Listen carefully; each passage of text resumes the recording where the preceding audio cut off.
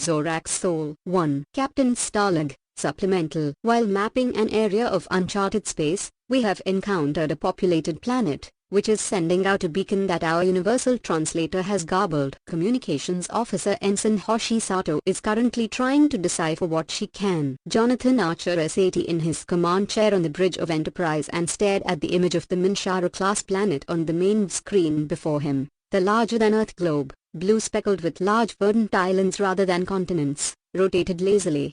Frankly, Archer was grateful for the signal, and suspected the rest of his crew was, as well. The process of mapping lifeless planet after lifeless planet had grown tedious, and he was looking forward to some interspecies interaction. He was hoping that this particular planet, which they would have labeled Kappa 2, was transmitting its signal in order to welcome interstellar travelers.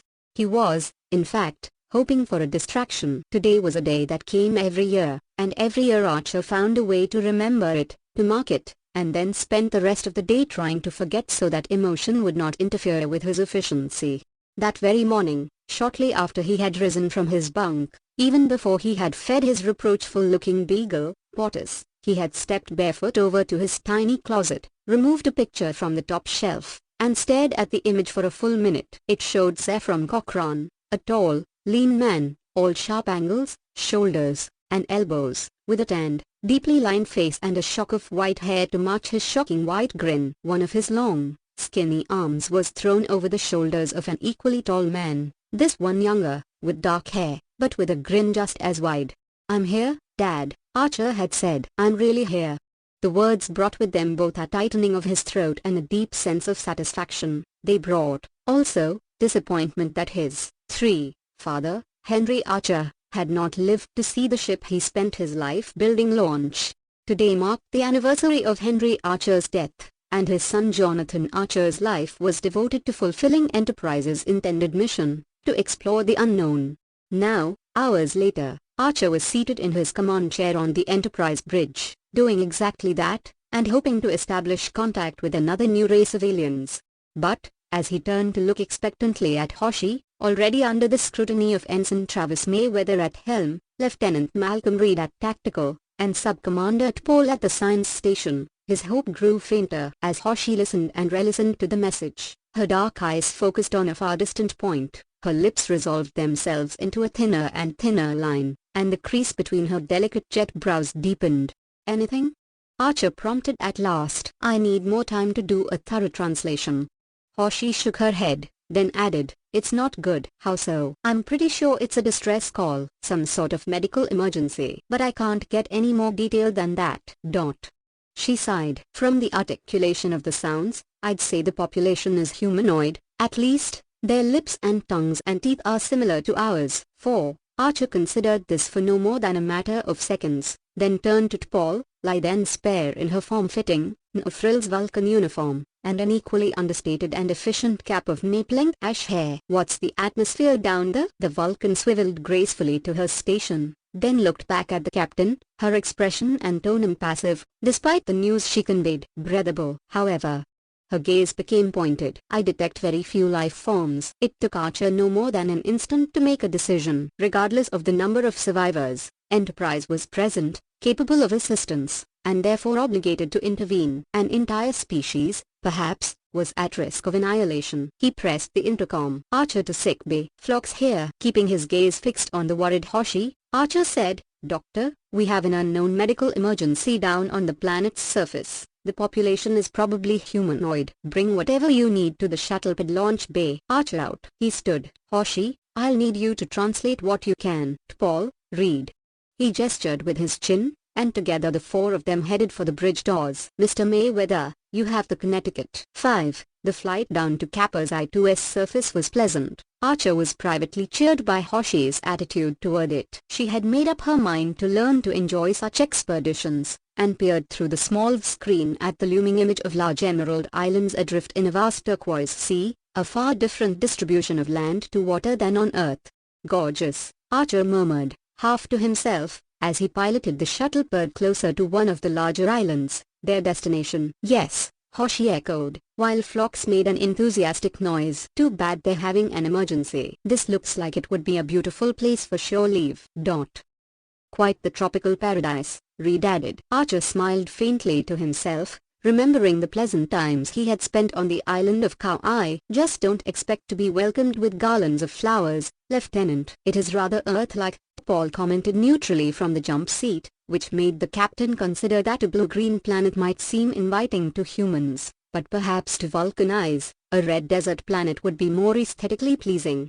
Still, the ride down through the atmosphere to the coastline of the island was breathtaking. The water closer to the shore was celery-colored and so clear that even from a distance brightly, colored creatures could be seen swimming beneath the surface. The sand was pure white, reminding Archer of a Florida beach he'd once visited. At the meeting of water and shore, long-legged birds raced to pluck buried meals from the wet sand before waves rolled in again. Too bad Trip isn't here to see this. Trip Tucker, Enterprise's chief engineer and the captain's best friend, had spent years scuba diving in the Keys. Archer brought the shuttlebird to a smooth landing at its destination, a large paved strip closest to the largest cluster of remaining life forms. He had wondered whether this large paved area was used strictly for plant-bound air travel, but a glance at his surroundings made it clear that this culture, if not used to extraterrestrial contact, was probably capable of space flight. In a nearby hangar, a number of sophisticated vessels rested. Archer eyed them covetously as he brought the shuttlebird to a halt, wishing there were time to inspect them. Instead,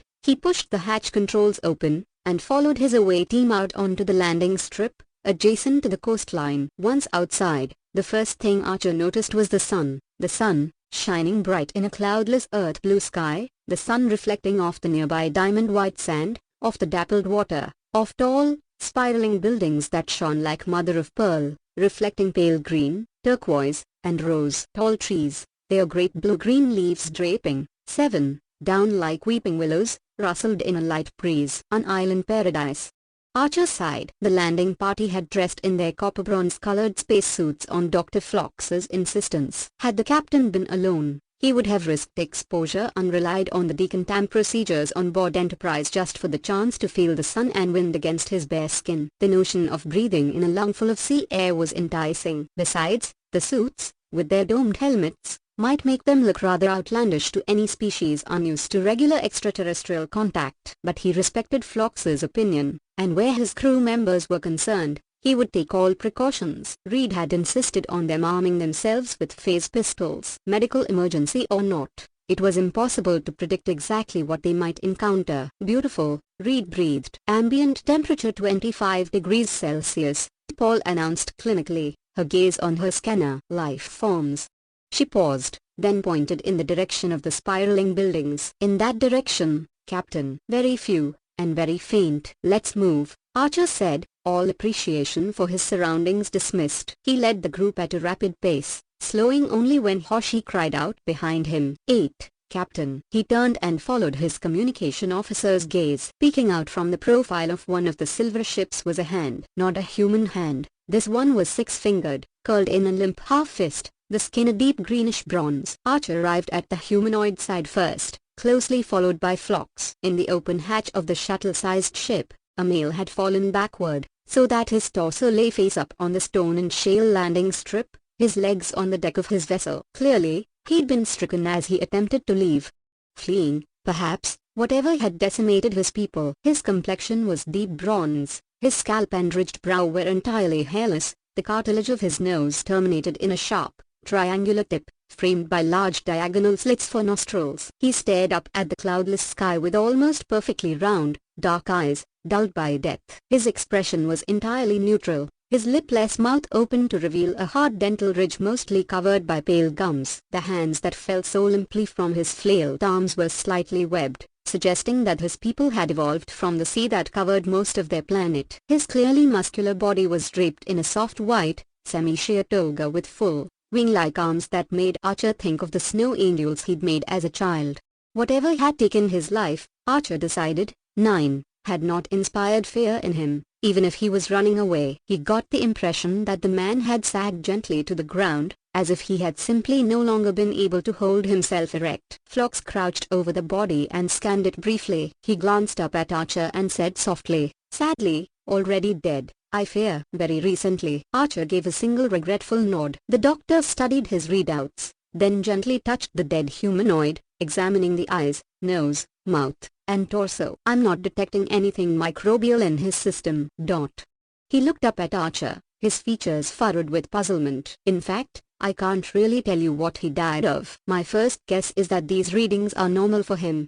But it would help if I had a healthy member of his race for comparison. Reed drew his phase pistol and disappeared into the ship for several seconds, then emerged again, his expression one of awe. No other bodies, sir. But these people are definitely capable of space flight. I know Commander Tucker would love to take one of these apart. We could learn a thing or two. Later, Lieutenant, Archer answered shortly. Captain, Paul said quietly. Archer took a step toward her and glanced over her shoulder at her scanner. Chances of finding such a being are becoming slimmer. Since we have left Enterprise, many more life forms have died. I'm now reading 10, only 11 on this island. The signals are growing increasingly faint. Let's move, Archer said again, gazing down at the dead man, feeling oddly reluctant to leave him without some acknowledgement, some right to mark his passage. But as the captain turned to face the alien city, he realized the necessity for speed, else they would be needing a memorial to mark the passage of an entire civilization.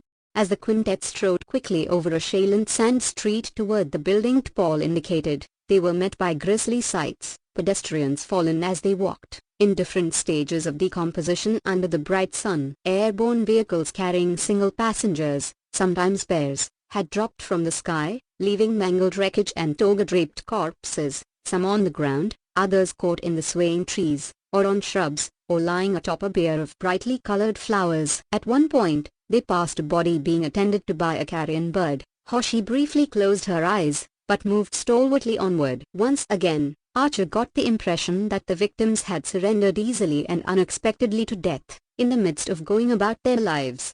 He was finally glad for the awkward suit. With its self-contained atmosphere, the smell of decay must have been overwhelming. He thought of Earth's past plagues, and the terror that must, 11, have been felt by the survivors. During the Black Plague in medieval Europe, there had been so many dead, the living could not bury them all. A similar thing had happened during the plagues that swept mankind after the Third World War. And it had happened to these poor people, in the midst of their beautiful paradise. Death came too swiftly sometimes, Archer decided. He was an enormously lucky man. He had lived long enough to be able to do exactly what he wanted to do with his life. Yeah, and Dad lived long enough, but was denied the one dream he had. Archer forced himself to ignore the last thought. At least his father had had the time to create something of real value. But these people, they were stricken in mid-stride, without warning. Had they had the chance to achieve their goals? He maintained silence, forcing himself to concentrate on the waiting survivors who needed their help. Only Hoshi spoke, uttering a single plaintive remark. I only hope there's someone left for me to try to talk to. No one replied, not even Phlox. The streets were still, quiet save for the sound of wind rustling through long leaves, and the cries of seabirds. The landing party soon reached their destination, a building with shimmering, nitrous walls, 12, that coiled delicately skyward. Large windows overlooked the sea. Like a nautilus shell, Malcolm Reed said as he stared upward, his tone hushed and reverent in honor of the dead. His chiseled, somewhat hawkish features, so distinctly British, Archer decided, stood in profile against the cyan sky. Yet the building's beauty belied the horror that waited inside. As Archer and his group entered, they were met by an eerie sight. In a large sun-filled room with a view of the sparkling beach, some 60 or 70 bronze-skinned people sat cross-legged on the padded floor, some fallen forward, faces pressed to the ground, others fallen back against the walls. All wore the same gentle, relaxed expression of the first casualty the away team had encountered. Hoshi failed to entirely suppress a gasp. Even T'Pol's eyes, behind her visor, flickered for an instant as she steadied herself to do a quick scan. Survivors this way, she said softly, pointing down a gleaming corridor. Phlox turned his broad body directly toward the sight, absorbing it fully. A shame, he said. A peaceful people, able to build such a marvelous city. And now, most of them gone. Archer put a hand on his shoulder. Let's go find those survivors, Doctor. Phlox turned, shaking his head as he moved alongside the captain. You read of such things, 13, happening in history, but you never wished to see such a thing yourself. Reed remained altogether silent, keeping his pistol drawn. Paul led the way down the corridor. They passed several rooms, all of them filled with exotic-looking beds made of a shimmering gelatinous material that caught Archer's eye. but there was no time left to stop and inspect them. Atop each one lay one, sometimes two, bodies. After a time, Archer stopped looking. A moment or two later, the Vulcan said, with the faintest hint of something suspiciously akin to excitement, "Survivor, Captain." "This room." They entered. Archer moved aside so Phlox could attend to his patient at once. Eagerly, Hoshi moved beside the doctor, in case she was needed to communicate. The alien, this one, judging by her more delicate features and smaller size, female, was partially encased in a bed composed of a blue-green gelatinous substance suspended in the air. Phlox scanned the woman, then exchanged a knowing glance with T'Pol. "What?" Archer demanded of the two. Both paused, then Phlox spoke. "This woman has just died." "Another survivor," T'Pol added swiftly. "Approximately 0.17 kilometers down the corridor." 14. Archer made his way into the hallway at a speed just shy of a full run. T'Pol outpaced him, leading the way as Reed, then Hoshi and Phlox followed. 2 doors down, the Vulcan entered what appeared to be a large, fully equipped medical laboratory. Several suspended beds lay empty, but on the one nearest the entrance lay a patient, half covered by the body of another alien, who had apparently been standing over the bed when he was stricken. The bed itself was glowing, phosphorescent, slightly pulsating. Archer could feel the warmth it emanated as he helped Reed lift the body of the male off the smaller, prone patient. "Poor sword," Reed murmured. "Probably died trying to save her." As the Enterprise officers gently eased the male to the floor, Phlox leaned forward and ran a scanner over his chest. "Dead." The doctor turned and swiftly made his way over to the reclining patient, a female. "But she's alive." His tone was one of pure triumph, as he ran his medical scanner over her. He reported, but weakening with each second. "Electrolyte readings differ from those found in the dead victims." He opened his medical case and prepared an injection. As he administered it, the blue-green bed flickered, then began to brighten, shot through with glowing phosphorescent veins. "A nutrient bed," Phlox murmured, while he, 15, attended the woman. "Probably to counteract the weakness. I'll wager it's to help stabilize her electrolytes."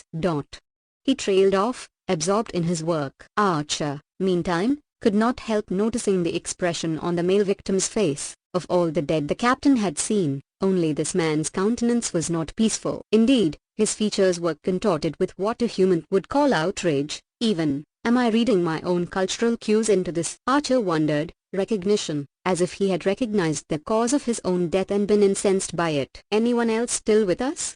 Archer asked softly of T'Pol, who was busily scanning for readings. Her eyes narrowed. "No survivors in this building, but roughly 0.54 kilometers northeast. There's one fairly strong signal left." "And the others?" Her gaze grew pointed. "There are no others, Captain. Not on this island." "Not anymore." "You said there were 11, Archer almost said, then realized the futility of challenging the accuracy of T'Pol's reading. In the moments since they'd arrived on the island, 9 of those survivors had died. He made a decision. "Stay with her," he told Phlox, who was busily bent over the surviving female. "Reed, Hoshi, you come with us. T'Pol and I are going to go find the last survivor and bring 16 him back here. Hoshi, we might need your help communicating after all." "Fascinating medical apparatus," Phlox murmured, his gaze fixed on his patient, but Hoshi nodded in acknowledgement. "Aye, sir." Despite the fact that they were in the midst of a city, T'Pol led the captain, Reed, and Hoshi into what seemed to be a livestock facility, where smooth-skinned quadrupeds,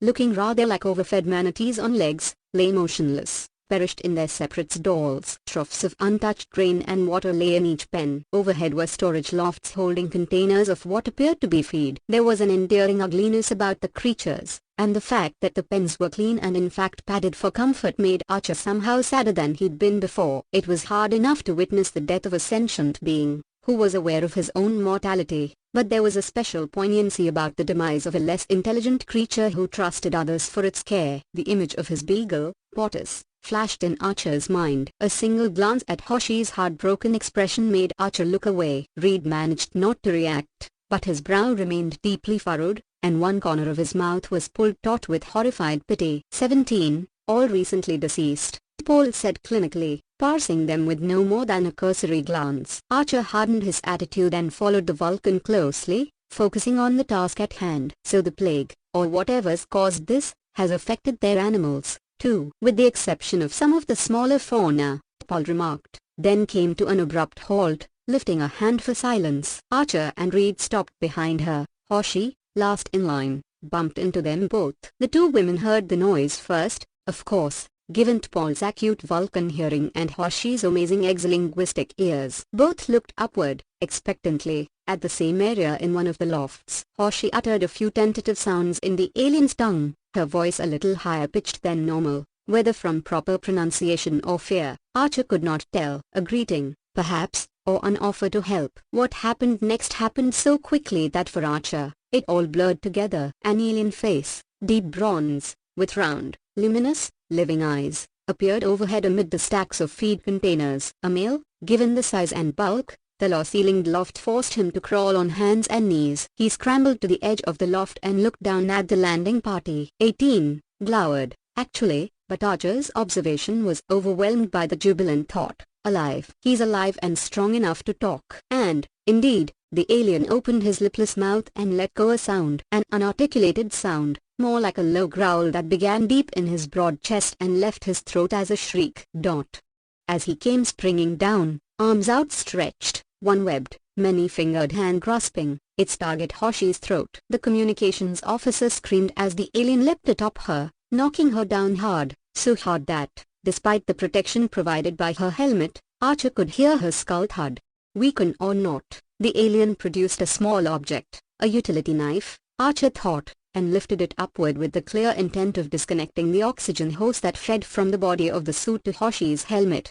Archer had no way of knowing whether the knife could pierce the strong fiber of the hose, of knowing whether the alien could do her any serious harm. He responded out of pure instinct, drawing the phase pistol from his utility belt, putting his gloved finger on the trigger, aiming and preparing to fire. But before he could do so, another's phase blast, painfully precise, caught and illumined the alien in the instant before he could bring down the blade. 19, he shuddered, hesitated in the air a half-second, then fell heavily to one side, allowing the terrified Hoshi to scrabble backward, crab-like, on her arms and legs. Archer and Reed reached Hoshi's side at the same time. She sat up, grimaced, and rubbed the back of her skull, in vain, since her helmet kept her from any hands-on contact with the injured area. "I'm fine," she told the captain ruefully. "I tried to say that we were here to help, but the alien, he didn't seem sane."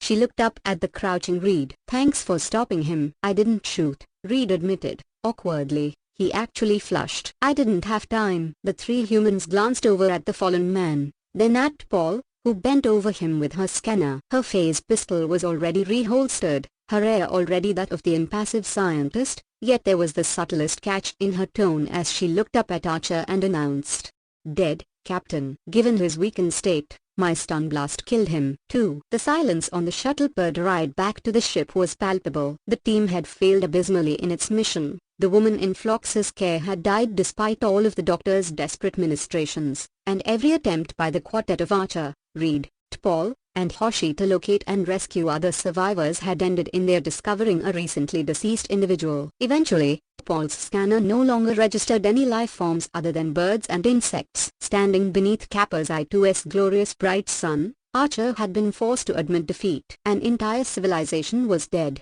and nothing they had done had stopped it. The thought flashed in Archer's mind, "I'm sorry, Dad. We did what we could." 21. Phlox had begged for permission to bring two of the bodies aboard, those of the man and the woman who had been found together in the medical facility while the woman was still alive. Archer had reluctantly agreed, knowing Phlox would maintain them under the strictest quarantine. The landing party had waited while specially designed containers were beamed down, and Phlox followed careful procedures to place the bodies inside. The sealed containers would go through decontam along with everyone else. In addition, Phlox collected tissue and blood samples from other victims for comparison. Yet even if Phlox and his techs managed to solve the mystery of what had killed those on the island planet, Archer wondered what good it would serve, then mentally drew himself up short. His expression had become as grim as the doctor's, as Hoshi's. "Giving in to guilt is as bad as feeling sorry for yourself. You couldn't help. Leave it at that. But finding out what caused this tragedy might help others, including those on your own ship. It's not your fault, you know," Hoshi said suddenly behind him, from the passenger's seat. He half turned his head to glance back at her, and realized that Hoshi was speaking not to him but to T'Pol. "I do not understand," the Vulcan replied evenly, without taking her eyes off the co-pilot. 22. Controls of the landing party. Only T'Pol had maintained a neutral expression, and had not exuded a sense of dismalness. That the man died back there when you protected me. Ah! T'Pol's expression and tone were cool, uninflected. You are referring to my shooting the alien and his subsequent death. Archer had to admit to himself that he was surprised by the fact that it had been T'Pol, and not Reed, who had reacted more swiftly with the phase pistol. Of course, just because she's a pacifist doesn't mean she's not a crack shot. Reed listened to the two women and averted his gaze, paying undue attention to the scene outside the craft. Archer assumed that the lieutenant was still somewhat embarrassed that he hadn't been the one to react quickly. Yes, Hoshi said earnestly. I just wanted you to know that it wasn't your fault. You may have saved my life, and you had no way of knowing that a stun blast would kill him. You shouldn't feel bad about it. Archer felt for an instant like a self-absorbed heel. Here he'd been depressed about his own inability to help, yet how must the peaceable Vulcan feel, knowing that she was responsible for the death of one of the last survivors?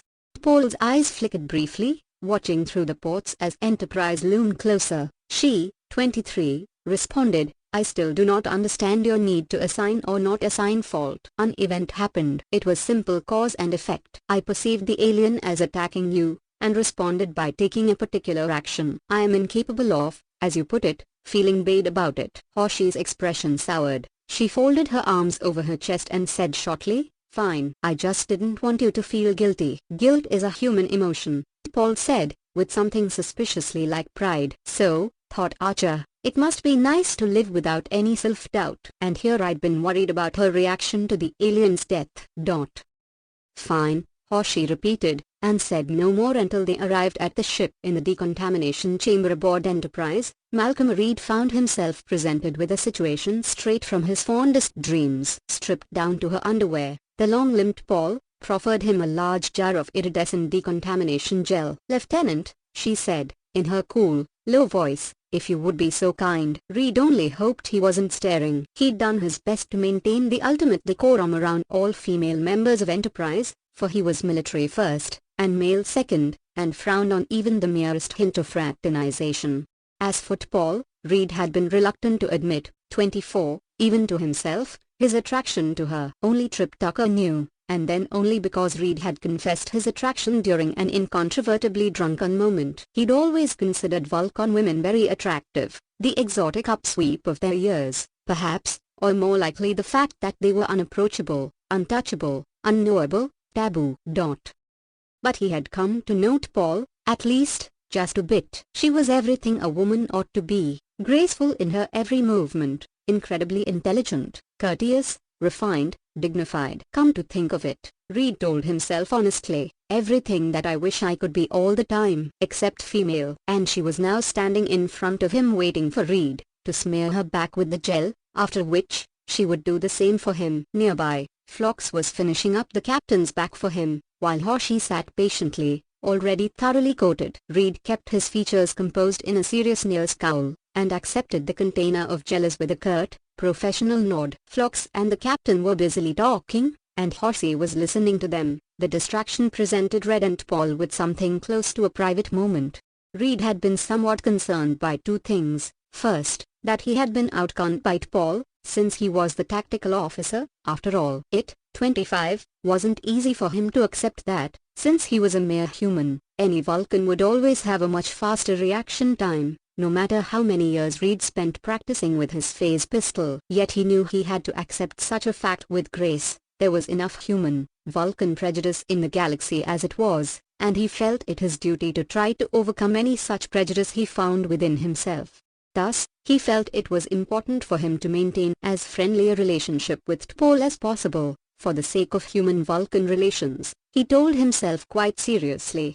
Second, he was concerned about T'Pol's own reaction to inadvertently killing the alien. Hoshi's comments in the shuttlepod, followed by T'Pol's more than usual stiff behavior afterward, made Red worry that perhaps the Vulcan indeed felt guilt about the situation. And so, as T'Pol turned her back to him, and Reed smoothed the first bit of phosphorescent gel over the curve of her shoulder, he remarked, Hoshi was right, you know. About what?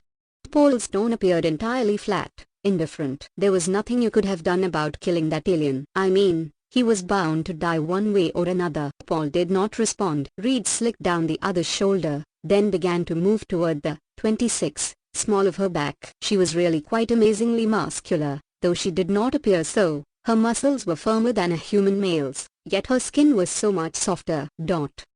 Reed forced his thoughts to the issue at hand. Paul's lack of response increased his sense of awkwardness. What I'm trying to say is, you mustn't feel responsible for killing off an entire race just because he was the last. We probably wouldn't have learned that much from him, even if Hoshi had had the chance to communicate with him. Reed trailed off, realizing he was simply digging the hole deeper. He began rubbing the gel on more vigorously. Paul's posture stiffened and she said, "Lieutenant." Reed continued his work, with such intensity that he began to huff a bit. "I'm not accusing you of guilt, mind you. I just want you to know that you don't bear the responsibility." "Lieutenant," Paul said, and Reed suddenly realized that he had been rubbing in the gel with too much vigor. "I do not believe you are required to penetrate the epidermal layer." Heat rushed to Reed's face. Without another word, he handed over the container of gel, then averted his eyes as Paul administered the decontaminant to the rest of her body. He sat down on the nearby bench, stricken into silence. Paul dipped her hand into the container of gel, and said, "Lieutenant, you're back?"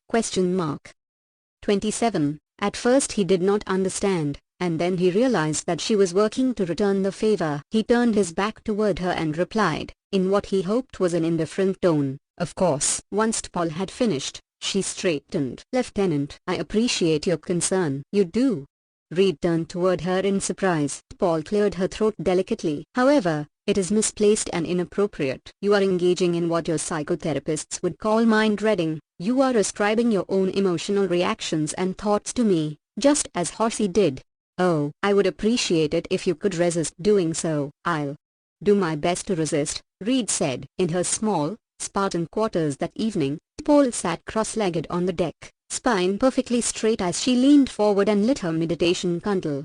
It was still early in the evening, but she had begun her meditation ritual ahead of schedule in order to settle her thoughts. Captain Archer had rejected her request to work a second shift that night in the medical lab alongside Dr. Phlox. There was no hurry now, he'd said grimly. He'd prefer fresh minds in the morning to tackle the problem. Paul could take over on the science end when Phlox needed rest. He'd even ordered 28 Hoshi, who was responsible for deciphering a great deal of audio and video records brought from the surface, and eager to get to work, to take a night's rest first. Paul had felt oddly troubled since shooting the alien down on the planet's surface. Troubled, indeed, to the point where she had come close to saying something to the captain as they had all been sitting, smeared with gel, in the decontamination chamber. Yet she had not known precisely what she had wanted to say. She knew only that she should not have shot the alien. Her action had been a mistake, one that led to his untimely death. In the context of the planetary catastrophe, that one premature death had very broad and disturbing implications. The mystery of his peers' deaths might now never be solved. Paul settled back into the prescribed position, let go a deep breath, closed her eyes, and forced all thoughts from her. For an instant, no more. There was silence, and darkness. And then the image of the dead alien, lying at her feet, rose unbidden. Why had she not considered the possible consequences of her action before she fired? Admittedly, she had acted not on intelligence but on pure impulse. Had her time among humans begun to affect her so deeply? She rejected the latter question as soon as it, 29, arose. She had already told Hoshi that guilt was illogical, so, too, was blame, and she would not lay the responsibility for her own actions at the human's feet. Once again, Paul struggled to quiet her mind. The image of the dead alien resurfaced once more. She remembered the instruction of her meditation teacher. If an image will not leave you, simply focus on it. See where it leads. In doing so, you will clear the obstruction it represents. Only then will you be able to successfully meditate. Paul let go a deep, close-emitted sigh, drew in a fresh breath, and this time studied the image closely when it presented itself. And at once, she was no longer a woman sitting on the deck of a starship hurtling at subwarp speed in orbit about an unknown planet, but a girl, kneeling in the hot red sand of a Vulcan garden. Before her, a desert succulent, a large calta plant, lay uprooted and limp beneath the relentless sun, its deep violet leaves, edged with iridescent blue, partially eaten away. The plant had grown for years in the garden, well before Paul's birth, vast and venerable, It had been her father's favorite, grown from a cutting handed down in the family for unbroken generations. Now it lay destroyed, and as young Paul studied the damage, aghast, yet even at the age of 30 years being trained enough to control the outward expression of what she felt, she heard her mother's calm voice addressing her father just inside the house. Achkaraya, no doubt. I will purchase a trap for it, and contact your father for another cutting from his calter. Achkaraya, a burrowing mammal that relied on the roots of plants for water and nourishment. Paul had never seen one, and when she heard her mother's word, an idea struck the young scientist. She would construct a trap herself, immediately, from materials already in the family home, and capture the creature for observation. This would do two positive things: please her parents, and further her knowledge of Vulcan zoology. Paul immediately constructed a simple trap, no more than a transparent box with one side that was rigged to slide closed when the animal entered. As bait, she left a small portion of the calter plant with its roots attached. By sunset, her plan bore fruit. Inside the box she found a long, slender quadruped, pale-skinned with sparse hair, so small she could hold it in her hands. Its tiny eyes were squinted shut, blinded even by the waning light of dusk. She said nothing to her parents, but carried it to her room in secrecy. That night, for many hours, she observed the creature, who, once it, 31, decided it was in no imminent danger, wolfed down the bit of plant and root. After a time, it grew sluggish, and apparently went to sleep, pleased that she had gained quite a bit of independent information. Paul did the same. When she woke the following morning, the animal was motionless and would not be roused. Despite her prodding, alarmed, she took it at once to her parents, who were seated on the stone meditation bench in the garden. At the sound of her faster-than-normal steps, they both opened their eyes and gazed serenely at her, and at the boxed creature in her hands. Her mother, jet-haired and black-eyed, waited calmly for her daughter to speak. She had the darker coloration typical of most Vulcans, which Paul envied and secretly thought was more beautiful. The girl had inherited her father's lighter eyes, skin, and hair.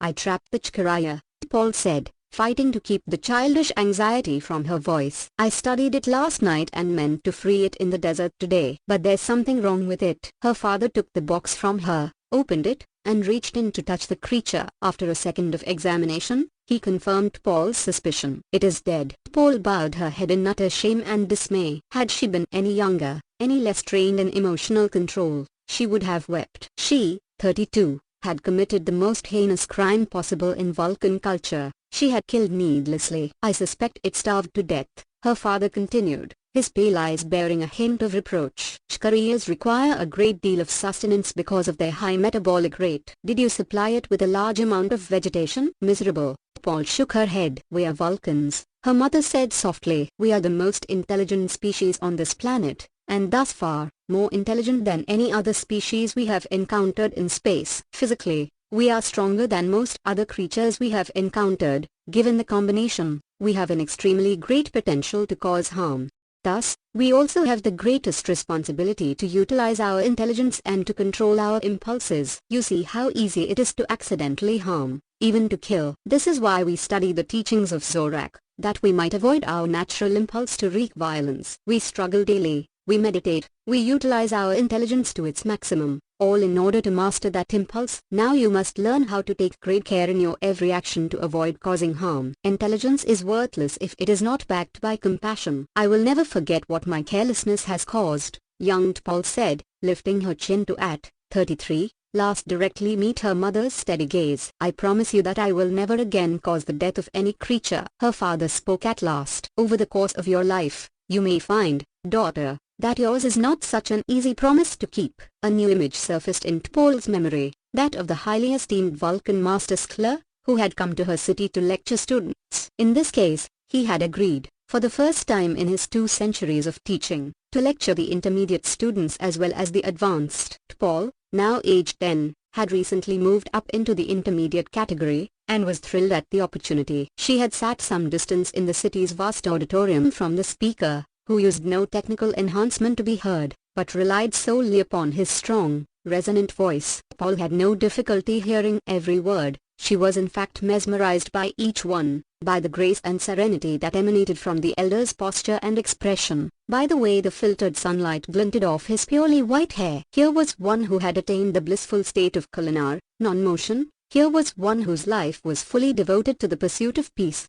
He spoke at first of Zorak, the revered bringer of peace to the planet Vulcan, the one whose philosophy had stopped the raging wars, had, 34, transformed the culture from one devoted to violence and bloodshed to one devoted to compassion, to unity, to logic.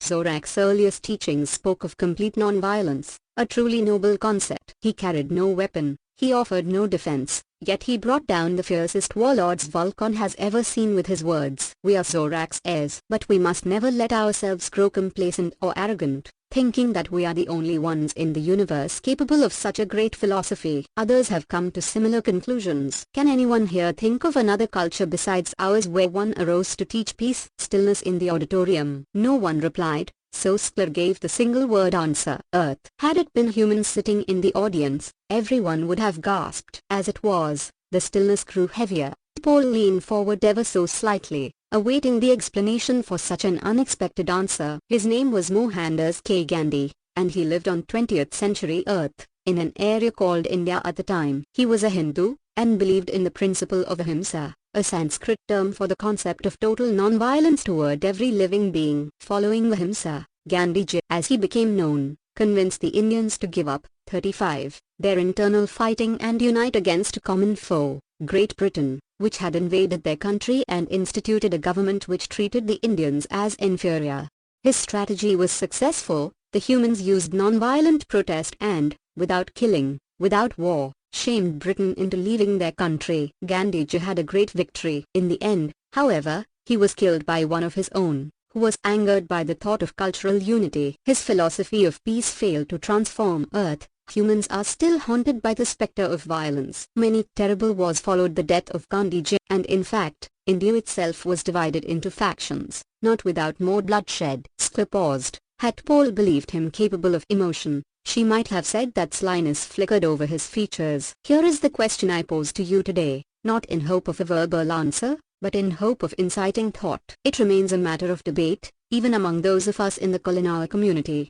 Again he paused. Should Gandhiji have defended himself from violence? Should he have carried a weapon in order to protect himself, not out of pure self-interest, but in order to protect his peace movement? Or was he right to let himself be destroyed? No one answered, but a slight rustling could be heard in the audience, as Paul and her peers glanced uneasily at each other, trying to gauge the 36 general consensus. Finally, a young male rose and said, "With your permission, Sklar." The elder nodded. Zorak bore no weapon, yet he managed to convince other Vulcans of the time to follow his philosophy. In fact, he took many risks by approaching notorious warlords. Vulcans have a renowned capacity for self-discipline, Sklar replied, which perhaps allowed Zorak's movement to spread more easily, without Vulcans relapsing into violence. Zorak also had tested many methods on himself for years before he began sharing his philosophy, methods for reducing our violent tendencies which we still employ today.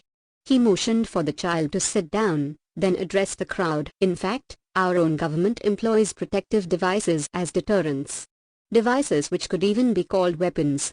We do not venture into space without weapons, in order to protect ourselves in case we encounter more violent species. Yet the chance exists that those weapons might be accidentally misused. Are we still justified in bearing them? Paul stood up. With your permission, Sklar. Again, a nod. We have the right to defend ourselves, she said, against species who would bring about our destruction. So, hypothetically, Sklar responded, if a 37 warlike alien species threatened to destroy our planet, our entire civilization, we would be justified in protecting ourselves. Most definitely, Paul answered confidently. Even if it means destroying the alien species, Sklar finished. His words had the intonation of a sentence, but it was most definitely a question, a challenge. Regarding violence, where do we draw the line? How deeply must we commit ourselves to peace if it is truly to affect the universe around us? Paul stood for a few seconds longer, casting about for a reply, and then she sat down. For the rest of the lecture, she remained silent. At last, as she opened her eyes and stared at the glowing flame on the candle in front of her, the adult Paul's mind was at rest. She drew in another breath and prepared herself for the ritual of meditation. As she did, she repeated silently to herself a verse from the teachings of Zorak. The breath we draw in and release is peace. The thoughts in our minds are peace. Our body, our limbs are peace. Our spirit, our essence is peace. and as she released herself into the nothingness that was meditation, Paul herself was finally at peace. She had made her decision concerning the alien's death. She knew what to do to make amends. 38. Yet another memory came to her, this one far more painful to the other two, the recollection of herself some 17 years before, running through the steamy, tropical jungle on Risa, pursuing Menos and his cohort, Jocelyn. Both were Vulcans who had been surgically altered in order to infiltrate a group of smugglers from the planet Agaran, but they had chosen to reject their Vulcan upbringing and had instead joined the very group they had been sent to disband.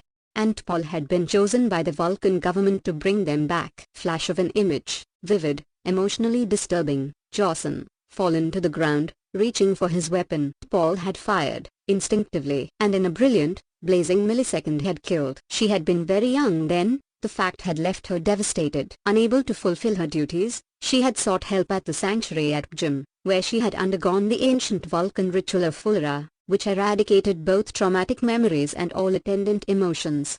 But the ritual, ultimately, had failed. Her memory had returned. It returned full force now, as did the promise she had made to herself, that she would never, 39, again allow herself to take a life, even accidentally. Now, she had failed. In the captain's dining room, Hoshi stared dismally down at her plate of stir-fried tofu atop a bed of greens. She had yet to take a bite, although Archer was 3/4 of the way through his meal, and Tripp had already finished. As for Malcolm, the Englishman had eaten perhaps half of his spaghetti, and was obsessively organizing the rest of it into neatly coiled mounds on his plate. The captain had insisted on Malcolm and Hoshi joining him for dinner. He was especially concerned about the landing party's reaction, especially Hoshi's, to the sad scenario down on the planet's surface. In Decontam, Hoshi had folded her arms tightly about her, lips taut, and said not a word to anyone, although Archer had tried a couple of times to gently engage her in conversation. Paul had been as emotionless as ever, Reed typically restless, and Phlox preoccupied with getting to his medical lab. Archer was confident they would be able to deal with the magnitude of the tragedy. About Hoshi, he was not so sure. He would have had Phlox talk to her. Phlox had experience in counseling humans, but the doctor would be consumed with the autopsy. It occurred to Archer that, as captain, he could have used some, 40, psychological training in order to help his crew. He made a mental note to make a suggestion to Starfleet, a ship's therapist. Now, that wasn't such a bad idea. And, of course, because of his habit of being brutally honest with himself, Archer admitted that,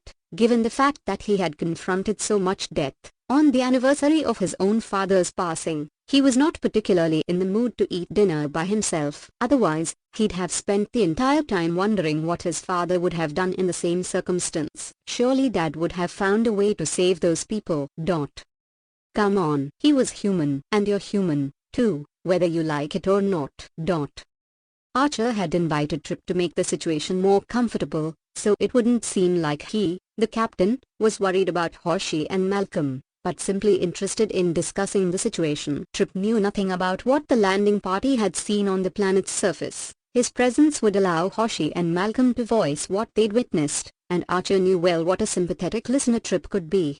It was pretty hard to take, Archer was telling Tripp, who was leaning forward over a scraped empty bowl of what had been chili with raw chopped onions, to which Tripp had enthusiastically applied the greater part of a bottle of hot, 41, pepper sauce. With a combined sense of horror and sympathy indigestion, Archer had watched him consume it swiftly, without pause or watery eyes. In fact, Tripp hadn't even touched his iced tea until after he'd eaten the entire bowl. Now he sipped it leisurely as he listened intently to his commanding officer's words. Archer continued, sawing at a piece of uninspiring, synthesized chicken. Each time Paul detected a life sign, by the time we got there, it was too late. He stopped sawing and sighed, glancing surreptitiously over at Hoshi, hoping she would take the opportunity to open up about how she felt. When she didn't speak, he kept on. We made it into a medical facility, where all these people were just sitting together, crowded into a waiting room like cattle. They died like that, just sitting, all of them with calm expressions on their faces, as if they'd just fallen asleep. Horrific, Reed sighed, carefully balancing a meatball atop the perfect spaghetti mound he had created. Like something out of a horror story. Whatever happened to them must have happened too fast for them to fight it. Like an invisible tidal wave, or one of the 21st century designer plagues, so fast, They were alive when they inhaled, and dead by the time they let go the same breath. He paused to poke the meatball with his fork. Makes you wonder about life. To think we, 42, could all be wiped out, our entire civilization, by something so small even our best microscanners can't detect it. The universe is a damnably harsh place. I'm sorry, Captain, Hoshi interrupted at last, her first words during the dinner, and pushed the plate from her. I just don't feel like eating. Archer sensed she was about to stand up and excuse herself, but Tripp spoke before she could. I don't blame you, he said. I don't think I could if I'd witnessed the sort of tragedy you just have. It was an awful lot to take in. The loss of so many people at once.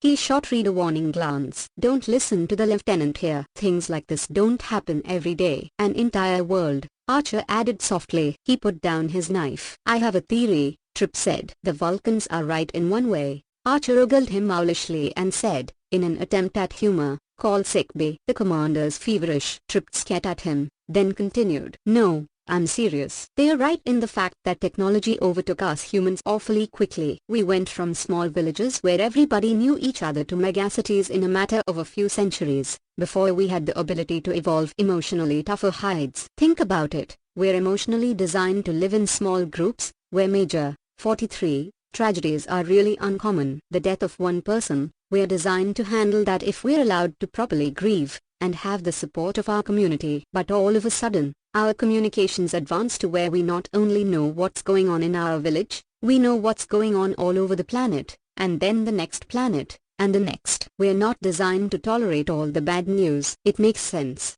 Archer nodded, hoping to encourage an exchange. Hoshi frowned down at her glass of water and pinged it by flicking her forefinger off her thumb. It does. But what happened still happened. Everyone died, and it's just that. We were useless down there. She looked up at the men and said, almost argumentatively, I don't know about you three, sirs, but I came along for this ride because I wanted to make a difference. I wanted to help. Sometimes no matter what you do, you can't help, Tripp said. At least the people lived well, and had a wonderful culture. From what the captain and Malcolm have said, it sounds like they all died peacefully. Hoshi shook her head. Not one man. Hugh. Reed shuddered. That's true. He had a ghastly time of it. Archer turned to Tripp. In one of the medical treatment rooms, we found a female survivor. At least, she was alive when we found her. There was, 44, a male who'd been standing over her bed. Her doctor, maybe, and he died and fallen on top of her. When we lifted him up, we saw his face. It was awful, Commander, Hoshi said, at last showing some of the anguish she'd been trying to hold in. His expression was contorted, as if he'd been angry, so angry at something, and so tormented by it. The remembered image filled Archer with sadness. At the same time, he felt a sudden inspiration as to how to encourage Hoshi. It was a horrible thing to have to see. That's why I'm glad we have you, Hoshi. All their logs, including those we found in that hospital room. You'll be able to help solve the mystery. But it's too late to help them, sir, Hoshi countered miserably. That was my point. Maybe, Archer interjected. But the records they left will help others, might stop the same thing from happening again. You'll be helping them leave a legacy. At that, Hoshi lifted her chin and gave him an appreciative look. Thank you, Captain. You know, you really shouldn't worry about me. I'll be alright once I get to work. Besides, it had to have been just as hard on you to see what we did. Archer felt a hint of a wry smile make its way to his lips. Reed leaned forward, watching the captain, 45, expectantly, apparently hoping for similar encouragement. Archer's smile became fixed as he gave Reed a little shrug. The smile vanished quickly as the door opened. Paul's slender form appeared in the hatchway. Come in, Archer said warmly, grateful for the rescue. But the Vulcan lingered tentatively in the entry. I had hoped to speak with you alone, sir. Now is clearly not an appropriate time. May I make an appointment? No need. Archer rose and nodded at his dinner companions. If you'll excuse me. I did not mean to interrupt you, Paul insisted, but Archer was already beside her, and led her out into the empty common dining room. Once there, he faced her squarely. What can I do for you, Sub-Commander? Sir, she said smoothly, and though her finely drawn features remained composed in her customary placid expression, Archer sensed her unease. I have come to a decision regarding my role in the death of the last survivor on the planet's surface. Once again, the captain considered the death of the alien from the Vulcan's point of view, Despite Paul's apparent lack of reaction, the incident had had a profound effect on her, and while he felt some degree of success in terms of helping Hoshi to deal emotionally with her trauma, he had no 46 idea how to counsel a Vulcan, if, indeed, counseling would do any good. But he knew that Paul had to be reminded of the time, long ago, when she'd been forced to kill a Vulcan smuggler in self-defense. It had been very difficult for her to come to grips with it then. He hoped, in this case, it was easier for her now. Paul, he said earnestly, as Hoshi said, it wasn't your fault that the alien died. I was ready to fire at him myself. You just beat me to the punch. There was no way of predicting that he was going to, she interrupted him. I directly caused his death, Captain. Even so, you couldn't have known it would happen. And the alternative was to let him kill Hoshi. Like I said, I was about to fire at him myself. But you are a human. I am a Vulcan. Archer fought not to rankle at the implication. So I've noticed. As a Vulcan, I am responsible for living my life in as non-violent a way as possible. I had several alternatives for rescuing Hoshi instead of firing my weapon. Had I relied on my intelligence rather than my instincts, I would have realized the possible danger of stunning the alien. What alternatives? Archer was honestly perplexed. It all happened so fast. She did not answer his question, but instead, 47, continued, I have reflected deeply on the situation. The only way to properly maintain my Vulcan ethics is to return to the strictest original teachings of Zorak. For that reason, I cannot condone violence of any kind, and for that reason, I must inform you that I will no longer carry or use any type of weapon. Sub-Commander.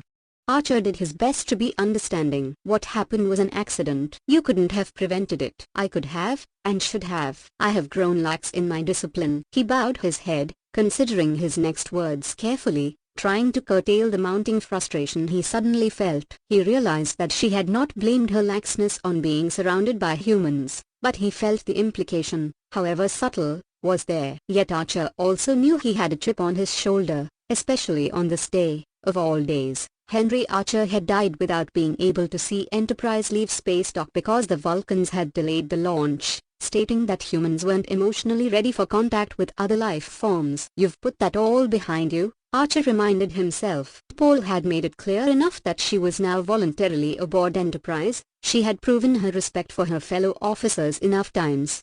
Paul, you've become a real part of this 48 crew, and down there on the planet's surface, you may well have saved Hoshi's life. What if I need you to protect this vessel? What if, say, I'm down on the planet's surface and you're in charge of this ship, and Enterprise is suddenly attacked? Are you saying you won't retaliate defensively? That you won't protect yourself or my crew? Correct, she replied evenly. Archer's lips parted in amazement, unable to believe what he had just heard. He pressed. Certainly she would not endanger Enterprise. You would disobey a direct order from me to use force? Paul's tone was respectful but firm. I would, sir. That's. Archer's anger caused the word to stick in his throat. He struggled and at last managed to gather himself, but he no longer bothered to maintain a sympathetic expression. That's all, Sub-Commander. We'll discuss this further after we've both had a chance to think about things. She opened her mouth to speak. He already knew what she was going to say. I have already thought about things, Captain. I have already made my decision. Before she could utter a word, he turned on his heel and went back into the captain's dining room. Hoshi and Trip were in relaxed mid-conversation, with Reed listening avidly, when Archer retook his seat, but at the sight of him, they both, 49, fell silent. Hoshi's dark eyes grew wide. He was fuming, Archer realized, and doing a poor job of hiding it. In fact, Hoshi stood up at once and said, I appreciate the chance to talk about what happened down on the planet's surface, sir. If you'll excuse me, I'll be heading for my quarters. Reed cleared his throat. Yes, I'll be going as well, sir. With your permission. Archer gave a sullen nod. Bye, Hoshi told Trip, shot an uncertain glance at the captain, then eagerly made her way for the door. Reed followed suit. Once they were gone, Trip gave the captain a good look up and down and finally said, whoa. So just exactly what did she say that got you riled? Archer did not need to ask which she Tucker referred to. Damn it, Trip, she just told me to my face that she'd refuse my direct order. Hold on, now, back it up, Cap. Paul didn't just come up to you and say. Archer let go an exasperated puff of air. She stunned an alien who attacked Hoshi, and he wound up dying seconds after she shot him. Paul shot first. Archer nodded. Ouch. That must have gotten Red's goat outgunned by a Vulcan. A Vulcan who blames herself for the alien's death. Archer persisted, ignoring Tripp's amusement. 50. But she couldn't have known he'd die, Tripp said. If her phase pistol was set on stun. It was. But it's worse than that. He was the last survivor, the only one left of his race. Maybe our last chance to solve the mystery of what killed them. Well, now, that I can understand. Tripp's tone was mollifying. And? And so she feels she's broken the Vulcan moral code against killing. I guess we humans are a bad influence. So she feels the need to purify herself by returning to a stricter version of Suraks code. No violence even in the name of self-defense. I asked her point blank whether she would use defensive weaponry if the ship was under attack, and she said no. Archer turned to his friend. I mean, come on, Tripp. I asked her if she'd defend a crewmate or the ship if given a direct order to do so, and she said number. And that's just plain insubordination. So it is, Tripp admitted, nodding non-committally. For a time, he said nothing, and then he asked, you ever kill anyone, Cap? Archer didn't answer. He stared at his friend, taken aback by the question. He did not mention Paul's experience with killing Johnson, as she had revealed the fact to him in strictest confidence. Didn't think so, Tripp said. Think how she must feel about it, raised in a culture that values non-violence above all else, and now she's gone and reacted instinctively, and killed someone. 51. Even if you and I knew the guy was dead anyway. And think about it, the last survivor of a race. Not an easy thing to deal with. But even the Vulcans allow killing in self-defense. It'd be absurd not to. You've got the right to protect yourself from someone who wishes violence on you, don't you? Even Zorak. Hold on right there, Tucker said. Zorak's earliest teachings taught complete non-violence. Very Gandhi-esque, very turn the other cheek. If they strike you down, rely on your survivors to take your place and speak out for peace. But never raise your hand against another. Really? Archer's interest was piqued. The Vulcans will never admit it, but they squabble about the correct interpretation of Zorak's teachings on this matter all the time. So where do you get all your secret information on the Vulcans from? Archer teased. I'll never tell, Tripp said. Got to keep my sources hidden. He paused. When he spoke again, his tone was once again serious. Look, give Paul some leeway on this. She probably feels a whole lot of good old-fashioned guilt over this, even though she'll never admit it. She's bound to come around. I'll give her time, Archer said. So long as she does nothing to jeopardize my people or my ship. He almost said my father's ship, and caught himself only at the last moment. 3. Oh Annie, Hoshi repeated, staring mesmerized into her viewer in the small laboratory set up next to sickbay. Frozen there was the image of an alien who had spoken the warning that Enterprise had encountered before the landing party had gone down to the planet's surface. Odd, after seeing so many of his peers dead, to see a healthy male alien alert, his face animated by the concern reflected in his resonant voice.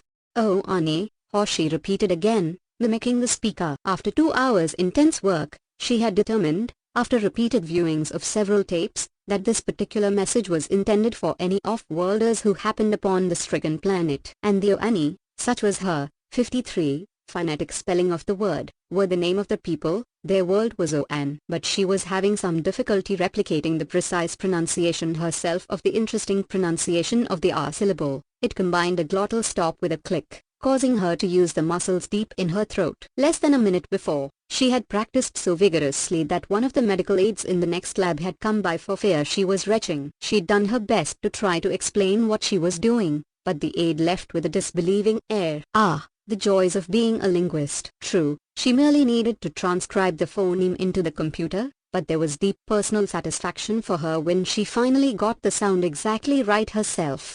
Oh Anne. That accomplished, Hoshi entered her rough translation into the computer, then recorded it onto tape so that she could play it back for the others.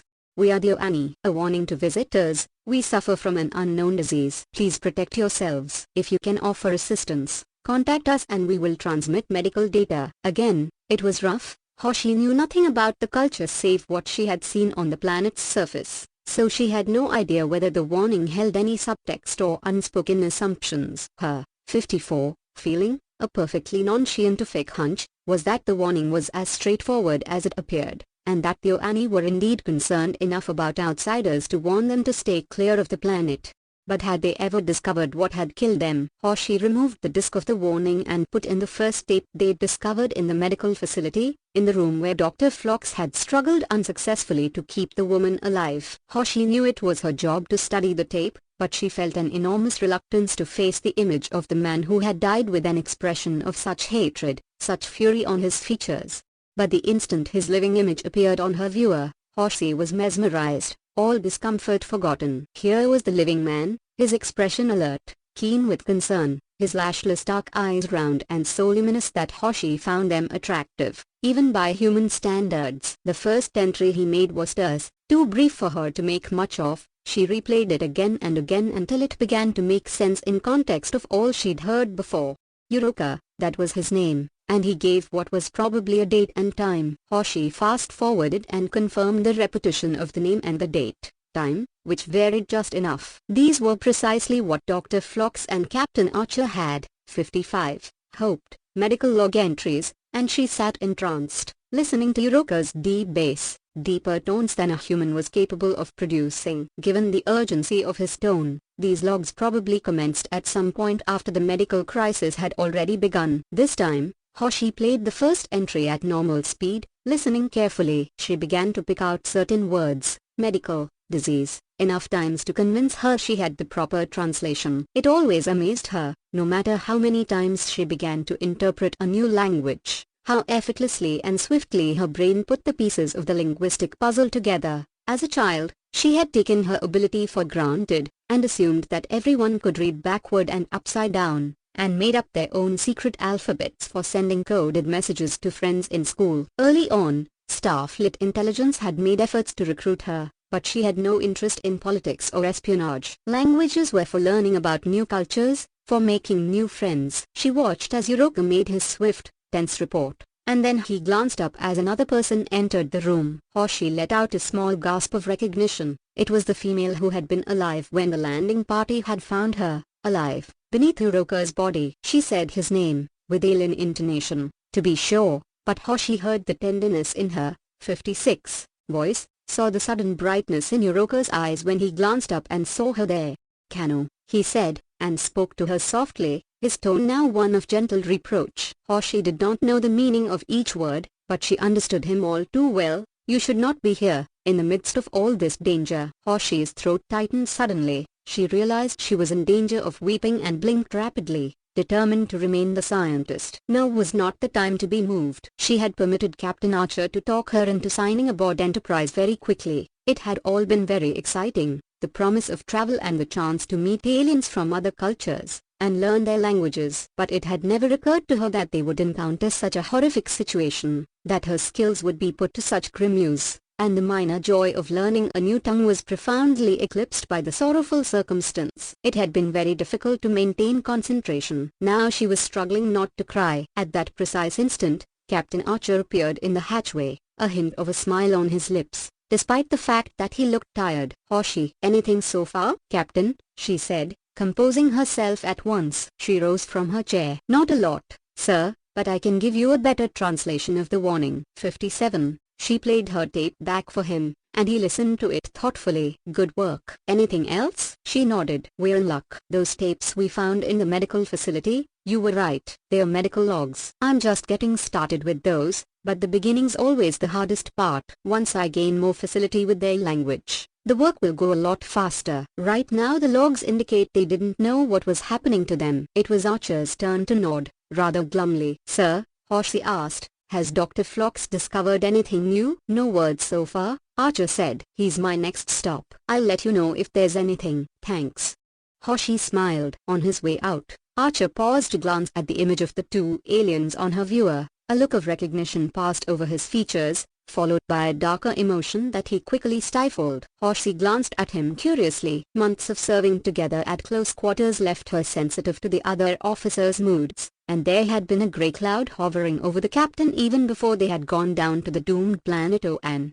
I wish I could tell you more, Captain, Phlox said, before Archer had fully set foot inside sickbay. The doctor stood over a diagnostic bed where, 58, the corpse of the last female to die reposed, covered by a layer of non-permeable film. His back was to Archer, Apparently he had recognized the captain's footfall or done a good job of guessing. I've spent the entire night studying their morphology and physiology, and other than that slight difference in electrolytes I detected when we were on the planet's surface, I've found nothing to account for their deaths. No microbes, no parasites, no sign of poisoning or radiation, no exposure to weaponry that we're familiar with. He turned to face the captain. Either the lack of sleep or the frustration had made its mark on him. His normally pink features were sallow, shadows had appeared in the folds beneath his eyes. To be quite honest, Captain, I really don't know what further tests to perform. Short of going down to the planet's surface, They called themselves the Oani, Archer interrupted. It was a non sequitur, but he could think of nothing to say in response to Phlox's discouraging report. It wasn't that he was worried about his crew contracting the mysterious illness, he wasn't, but he felt he owed a solution to the Oanis. It would be simply too sad, too meaningless for an entire race to die off without that legacy he had spoken to Hoshi of. Oani, Phlox repeated thoughtfully, and gazed down at the sealed corpse. I'm sorry I didn't get to meet them under better circumstances. 59. Archer opened his mouth to agree, but at the last moment changed his mind and asked, what about the male who attacked Hoshi and the one with the contorted features? Was there insanity or rage associated with whatever killed them? Phlox sighed. I wish I could speak with certainty, Captain, but at the moment, I find myself with more questions than answers. However, my best guess is that no. The apparently violent impulse that overtook the poor man had more to do with the coincidental dementia brought on by organic brain disease. As for the gentleman with the disturbing expression, he showed no signs of insanity. He was quite healthy in all respects until his death. As the doctor finished his sentence, Paul's voice filtered through the companel. Paul to sick bay. The doctor moved to the bulkhead and tapped the control. Phlox here. Doctor, have you heard anything unusual? I beg your pardon? Anything unusual? Paul repeated blandly. I take it by your reply you have not. I'm looking for Captain Archer. Have you seen him? Phlox turned and made a sweeping gesture at Archer, who stepped to the companel. Archer here, Captain. Perhaps it was Archer's imagination, but he detected a curious undercurrent of 60 anticipation in the Vulcan's tone. Would you please report to the bridge? And could Ensign Sato accompany you? The captain frowned, immediately concerned, but intrigued by the request to bring Hoshi. Is anything wrong? Negative, sir. We seem to be receiving a unique form of alien contact. We'll be there, Archer said before T'Pol had completely uttered her last word, then punched the control and turned on his heel in one swift move, leaving Phlox to gaze after him. As Archer and Hoshi stepped onto the bridge, T'Pol immediately vacated the command chair, but did not return to her post. Both Redat Tactical and Mayweather at the helm were watching the encounter with great interest, and more than a little anxiety. Archer judged. Captain, she acknowledged, then turned her attention to Hoshi. Ensign Sato. Do you hear anything unusual? Hoshi paused to concentrate, her gaze grew distant, then she frowned slightly and said, maybe. Do you think one of the sub-op engines is straining a bit? Paul's lips compressed themselves a bit more firmly. This was apparently not the reply she had hoped to hear, and Archer was no longer in the mood for any more mysteries. 61. Out with it, Sub-Commander. Exactly what do you hear? Vulcan, she answered. The captain did a slight double take. More specifically, Paul added, a female voice speaking Vulcan. It identifies itself as an amorphous entity, composed entirely of energy particles, yet possessing consciousness. It asks, as she was talking, Archer flashed on the image of the mad Oani male attacking Hoshi and felt a sudden chill descend over him. He and the exolinguist shared an uncomfortable glance. Was T'Pol now going insane? Had the unidentified plague found its way aboard Enterprise? Relax, Archer chided himself. From what we know, all but 2 of those people died calmly. Nevertheless, he interrupted T'Pol. Sub-Commander, you may very well be hearing the voice of an invisible alien entity that for some reason, the rest of us can't detect. But I think it's reasonable, he emphasized the word, to ask that you report to sickbay and have yourself checked out. Paul lifted her eyebrows in mild protest. I assure you, Captain, I feel quite well. Should you wish to verify the truth of what I am saying, we need merely scan for the existence of the creature in the area of space it claims to be located. Then do it, Archer said. 62. Paul's full lips parted. After a slight hesitation, she said, according to the coordinates, the entity is currently beyond the range of our scanners. We need to leave Kappa's I-2's orbit. A gruesome image flashed in Archer's mind. Enterprise as a ghost ship, aimlessly sailed through space with her bridge crew sitting dead at their posts. Who knew what other life forms they might expose to the mysterious plague? And if the Vulcans came looking for them? He stopped the thought at once and stated firmly, I won't risk leaving orbit until I can be sure we won't spread the disease further. Report to sickbay, Sub-Commander. That's an order. He saw the flicker of resistance in her eyes, but she at last nodded calmly and said, very well, Captain. He, Reed, and Hoshi watched her leave. Return to your work, Archer told the ex-linguist. We might need your help sooner than you think. So it begins, Mayweather muttered, not quite softly enough. Archer heard and turned to him in irritation. Ensign? Mayweather stiffened at his post. Yes, sir? Do me a favor and knock off the dramatics. We've got enough excitement as it is. Yes, sir. 63. An anxious hour later, Archer sat in his command chair and listened to Phlox via companel. She checks out perfectly healthy, Captain, the doctor said. And as far as I can tell, she's completely rational. I detect no psychosis. I'd say her claim about an energy-based entity merits examination. I'm sending her back up to the bridge. Thank God, Archer breathed. He could sense the others on the bridge relaxing around him. Mayweather's shoulders dropped significantly. Reed emitted an audible sigh. So she shows no sign of the disease. Correct. The denobulant paused. Of course, that doesn't mean that she hasn't been affected by whatever killed the Annies. Wait a minute, doctor. You just said she was perfectly healthy. That's what all her readings indicate, the doctor countered. But remember, the people down on the planet's surface showed no sign of disease, either. So any of us could be infected. Archer watched as Mayweather's shoulders tensed upward a quarter inch. I'm afraid it's possible. Although at this time, there's no indication that's happened. Archer sighed. In other words, we simply won't know until the first of us gets sick. You know, I really prefer it when things are a little more black and white. 64. Black and white? Question mark. A colorful, or should I say, monochromatic, metaphor. Well, I'm sorry I can only give you gray at the moment, Captain. Please, don't apologize.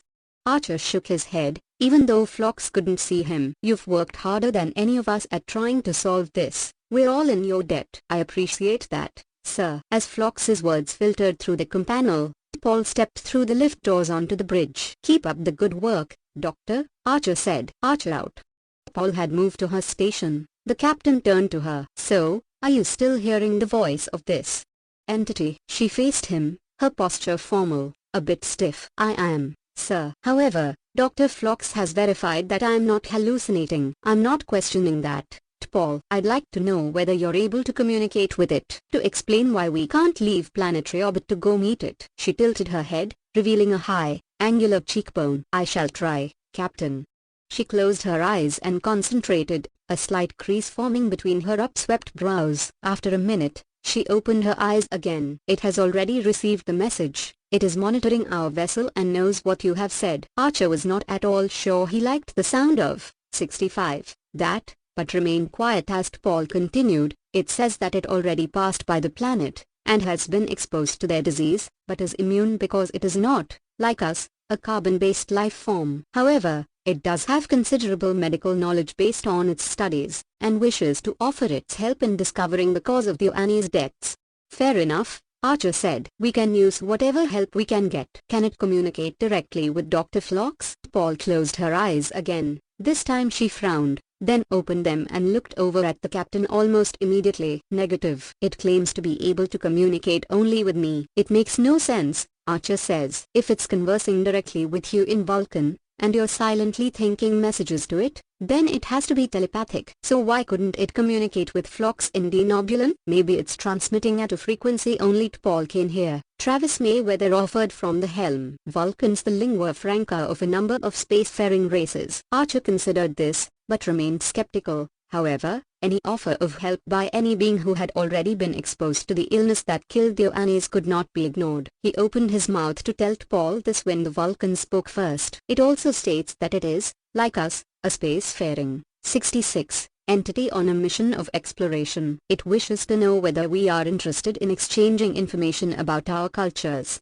Paul's expression was as animated as Archer had ever seen it, her eyes especially bright. Clearly, her scientific curiosity had been piqued. In his mind, he heard Trip Tucker's voice saying, a Vulcan in love. It is asking permission to approach us in order to facilitate such an exchange. The captain wasted no more time in arguing against the opportunity. Tell it to come. Paul nodded. This time, she merely unfocused her gaze for an instant, then bent over her viewer. After a time, she straightened and said, unusual energy configuration approaching. Currently located 2500 kilometers from the ship at coordinates 7050. It had moved with warp speed. Just to make sure, Archer stood behind her and tried to peer into her viewer. She sensed him and, without taking offense, stepped aside so that he could get a better look.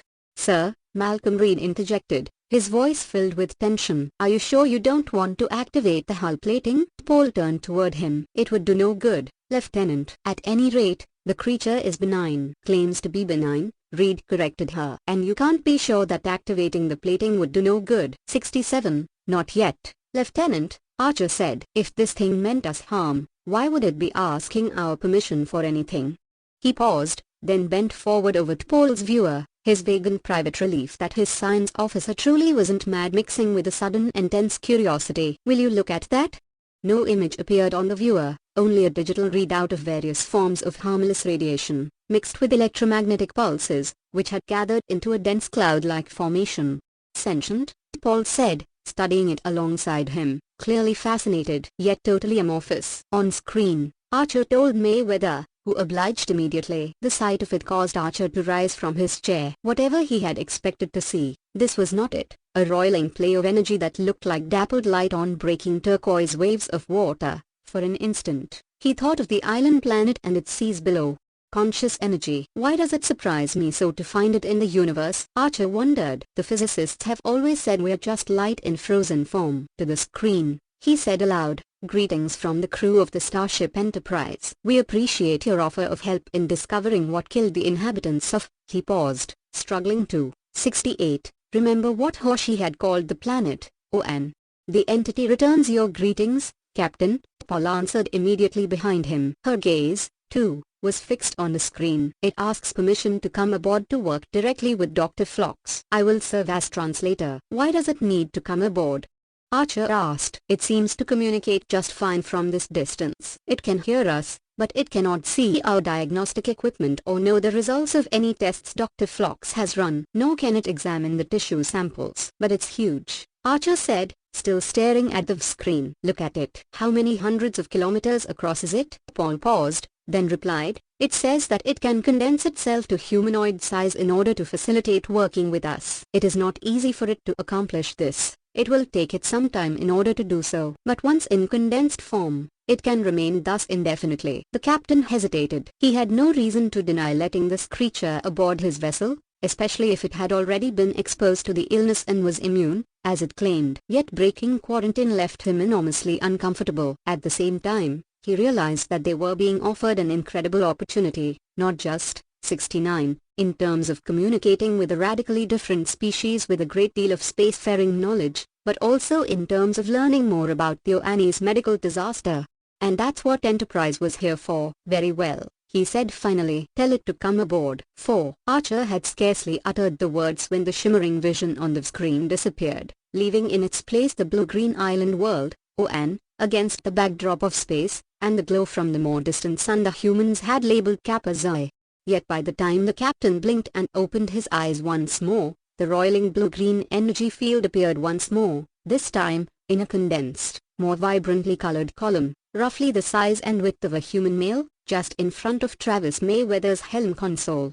Mayweather, born in space and as blasé about new experiences as anyone Archer had ever met, craned his neck forward to gawk openly at the creature, and when he glanced over his shoulder, 71, to gauge the reaction of the others, his dark skin bathed in the alien's glow, his eyes were as round as Archer's.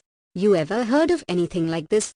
Archer asked him softly. No, sir, Mayweather breathed, then turned back to stare at the creature. As for Reed, he took a step forward from his station, his eyes also widened by curiosity, but in his expression was distrust. Instinctively, his right hand moved for the face pistol he no longer wore. The captain gathered himself and stepped toward the semi-transparent, pulsating sea of energy. He wanted nothing more than to ask, how did you do that? but the considerations of diplomacy came before any improvements to the transporter. "Welcome aboard. I'm Captain Jonathan Archer of the Starship Enterprise." Extending a hand was out of the question. The creature was the general size of a human, but other than that, was entirely without form. There was definitely nothing there to grab hold of. Paul moved forward from her station to stand beside the captain. "It has no name for itself, but it thinks of itself as a wanderer, and asks that we address it as such." "Very well, Wanderer. I'd like to escort you down to sickbay so that you can confer with Dr. Phlox, our chief medical officer. Will you accompany me?" 72. Paul made the slightest sound, which Archer interpreted as an extremely courteous clearing of her throat. "Captain, Wanderer requests that I be present at all times to serve as translator." "Oh. Yes, of course." And, the Vulcan added, "it says it is anxious to meet with Dr. Phlox, as it has important information to share with him." Archer brightened at once, while the creature wore no expression. It suddenly appeared to him as wise and beneficent. Its blue-green glow seemed as warm and radiant as a smile. "Then let's get moving." "Wonderful," Dr. Phlox said, his face bathed in Wanderer's azure glow as he stood in front of the sealed, decontaminated corpse of an Annie. The denobulant's eyes were bright with excitement, his tone even more animated than normal at the sight of such an unusual being. "To Paul," he said, "ask it. May I touch it?" "Study it." "Wanderer has already agreed to a cultural exchange," the Vulcan replied. "Dr. Archer interjected, "there's a more serious issue to deal with first. Wanderer says it can help you find out what killed the Annies." The captain himself had hundreds of questions for the alien. Where had it come from? Were there others like it? It referred to itself using a neuter pronoun. How did it reproduce? Yet, staring at the 73 bronze-colored body on the bed behind Phlox, Archer felt an anxious sense of urgency. "Indeed," Paul agreed, most seriously. And then, with that wry, infinitesimal quirk at one corner of her mouth that betrayed a startling sense of humor, she added, "Besides, Wanderer warns against your touching it. It believes that its energy patterns might cause you to feel something akin to an electrical shock." Phlox did not actually release a disappointed sigh, but Archer got the clear impression that he repressed one. "Very well," the denobulant said. "Let us get started, then." Archer lingered for only a moment, long enough to watch as Phlox gestured the swirling energy column behind him, toward the dead Annie, long enough to stare with amazement as the creature compacted itself even further, and began, slowly, to seep inside the Annie's body, lighting it up from within with an iridescent bluish glow. He forced himself to leave. All he could do now was return to the bridge, and wait, and hope. Meanwhile, Hoshi crouched over the hooded viewer in one of the labs near sickbay. She'd been staring at the images for some time, and finally straightened to rub the spot between her eyebrows, to fight the eye-strain headache that was just beginning. The incident with Paul still worried her. She'd, 74, been too busy to check on the Vulcan's status, and each time she thought of calling to sickbay to see how Paul was doing, she instead redoubled her efforts at translating. If Paul was sick, then Hoshi needed to work faster, and even if Paul wasn't sick, Hoshi, needed to work fast anyway, because who knew when the illness might strike one of them. The thought made her stop rubbing her forehead and lean over the viewer again, feeling its glow illumine her face. At least she had made enough progress so that she no longer needed to stop each few words and translate. Now she was listening to Yuroka's medical logs, compelled by the image of the bronze-skinned Annie, his dark eyes naturally liquid and shining, more so than human eyes ever could. He was thick-necked, broad-shouldered, muscular, brimming with strength and life, but his voice, a resonant baritone, was tentative, filled with concern. "It is not in the air, not in the earth, not in the sea," he said. "Therefore, it must be in us." "Is it a microbe, too small to be detected by our present filters?" he asked thoughtfully, with such a natural, conversational air that Hoshi felt he was speaking directly to her. "And if it is a microbe, who am I to say I have the right to end its life artificially? Who am I to claim the life of another piece of creation, no matter how small? Who am I to interfere with the natural order of things?" 75. "But your people are dying," Hoshi said in English to the small screen. "Do you have the right to let such a lower life form kill them?" "Reverence for life dictates that we must not kill," Yuroka continued, almost as if in reply. "Yet how can I let my people die? All beings must compromise to live in peace, but how do we compromise with a being whose existence depends on our death? When does our right to live supersede another's?" Yuroka rose and stepped across the room to a place Hoshi instantly recognized, the shimmering sea-green nutrient bed where the dying Oani woman rested, the one Dr. Phlox hadn't been able to revive.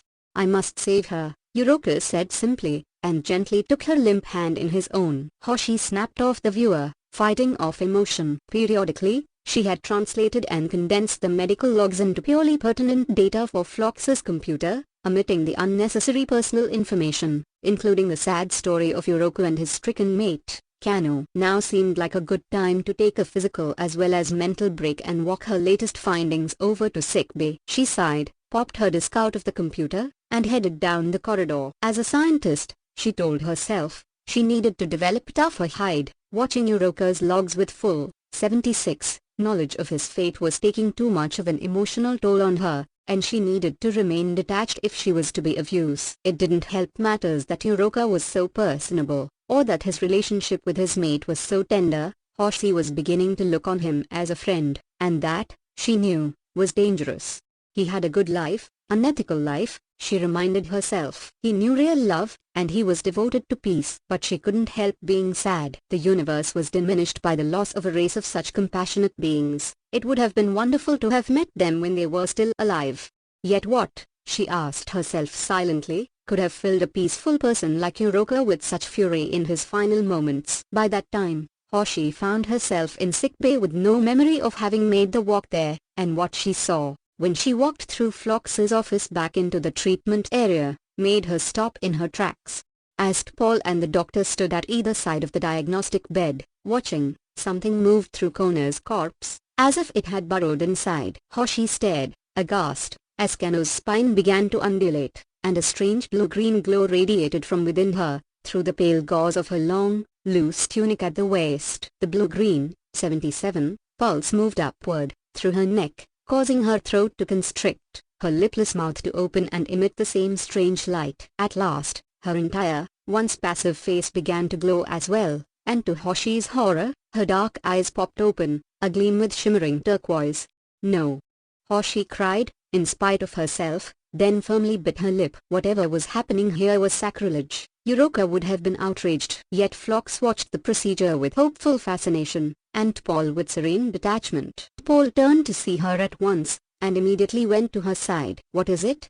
Hoshi asked, lowering her voice. Her outburst left her somewhat embarrassed. Obviously the doctor and Paul would only do something that would help discover what had killed the Oani. Yet, after seeing how Uroku had cared for Kano, Hoshi could not help feeling protective about her, even if her body was all that was left. Paul's cool demeanor never flickered. "This is Wanderer," she said, gesturing toward the body. "The energy field that contacted me. Apparently, it has abilities that can discover the cause of the Oani's extinction. It has merged with the corpse in a diagnostic procedure. I am here in order to translate for the entity." "Oh, good. Well, I'm glad that you're all right," Hoshi said awkwardly. She had no desire to move, 78, any closer to the strange creature inside Kano's body, so she handed the Vulcan the disc. "Here, would you give this to Dr. Phlox? It's the latest compilation I made of the Oani medical logs." Paul tilted her head somewhat quizzically, as though she were going to question why Hoshi didn't give it to the doctor herself, but the human woman didn't give her the chance to ask. She turned swiftly and headed out of sickbay without another look back. Perhaps she should have been fascinated. After all,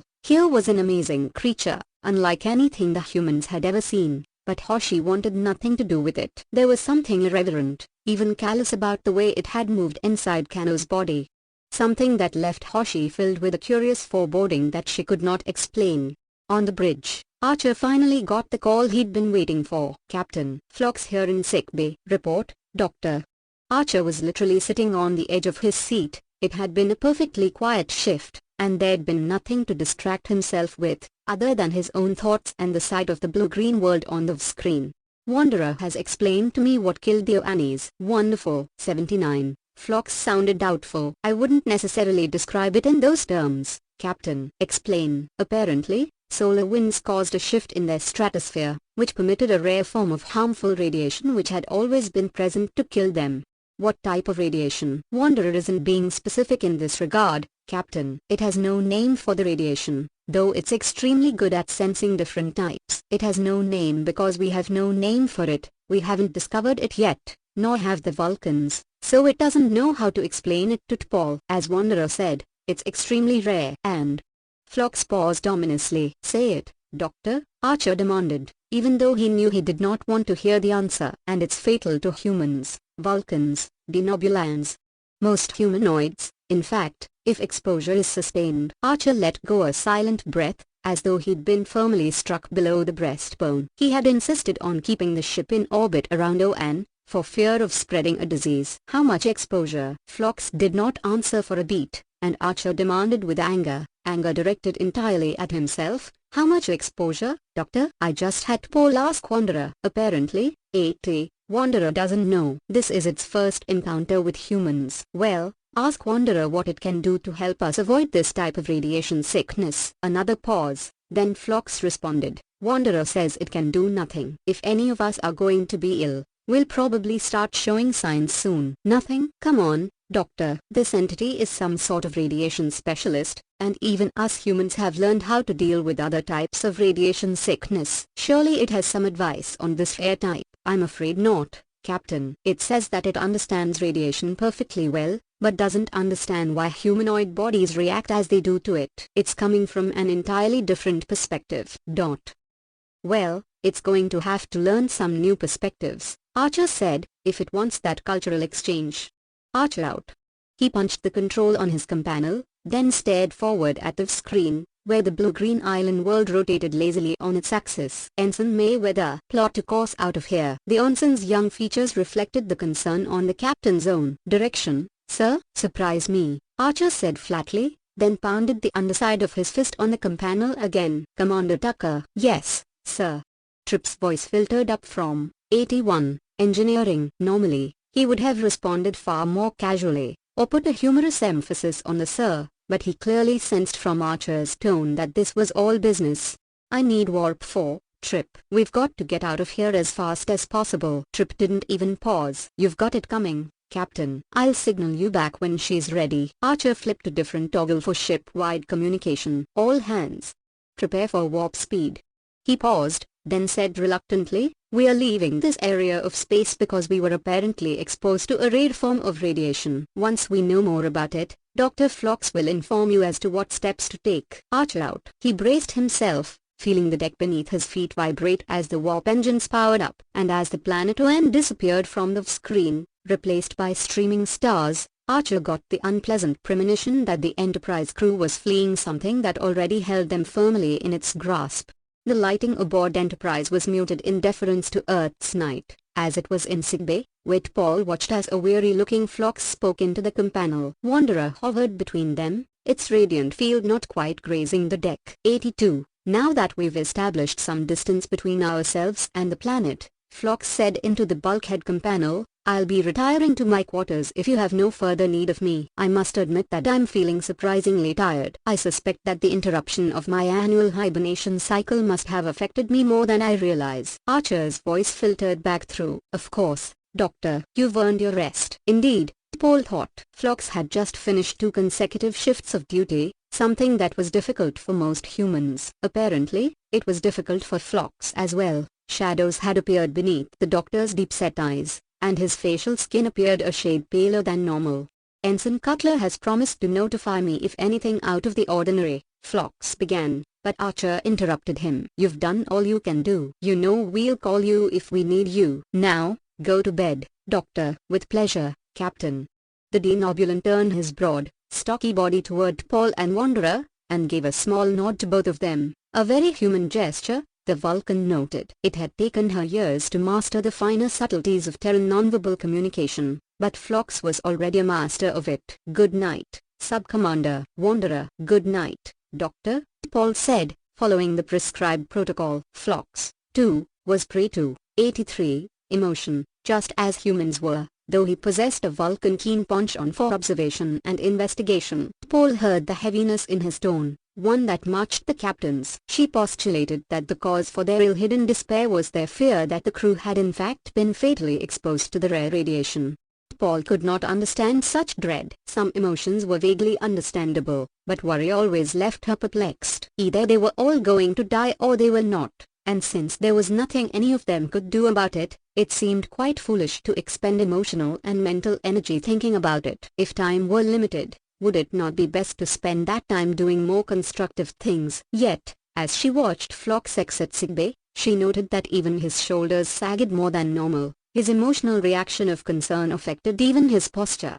Once the doctor had left, she turned to the entity beside her. The dimmer lighting brought out Wanderer's internal radiance, so that its blue-green glow assisted in illuminating their surroundings. Aesthetically, it was quite pleasing, and reminded Paul of the natural phosphorescence of certain of Earth's sea creatures. "Wanderer," she asked, aware that she was speaking aloud to a creature that could sense her thoughts, and yet finding it quite natural to do so. 84. Would you be interested in taking a tour of the ship, and perhaps examining some of our databases? Yes. She moved to the companel. Paul to bridge. Archer here. You're lucky you caught me, Sub-Commander. I'm headed off duty. Sir, I would like to take Wanderer on a tour of ship, with your permission. Of course. Archer himself sounded both tired and frustrated, and was doing little to mask either. So long as you promise to leave the captain's quarters for another time. So noted. Paul out. Paul began the tour in sickbay, of course, showing off Phlox's exotic collection of biological creatures used for different diagnostic and medical procedures. Wanderer absorbed most of this in silence. The Vulcan could not tell whether it was bored or fascinated by her explanations. Next, they passed by the research lab where Hoshi, now off duty, had been working. This is where we're analyzing the medical logs and data that we recovered from the Ani, Paul explained. Wanderer had but one question: are you making progress? So far, number. Apparently, they were quite unaware that they were killed by a form of 85 radiation. Of course, Ensign Sato has not yet finished examining all of the logs. The tour also included an examination of the main dining room, along with the food replicators. Curious, Paul asked Wanderer whether it was self-sustaining. A long pause followed. Negative, it replied at last. We feed on more primitive forms of energy, as you do. You seem to know quite a bit about humanoids. We have encountered many in our travels. Paul hesitated, then finally asked the question that had persisted in her thoughts throughout the conversation. If you are somewhat familiar with humanoids, then why can you not use your superior intellect to learn their morphology and physiology? I submit that it might be far easier for you to come up with a cure for the radiation sickness than it would be for us. You are assuming such a cure exists. Unfortunately, it does not. At least, I am unaware of a method by which humanoids can be completely regenerated, unless you wish to resort to cloning an entirely new body. But that will not save the original.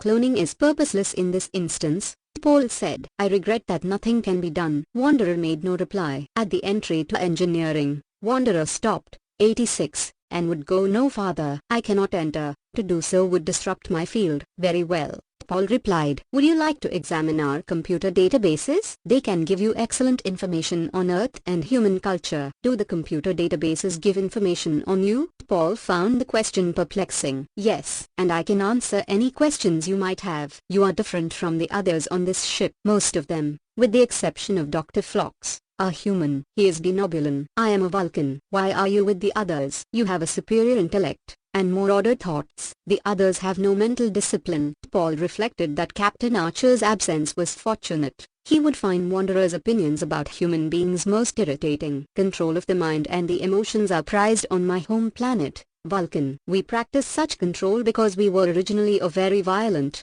ill-tempered species. What made your species change so dramatically? The memory of the white-haired teacher surfaced into Paul's thoughts, and the day he had posed a question she had not been ready to answer. We were profoundly influenced by one of 87, our own, a philosopher named Zorak. He taught non-violence toward all beings. For that reason, I do not, as some of the humans do, eat animals. In fact, I recently chose not to wear a weapon to protect myself against more violent species. Wanderer's form turned a paler shade of blue and enlarged as its energy pattern began to swirl more rapidly. Paul wondered whether this was some sort of emotional reaction. Excellent. Perhaps this is why we found it possible to converse with you. Our culture is much the same. We prize peace above all, and feed only off non-sentient energy sources. We judge violence to be the mark of lower beings. The sudden flow of words stopped abruptly as the entity paused in its communication. Then it asked pointedly, may we use the ship's database to study Vulcan culture? To some extent, Paul said. This is a human, not a Vulcan vessel, and as such, it does not have access to the same amount of information about Vulcan culture. Had Wanderer been human, she would have judged it to be disappointed. Its sudden surge of brightness dimmed a bit before it replied, "Very well. Then we shall study what information about your culture this ship does have." It paused. "However, you have not answered my original question. Why have you chosen to be amongst such inferior beings?" 88. With something very like ruefulness, Paul once again reflected that Captain Archer's absence from the tour was fortunate. She answered in the only manner she felt Wanderer would understand. "I wish, as you do, to observe them." While Paul was leaving Wanderer to its own devices in front of a computer terminal, Archer sat on his bed, legs stretched out, with Portis in his lap. He had arrived in his quarters to find the beagle completely unsettled about something and insistent on human contact to the point of ignoring his dinner. Now the dog lay sprawled on his back, haunches against Archer's stomach, belly exposed, pinker flaps spread open, reminding Archer of a bat. As usual, Portis was overdue for a bath, a situation that usually made the captain, and others, complain about the smell, but today, at least, Archer secretly found the odor dog comforting. It smelled like earth, and home. What he did not permit himself to think overtly was that, being the small creature that he was, Portis would probably be first to react to any major dose of radiation. "What is it, huh, boy?" Archer murmured, scratching Portis's stomach. One of the dog's lower legs thumped in ecstatic reply against Archer's midsection. He leaned his head back, 89, causing his jowls to fall away from the gums, exposing sharp teeth. "What's the matter?" "He just knows you're upset, that's what's wrong," Trip Tucker said. He sat in the chair next to the cot, sipping from a short glass of bourbon. "Neat." "Maybe now," Archer said. "He was jittery when I came in, and this dog takes after me. It takes a lot for him to turn his nose up at dinner." "You weren't exactly a member of the Clean Plate Club yourself." "Sure you don't want to drink?" Trip said, proffering his glass. "Nar."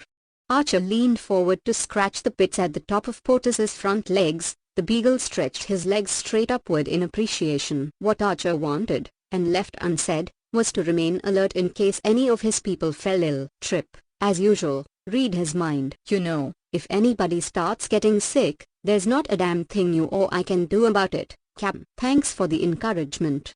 Archer graced him with a small, bitter smile. Trip shrugged. His tone held no sympathy. "What could any of us do about it? Those people down on that planet couldn't save themselves, and it sounds to me like they were using some pretty whiz-bang technology." "Yeah, but what about our resident radiation expert guest? It seems that Wanderer ought to be, 90, able to help somehow. That whatever, knows something it's not telling." "It was able to warn us," Trip countered. "For all we know, it saved us in time." "If it hadn't told us, you're right," Archer admitted. You just wish you could be the perfect captain. Not only protect your crew from harm, but restore those poor dead people to life." "Exactly," Archer admitted, with a wry grimace that was not quite a grin. Trip gave a knowing nod. "And I wish I could tell you it was gonna be okay, but we just aren't gonna know that for a while." Archer sighed and opened his mouth to retort. "Could you tell me something just a little less obvious?" when his door buzzed. He scowled faintly. "Now, who would be up at this hour?" Trip looked at him, and they both said simultaneously, "Paul." "Come," Archer said. The door slid open. To his surprise, Phlox appeared. His normally ruddy flesh pale, all animation fled from his expression. For an instant, he lingered in the doorway, leaning heavily to one side before he sank to his knees. Archer leapt off the bed without consideration for the dog, who had to scramble out of his way. In an instant, the captain was at Phlox's side, with Trip close behind. 91, Captain, Phlox whispered, though the desperation behind the sound made it seem as though he had screamed. As he uttered the word, he shuddered,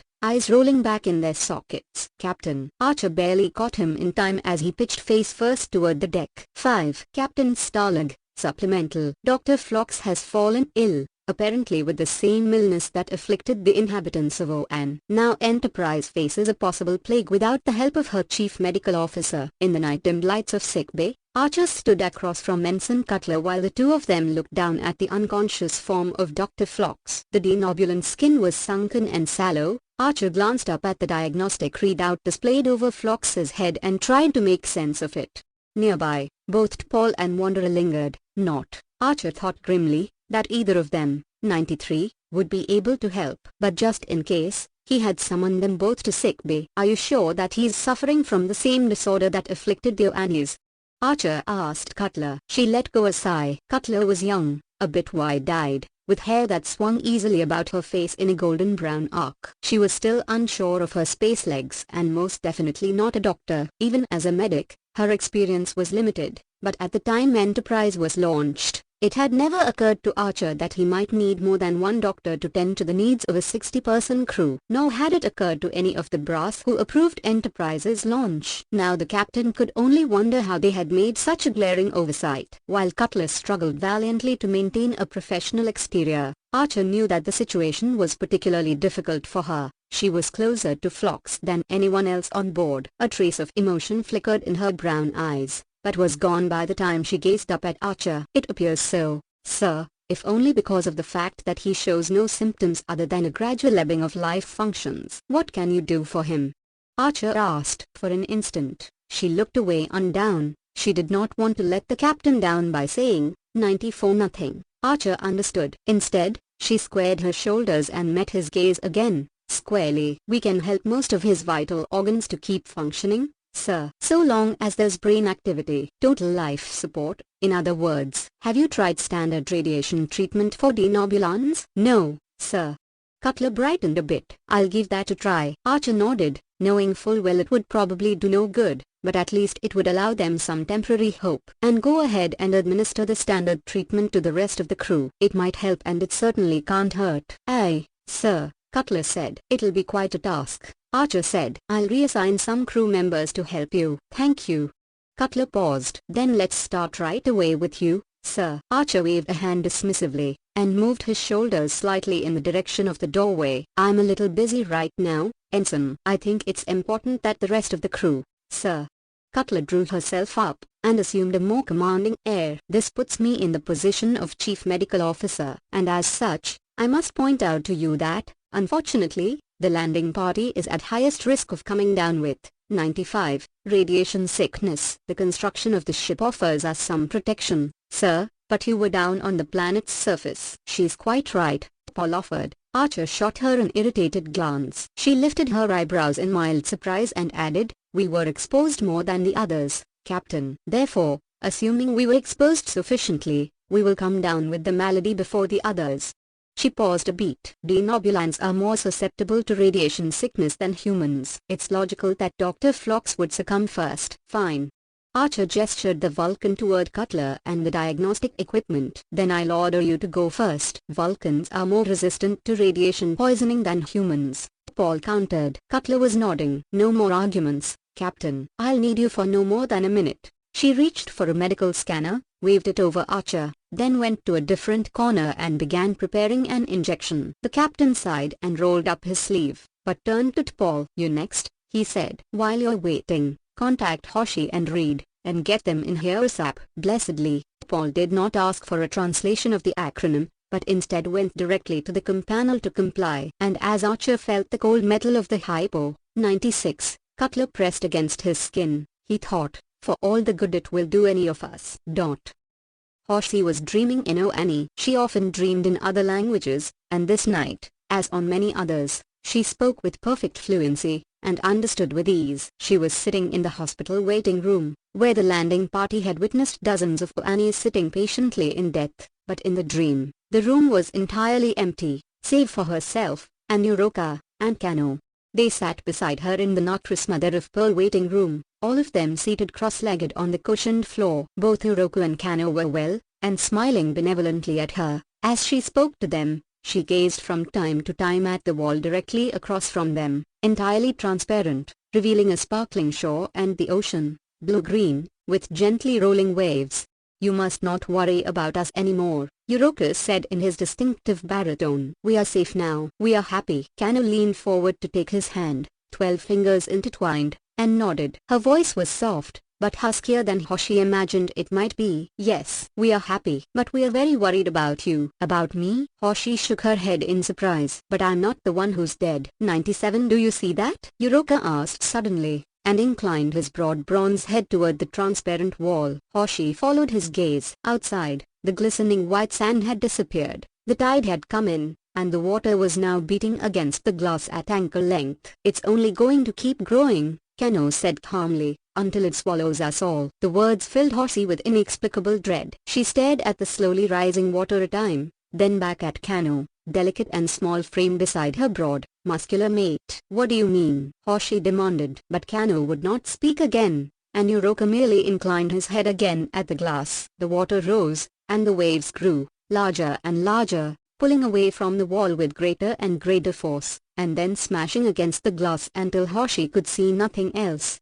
Until at last, they broke through, crashing, sweeping Hoshi and the Oanis up in a tide that pulled incessantly, smothering her, stealing her breath. She screamed, but no sound came.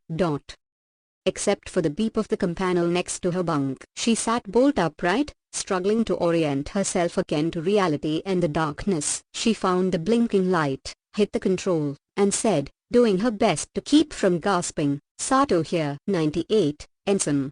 Paul's cool, measured tone was a tonic, making Hoshi instantly alert. "Report to sickbay immediately." "Paul out." Hoshi turned on the light and struggled into her uniform, her mind focused on the image of rising waters. Archer stood waiting in sickbay, keenly aware of the backdrop behind him, that of Ensign Cutler tending Dr. Phlox, unconscious on the diagnostic bed. He also realized how grim his own expression had to have looked, and when Malcolm Reed, and then Hoshi, stepped through the entrance to sickbay within seconds of each other, Archer watched them react. Reed immediately did a double take at the sight of Phlox down, then grew stone-faced, and stood stiffly at attention. Hoshi simply let her concern show. For a moment, no one spoke. No one really needed to, Archer realized, but he said what his crewmates already knew. "Dr. Phlox is in a coma," Archer said. "He's showing the same signs as the Oanis did, slowed pulse and respiration, gradual failure of internal organs. We have to assume it's the radiation Wanderer warned us about." He found himself in the awkward position of suddenly having to clear his throat. "I've ordered standard radiation treatment for everyone in the crew. The landing party first." 99. Because we went down to the planet's surface, we were the most exposed. As he spoke, Cutler left Phlox's side and moved toward the group, hypos in one hand. For an instant, Reed looked distinctly uneasy. Then he steadied himself, and said easily to Hoshi, "Ladies first." "Ladies first." Hoshi looked at him quizzically. "What is that? Some sort of British expression?" "I'm not sure," Reed said. "My grandmother was always saying it so she could be first in the queue."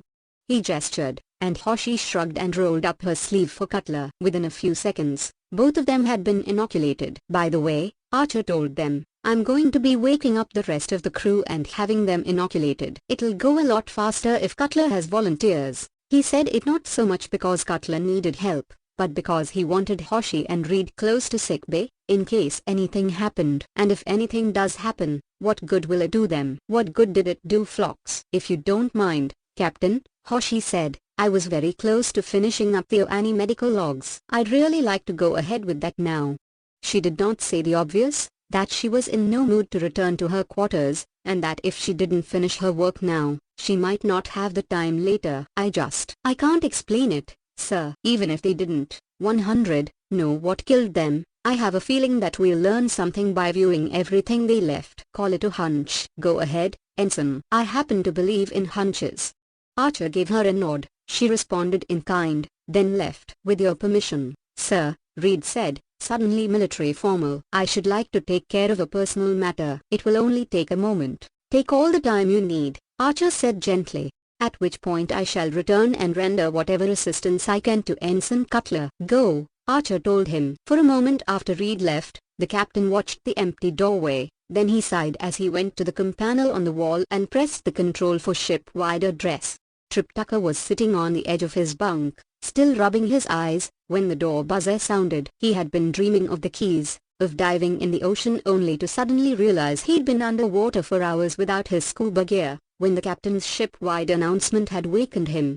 "Come," he groaned, then coughed to try to clear the sleep from his voice. Malcolm Reed entered and stood in the open doorway, in uniform, hair neatly groomed. 101, Malcolm, Trip said. "You're looking entirely too shriveled." Reed drew his head back, confused. He was deeply preoccupied, and responded with no humor whatsoever. "Entirely too what?" "Shriveled." "As opposed to this." Trip paused to squint at him more closely. "How the hell did you get out of bed and into uniform so fast?" "Oh." Reed stepped forward, permitting the door to close behind him. I've been up for a while." "That's what I've come to talk to you about." Commander. Well, can it wait? There's this little matter of the captain ordering everyone to sick bay. Trip forced himself onto his feet, pulled a uniform off the nearest rung, and began pulling it on. Yes, I know. I was just there. Reed paused, then launched into speech with swift urgency. Look, Trip, I know that when we were trapped on the shuttlepod and we thought the Enterprise was destroyed and that we were goners, you overheard me making a will. Oh, for God's sake, Trip said. Is that what this is all about? There you go being premature again. He hopped on one foot, trying to pull on a boot. Sometimes, Lieutenant, you can be a bit overly dramatic. Reed's lean face composed itself into somber, dignified lines. I'm not being dramatic, he said evenly. Those of us who went down onto the 102 planet's surface were exposed more than those who remained on the ship. I need for you to know. One boot on. Tucker stopped hopping. Are you sure about that? Yes. And I want to speak to you about my will. Well, why don't you just make a tape? Why tell me? Tucker pulled the other boot on, then straightened to face his friend. Because I may not have time, Malcolm. Trip groaned, in his will you please quit being so dramatic tone. Dr. Phlox is in a coma, Reed said. I'll make a tape, if there's time, but I just wanted to make sure I talked to you first. Ah, hell. Trip sat, deflated. I'm sorry to hear that. Are they sure it's the radiation? Yes. Reed paused. I want you to have everything. What? You heard me. Everything. But what happened to all those girlfriends? Trip asked. Reed's generosity left him feeling secretly embarrassed by the implication of affection. All the women? Your parents? Your sister? He rose. Look, I've got to report to sick bay. Let's talk about this later. There might not be a later, Reed intoned, as Tucker walked past him and out the door. 103. Look, Trip said, as Reed caught up with him quickly in the corridor, which was already filled with bleary-eyed personnel headed for the turbo lift. Keep your will the way it was. After all, I've been exposed to the radiation, too.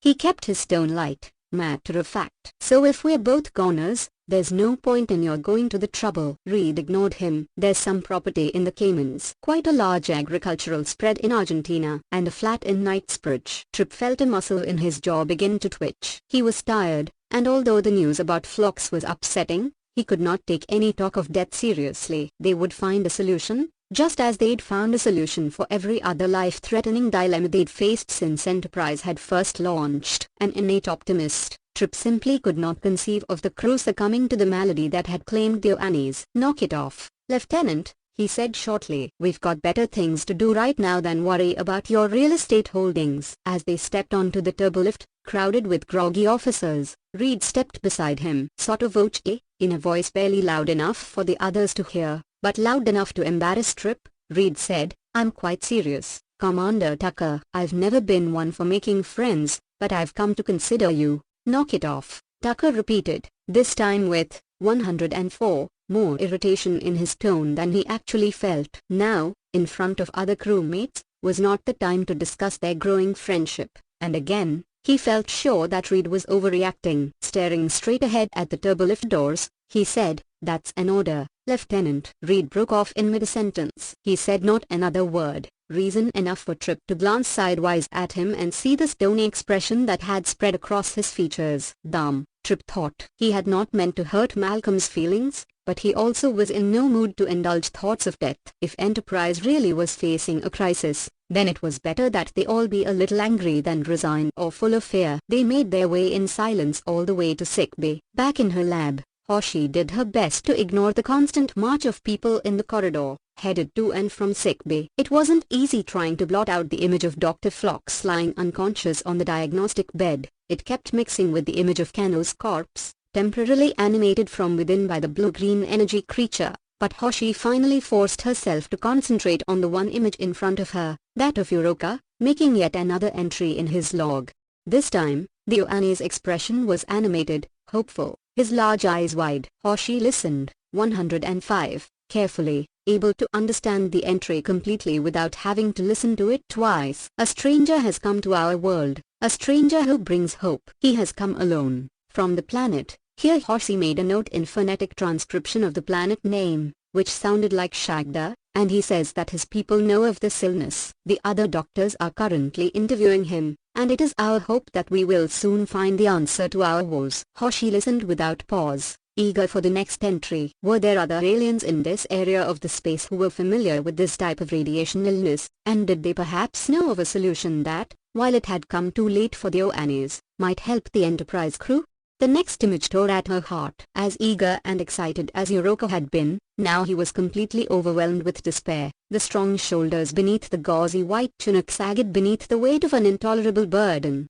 "For whoever comes after us," he said sadly, his once vibrant voice reduced almost to a whisper, "a warning. The traveler from Shagda says that the cause of our illness is indeed a microbe, unlike any other with which we are familiar. His own people have suffered and died from it." A microbe. Hoshi actually stood up, her gaze still fixed on Yuriko's image on the viewer. "No, no, he's wrong." "No wonder." 106. She trailed off as Yuriko bowed his head in sorrow, then looked up steadily at the screen and continued. "It is a life form, as we are. The traveler confirms that it is capable of evolution, even as he offers us a cure. But we cannot kill it, which we would have to do if we are to survive." He paused. "We must accept our fate. As a people we lived in peace, so it is we shall die in peace." "No!" Hoshi shouted, unaware that she had raised her voice, not caring that she was arguing with the recorded image of a man who had been dead some days. "No, it isn't fair. How can you let yourself die like that? How can you simply give up?" The image of Yuriko faded, only to be replaced by his final entry, but Hoshi could bear no more. She froze the image, then rose and hurried to the companel. "Sato to Captain Archer." No response from the captain's quarters. Hoshi tried the bridge next. "Archer here, Captain. Before the Oannes died, someone from the planet Shagda visited them and told them they died from a microbe too small for their instruments to detect. It was against the Oannes' belief to kill any life form, even one so tiny, so they let themselves die. But this traveler had a cure." She could hear the captain's slow release of breath as he registered the information. After a 107, brief pause, he said, "I'll meet you down in sickbay. I think we need to have a little chat with Wanderer about this." At that same moment in sickbay, Trip Tucker stood flanked by Ensign Cutler and Malcolm Reed. The three of them, along with a former civilian medic who'd joined Starfleet and switched to maintenance, stood with their backs to a counter covered with medical supplies. Trip was good at giving injections. He had a strong stomach for that sort of thing, and his hand was steady. So once he received his own anti-radiation treatment, it only made sense for him to volunteer to help Cutler. With 60 people to inject, it'd take her a few hours alone, and since time was of the essence, Trip figured he'd help out. It was easy work. Of course, you'd never know it from watching Reed. Although he was doing his best to maintain a stoic pose, he wound up gritting his teeth and flinching each time he pressed down on the hypo. Trip pitied his patients, and pitied himself, too, because he had to fight the urge to grin at Reed's squeamishness. But at least the guy was out here helping. And within a matter of 15 minutes, they'd managed to treat more than half the crew. The captain would be pleased, assuming, of course, that the captain really felt that injections would do any. 108. Good. Trip doubted they would, but he also felt it was better to be on the safe side and try everything. Beside him, Reed pressed down on the hypo and, at the same time, let go a little groan. This time, Trip couldn't help himself. As another crew member stepped up to receive an injection from him, one corner of his mouth quirked upward in a minuscule grin as he murmured out of the other corner, on the side toward Reed, "Careful, don't want to scare the patients." "Of course, one look at that ugly mug of yours and, help me," Reed said. He enunciated it quite clearly, in that formal British accent of his, without any sort of inflection at all. Trip heard no fear in his tone, no dismay, no teasing, which is what he at first thought it was. But it was no joke. The male ensign who stood in front of Reed cried out, "Hey, watch that hypo." Trip Tucker became immediately aware, in his peripheral vision, of Reed lurching backward, against the counter. He turned. Malcolm Reed's eyes were wide and unfocused, as though he was staring at something just past the bulkhead across from him. Beneath the 5 o'clock shadow of beard on his chin and cheeks, his skin had grown deathly pale. 109. Without looking at Tucker, Reed began to slide down, back against the counter. On pure instinct, Tucker dropped the readied hypo in his hand. It went clattering across the metal deck, turned, and caught his friend before Reed sagged all the way to the floor. Cutler turned, and gave a short cry as well. The crew members standing in line scattered in their efforts to move out of the way. "You're all right, buddy," Trip said, which struck him as a perfectly ridiculous thing to say. Reed was clearly anything but. By this time, his eyes were rolling back in his head, and his mouth was working, but now only the very faintest sound came out. Trip leaned his head down to listen. What I said. Remember? Don't worry, Malcolm, Trip said. I won't forget. As he spoke, Reed's eyes closed, and he let go a long, sighing breath, then went perfectly limp in Trip's arms. Cutler rushed to him and did a quick scan. He's fainted, she said. He's fine. What? Trip asked, suddenly disgusted with himself for thinking his friend was dying. Cutler shrugged. He's fainted. I've seen this happen. People who don't seem the least bit funny around medical stuff, and all of a sudden, when you give them an injection, they just keel over. 110. Ooh. Reed's eyelids fluttered. What's happened? He stirred in Trip's arms. Was it the radiation? Trip less than gently pushed his friend up and onto his feet. Reed swayed slightly while Cutler fetched a different hypo and administered it. There, Cutler announced. That'll help. What happened? Reed asked again. You passed out, Trip said flatly. Why didn't you say you got lightheaded around medical stuff? Reed sniffed. Clearly, Cutler's hypo made him feel well enough to be insulted. I don't. I just suddenly felt weak. Cutler's smile was small and diplomatic. Well, just in case, I'm ordering you to your quarters to rest, Lieutenant. Very well, Reed said stiffly. He brushed himself off a bit, then moved toward the exit. Before he reached it, he turned and said, of course, should you be needing for help, you'll be the last one we call, Trip said archly. He watched, shaking his head in amusement and disgust, as his friend made his way down the corridor. Once in his quarters, Red lay down with a sudden delicious sense of exhaustion, as if he wanted to sleep forever and never waken. He fell onto his bunk, all sense of 111 embarrassment at having fainted in sickbay forgotten. He usually wasn't all that squeamish about things medical, and the fact that he'd passed out alarmed him somewhat. But at the moment, he no longer cared. He only craved rest. And at the instant he lay down, he fell into a strange waking dream. The oceans of Oan, turquoise and beautiful, rolled over him, sweeping him away on their currents, and he opened his lungs to them and breathed in the cool, sunlit water, and realized he was drowning. Bone-deep weakness came over him, saturated him, and he struggled against it, mentally clawing like a drowning man fights the water. He opened his eyes, and with his last fragment of strength, painfully dragged himself from his bed, and pressed his body to the bulkhead. His finger trembled as it pressed the companel control. Sickbay. Cutler here. Help me, Reed whispered, then slid down the length of the wall to the deck, and oblivion. 6. In the lab just outside sickbay, surrounded by decontaminated data retrieved from the Oani planet's surface, Archer stood beside Hoshi and let her explain to T'Pol, accompanied, as always, by the nebulous wanderer, what she had learned from the medical logs of one of the perished doctors. Archer was angry at the situation, angry at T'Pol for taking the alien on an extended tour of the vessel even though he had given permission for her to do so, angry with a vengeance at Wanderer. He remained unconvinced that his anger was entirely rational. At least some of it had to do with the fact that Phlox was stricken and apparently dying. He hadn't yet checked in with Cutler on the doctor's current status, and, 113, with the specter of the entire Enterprise crew following suit. It has nothing to do with the fact that I haven't gotten any sleep. But for a very rational reason, he was downright furious that Wanderer hadn't mentioned anyone from the planet Shagda. Paul listened impassively to Hoshi's tale, glanced briefly at the shimmering creature beside her, then said, it's true that Wanderer passed by the planet Oan, but Wanderer says that this other traveler was quite mistaken in terms of what destroyed the Oanis. Wanderer says that it was radiation. What if it's wrong? Hoshi countered hotly, a split second before Archer could demand the very same thing. At least I'm not the only one who's mad. Exactly.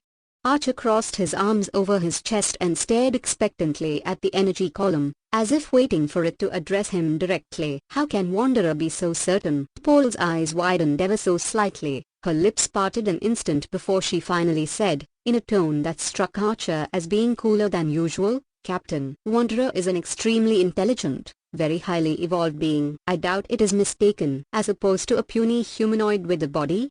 Archer said, allowing some of the anger through in his tone. Wanderer may be evolved, and more intelligent than we are, but that doesn't make it, 114, entirely incapable of mistakes. Of course, I'll apologize at once if Wanderer can show us how it knows there is no microbe involved. Paul glanced at the creature beside her. After a space of silence, she spoke again. The problem here is the same as with the radiation. Our detection devices are very primitive. Wanderer could show us the radiation if only we were more advanced.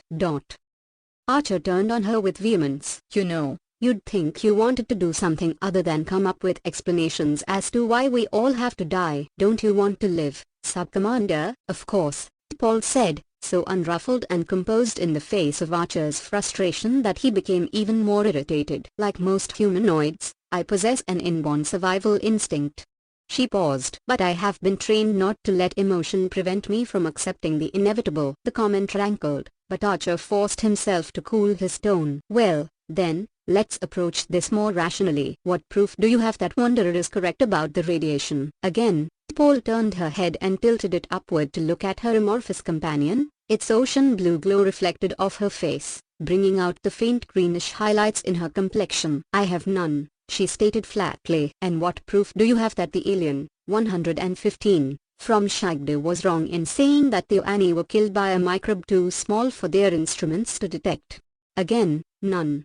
Paul frowned slightly. However, Captain, if I were forced to calculate the odds of which alien is correct. Archer lifted an index finger for silence. Odds don't matter. This is survival, remember? I'll take any chance, however remote, that we can get. Ask Wanderer where the Shagdu traveler is. We need to find him. And if we can't find him, then let's find his planet. What if he's right? What if his civilization is more advanced than Wanderer's, and can detect a microbe that Wanderer doesn't know is there? Once more, Paul turned and silently addressed herself to Wanderer. While still looking at its fluctuating energy fields, she said, Wanderer takes no offense, Captain. I should hope not, Archer almost said, but held his tongue and let the Vulcan finish. Wanderer agrees to try to find the Shagdu. It says that he, the Shagdu traveler and his ship, would, by this time, be more distant from Enterprise than his home planet is. Do you prefer to go to the planet, since it is closer? Archer thought of the Oani tissue samples in sickbay. Of course. And the sooner we get there, the better. I want Enterprise headed there at maximum warp 116. Very well, Paul said. Wanderer will transmit a course to Ensign Mayweather's station as soon as it has ascertained the location of the Shagdu's ship. Thank you, Archer said to Wanderer, though he meant it not in the least. And then he headed to sickbay proper, to check on Dr. Phlox. After giving orders to the helm to make haste for the planet Shagda, Archer arrived in sickbay just in time to see Trip Tucker administer the last injection to the last crew member, then set down his hypo. Behind him, Ensign Cutler was bent over a diagnostic bed. Phlox, the captain assumed. He stepped up to Trip, expecting the engineer to ask immediately why the ship had gone into warp. But Tucker seemed not even to notice something that normally would have him chomping to get to his post in order to nurse his precious warp engines. Instead, he looked up at the captain with a gaze that seemed slightly lost. Trip, Archer said softly, reaching out to catch his chief engineer's upper arm. You okay? Physically, Tucker looked fine, not even tired, even though he'd jumped out of bed in the middle of the night then volunteered to help Cutler inoculate the crew against radiation sickness. That was Trip, always ready for action, always the last one still on his feet. But Trip's expression was haunted. 117, Malcolm, he said, and even before he turned to look at Cutler behind him, Archer felt dread settle into the pit of his stomach, then spread slowly outward over the rest of him. There, on the diagnostic beds, were two patients now, Phlox, his eyes and cheeks looking even more sunken than before, and Malcolm Reed, pale and still. Archer did not have to look at the overhead scanners to know what was happening to the two men. Life was all too obviously ebbing from them. He took the stricken Trip's elbow and guided him over toward Cutler and her patients. She was bent over Reed at the moment, administering a hypo, and she looked intently at the results as she straightened. One indicator on Reed's overhead scanner moved up very slightly, the others stayed put. I just can't seem to do anything for him. She faced the captain, her voice filled with the same frustration and anger Archer had experienced when questioning Wanderer. How's Phlox? Archer asked softly, and braced himself for the obvious answer. She shook her head. He's deteriorating and I can't stop it. Archer let a long moment of silence pass between the three of them before speaking again. How long? Her eyes narrowed slightly with pain. A day, if 118. He continues declining at the same rate. With Reed, I don't know yet. Archer gave a single, unhappy nod. There might be hope. Hoshi just reported that a traveler from another planet visited the Oanis and apparently had a cure, which they refused for philosophical reasons. Wanderer is helping us track down that traveler right now. He made the situation sound better than it actually was. It was important for Cutler, at least, to have hope if she was to maintain sanity here in sickbay. Good, Cutler said, but the enthusiasm in her tone was muted. Any idea how long that'll take? I'll check on it and get back to you, Archer promised. Trip, we need to take a little stop by engineering. I need you to coax everything you can from those engines. The captain made good on his promise. Wanderer predicted that the planet Shagde was reachable within 20 hours. So long as Enterprise was not forced to slow her speed. The creature was now happily settled in front of the computers in the lab near sickbay. Once Cutler was informed and Warp 4.5 reached, Archer dragged Trip Tucker with him to his quarters and sat him down, once again with a glass of bourbon.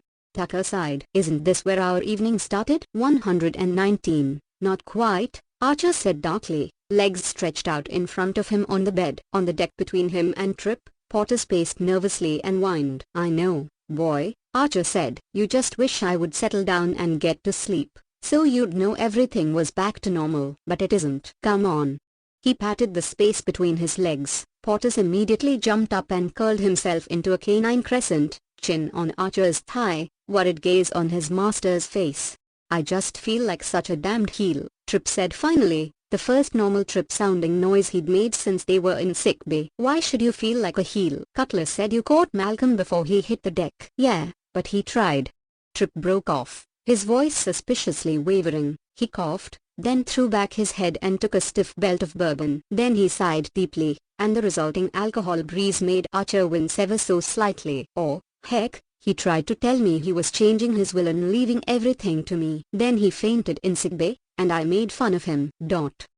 Archer decided that the best way to diffuse the tension was to add a little hard-boiled levity. Yeah? And did you ask him what would happen to the family jewels when you croaked? It worked. Tucker's lips curved in a faint ghost of a grin. Depraved minds think alike. That's 120, exactly what I pointed out to him, Captain. But he was damn determined. He let go a half of air, half out of humor, half out of pain. For a staff lip stiff, he's pretty well off. Seems he's got some property in the Cayman Islands, a huge spread in Argentina, a place in a hoity-toity London neighborhood. All you have to do is survive, Commander, Archer told him. Who knows? Behave yourself, and I might leave that little condo on Kauai to you. You could come out of this one ahead. And of course, there's Portis, here. He stroked the dog's smooth, warm head. Keep the condo, Tucker said. I'll fight with Hoshi over the dog. I could use a little companionship. That's what the condo on Kauai is for, Archer said, and they both shared a feeble laugh. It faded quickly. Archer reached for the shelf beside the bed, where he'd left the picture of his father with Zephram Cochrane. He held the picture in one palm and gazed at it. Who's that? Trip asked. My dad. Archer stared at the image a moment before he spoke. It occurred to him with resounding simplicity that, despite the occasional loneliness of the life he'd chosen, he was irrevocably happy, glad every morning when he woke to realize where he was and what he was doing, grateful every night for the same when he went to sleep. 121. That very fact made the thought of his own death less terrifying, even if he could never reconcile himself to the thought of losing a single crew member. You know, I've really got it made. I've gotten everything I wanted out of life, a starship, a loyal crew, a life full of experiences I never dreamed of. A condo on Kauai, Trip countered archly. Captain, don't get morbid on me. Archer sighed and straightened, carefully so as not to disturb the now napping Portis. Trip, you know I've got to. The situation isn't good. All pretense of good humor fled Tucker's features. They sagged downward as he set his glass down on Archer's desk and said, darkly, I know. We're not even sure the Shagdens can help us. And 20 hours to get there, that's a long time. He did not add, a lot of people can die in that time. When Trip looked away and failed to reply, Archer continued. There are a few things we need to talk about, as Captain and Commander. Tucker straightened and faced him. Yes, sir. Let's assume I'm out of commission. The first situation is that Paul will assume command. I want to be sure that this ship gets in touch with the Shagdens. I'm leaving taped orders to that effect, and if she doesn't comply, then I'm ordering you to take command and fulfill those orders. We've got to be certain this isn't a microbe. 122. It was tantamount to mutiny for Trip to override Paul, but he didn't even flinch at the thought. "You've got it, Captain. Second thing, I want to be sure that, if this is a microbe, it doesn't spread." "Understood. I'll make sure strict quarantine is maintained until we're sure." "Good."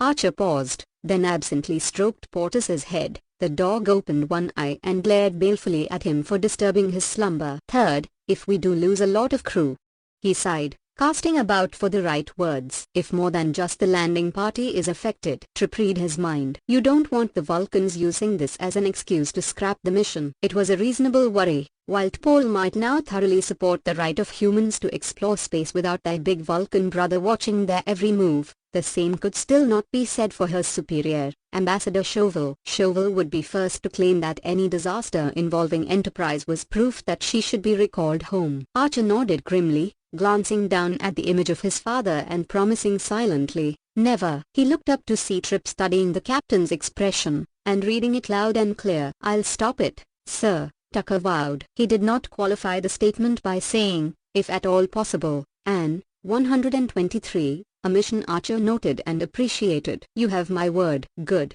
Archer said. He lifted Portis into his arms and stood. "Now let's see if we can't get a few hours sleep before the next shift." Trip set down his partially drunk glass of bourbon and rose stiffly, stretching as he did so. "God knows I could use some." "Me, too," Archer said. "See you in the morning." As he stood in the doorway, Trip shot him a look that said, "I'll take that as a promise." "See you in the morning, Captain." Exhausted and bleary-eyed, Hoshi worked in her small laboratory near sickbay, which she now shared, most uncomfortably, with Wanderer. Paul had gone to the bridge to take over the Connecticut, leaving the entity to scan Enterprise's databases, presumably in order to learn more about human and Vulcan culture.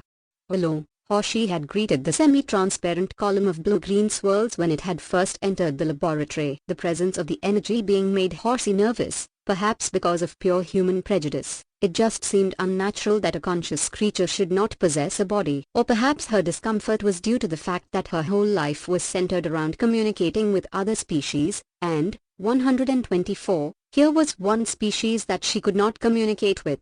Most of all, perhaps a part of her could not forgive Wanderer for desecrating Kano's body. Yet at the same time, it had seemed rude not to acknowledge its presence here in her lab, even if she didn't know whether it understood her or not. "I'm just finishing up my work on OANI logs," she had told it. Maybe the column had tried to respond. It deepened in color, grew a bit more opaque, like the ocean before a storm, or she had thought, then turned away from the creature swiftly, before it could see the involuntary dismay in her expression. The thought had caused her to remember the disturbing dream of the night before, of Kano and Duroku looking calmly at the waves pounding against the window. "It's only going to keep growing until it swallows us all." Or she had shuddered at the memory. It hadn't helped her nerves any to learn that Malcolm Reed, who had just been looking perfectly normal as he stood next to her in sickbay, had later collapsed. It broke her heart even more than the thought of viewing Uroka's last entry. She'd always liked Malcolm, more than she let on. There was something endearing about his awkward military stiffness and his pretense of being a suave ladies' man, when in fact he was anything but.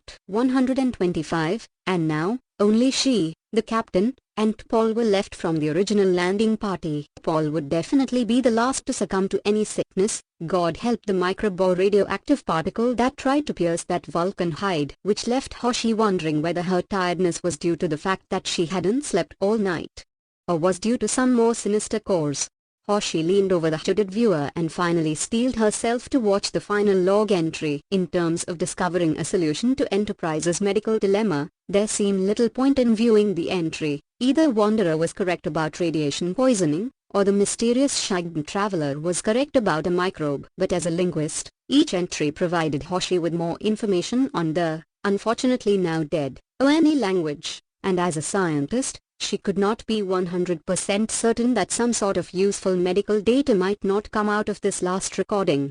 As a caring being, she felt obliged to see Uroka's sad story through to the very end. Hoshi drew a breath and pressed the control that put Uroka's frozen image back in motion. As always, he began the log entry by identifying himself and giving the date and time, and mentioning any historical significance either of them had. This last entry was the birth date of one of 126. The OANI's most technologically progressive leaders, one born many centuries earlier, who had discovered how to effectively eliminate a great deal of the atmospheric pollution left behind by previous generations.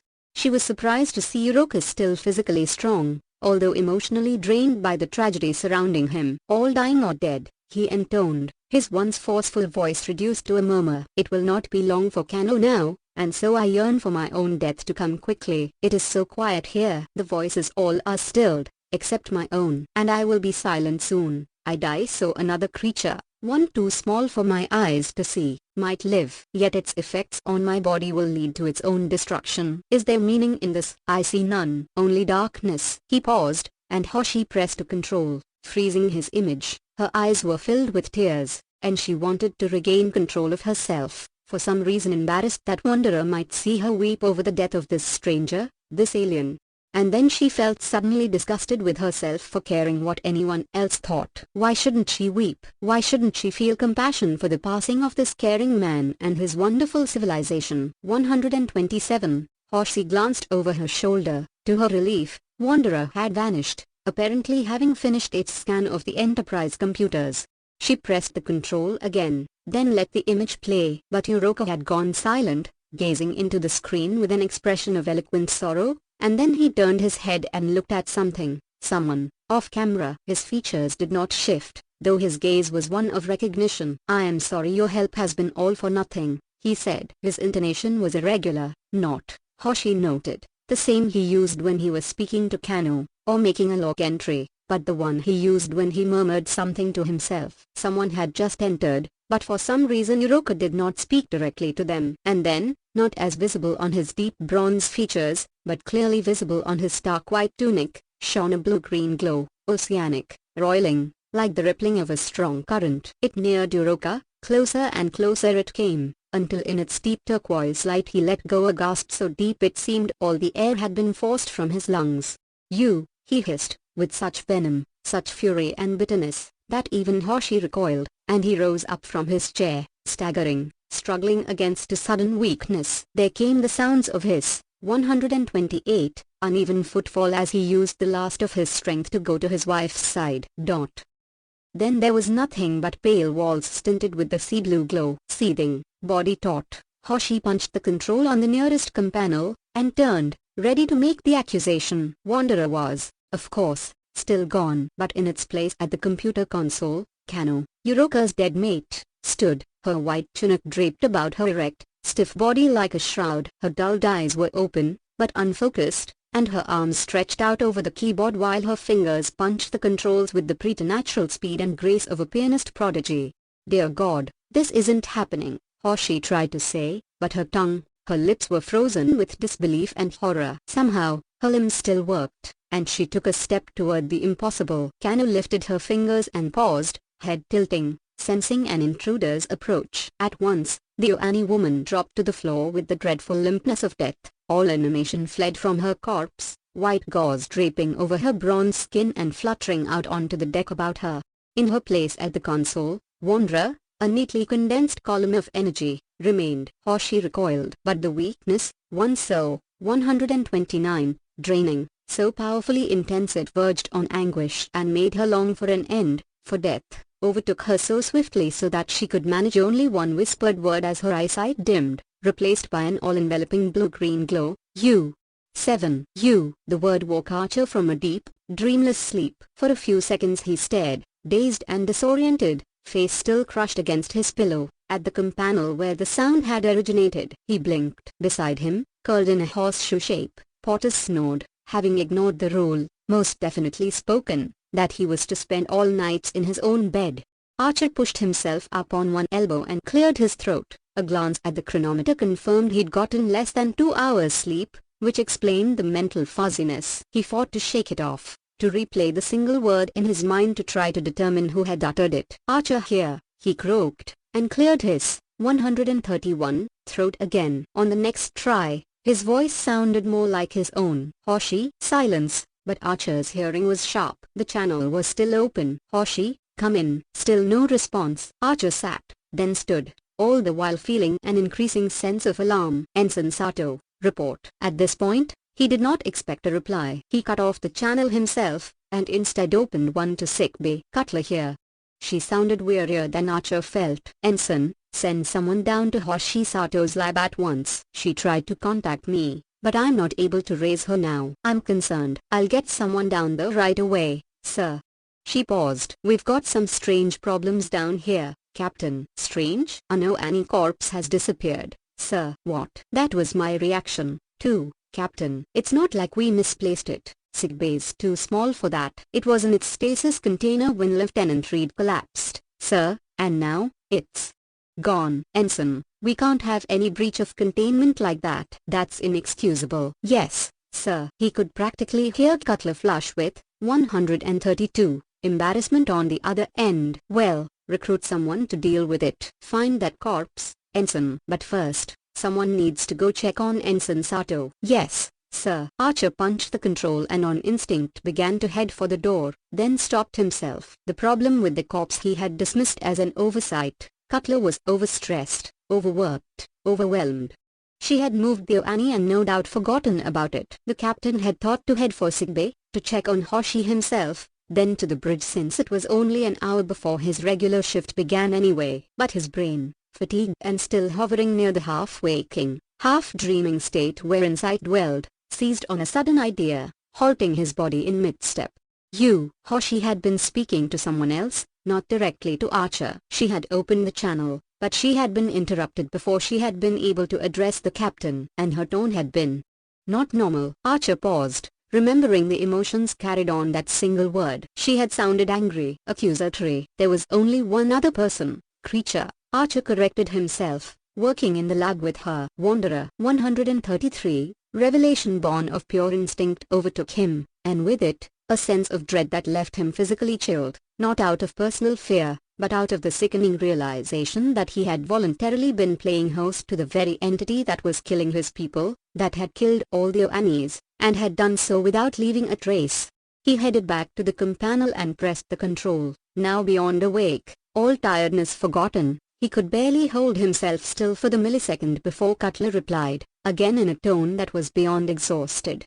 His words came rapid-fire. Cutler, I want to know the instant you find Hoshi how she's doing, and I need to know whether Wanderer is still in the lab with her. If your medic doesn't return at once, I want to know about that, too. I don't want anyone else being alone with Wanderer. There was a dazed pause as Cutler struggled to digest everything. Then she said, her tone a bit more alert, hold on, Captain. The orderly's coming back right now. You're right. He's carrying Hoshi. She's unconscious. Ask him whether Wanderer's still in that lab. Another pause. Archer listened as Cutler repeated the question, and heard the negative reply even before she could relay it to him. I heard, Ensign. I want no one going near that 134 lab anyway. Wait in sickbay until you receive further orders from me. Archer out.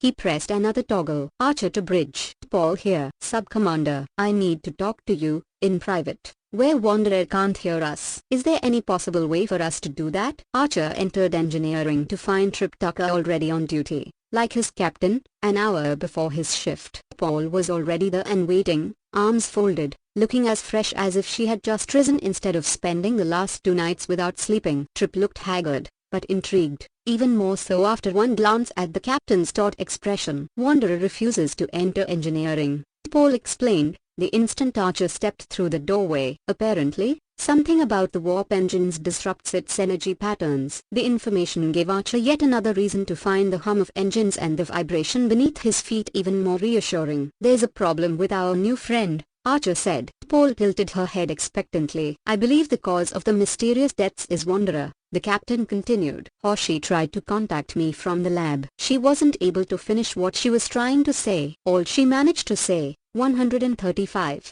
was you. He gave it the same accusatory intonation he remembered hearing. Son of a. Trip let go a breath of surprise. The emotion was soon replaced by anger. His eyes narrowed. No wonder it gave us that cock and bull story about radiation we couldn't detect. For some reason, it's killing us, Archer said, with vehement conviction. Just like it killed the Annies. Paul regarded him with cold-blooded disbelief. What proof do you have, Captain? Surely you don't consider Hoshi's attempt to contact you as conclusive. How else do you explain it? Archer demanded, even though he understood her position completely. He had no direct proof, other than an unshakable belief. But the Vulcan was equally immovable. Wanderer is a pacifist, Captain. It explained to me how it does not believe in killing. How do you know it doesn't believe in lying? Trip shot at her. His barb drew her sharp glance. Its beliefs are very similar to those of Vulcans, Paul insisted. It is quite evolved, and it would be most disgusted by your accusations. What possible reason would it have to kill humanoids? For that, Archer had no answer, but Trip was all engineer when he replied, it consists of energy, right? Paul allowed a single, tight nod. 136. Well, how does it renew itself? What's its energy source? Sub-Commander, how does it feed? Archer felt his lips twist with revulsion. It has not discussed that with me, Paul admitted. But it agreed with me at length that it was against violence of all forms. It specifically stated it was against killing sentient beings. She paused. If it was lying, why did it not destroy us all when it first came aboard? Maybe it was full, Archer said. He was not entirely joking. And maybe it's amusing itself in the interim, Trip added, going along for the ride until it works up an appetite. A sudden thought alarmed him. He glanced swiftly at Archer. It's studying our computer database, right? Then it's going to be able to locate Earth and Vulcan and other inhabited planets. We've got to stop it, Archer said. No matter what it takes. As the captain expected, Paul protested at once. Sir, how can you even discuss such a prospect without proof that Wanderer is indeed a danger to us? And even if it is a danger to us, how can you decide so swiftly to destroy such a unique life form, without exploring other options first? If Wanderer is so compassionate about humanoids, the captain countered, then ask it why it didn't inform us at once that Hoshi was ill. 137, had to send someone from sick bay down to her lab to find her. She was unconscious. Perhaps.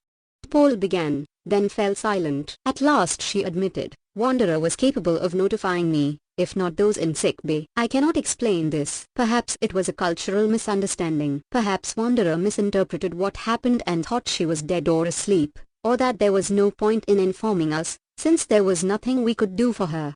The captain let go an audible, frustrated breath. Look, I know I have nothing more than a hunch, but it is a reasonable one. We've got to find out whether Wanderer is responsible for all the deaths, and how we can protect our people. Well, it doesn't like engineering, Trip said. So a lot of people can camp out here. But I don't think we can fit 60 unless we stack 'em like dinner plates. The warp engines bother it, Archer said. We've got to figure out why, so you can rig something that'll protect everyone, maybe even drive it from the vessel. Trip managed to make a snicker sound grim. Right. I'll just build another mini warp engine with the spare parts lying around here. If it comes to that, Archer said, in a tone that conveyed he wasn't joking. He stepped over to a bulkhead and found the nearest companel. Archer to sick bay. 138, Cutler here. She sounded on the verge of collapse herself. Don't you ever sleep, Ensign?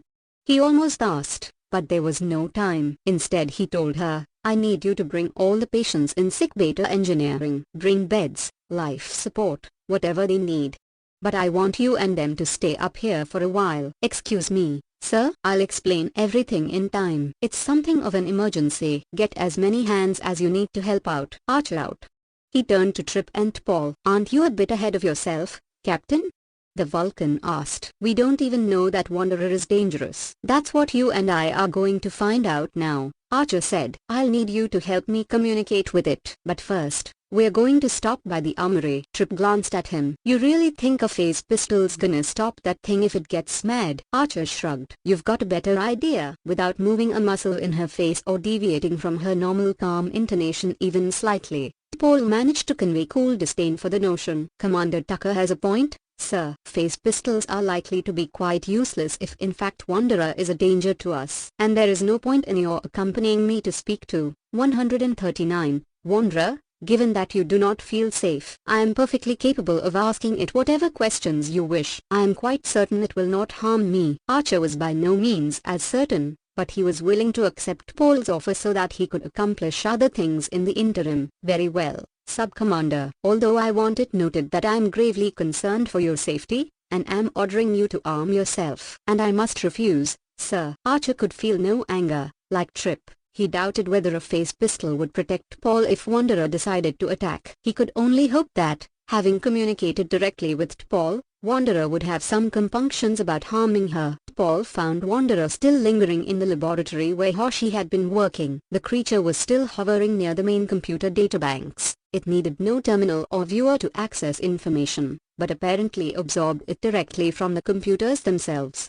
Paul crossed the threshold, stood beside the creature, and remained silent, voice silent, thoughts silent, mind still, for she did not wish to communicate inadvertently any of her previous conversation with the captain. If Wanderer was innocent, she had no wish to offend, and if the creature was guilty, she did not wish to give it. 140. Notice of the preparations to defend the crew, lest it retaliate.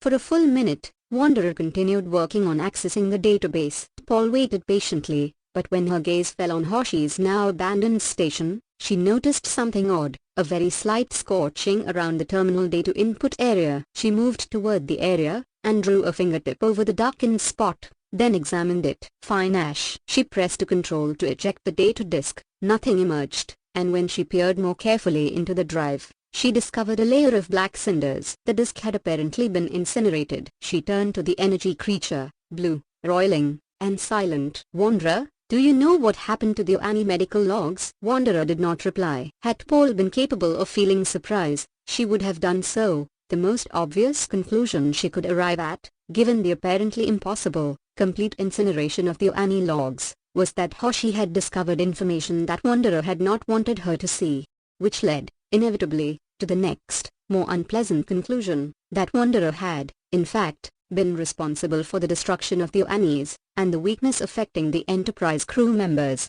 141. For herself, Paul felt no fear. Instead, she felt a driving curiosity to know the full truth before she died. If Wanderer chose to kill her, the very fact of her death would serve the captain as notice that his theory was correct, so she would feel no sense of loss, no regret. Once more, she addressed the entity. Ensign Sato became ill in this laboratory, while working. Yet you did not notify me of her illness. Is there some reason that you did not? Again, silence. It is interesting, Paul noted, that the data logs we retrieved from the Annie people have been destroyed. Did you destroy them? When Wanderer again did not answer, Paul continued. Your lack of response is perplexing.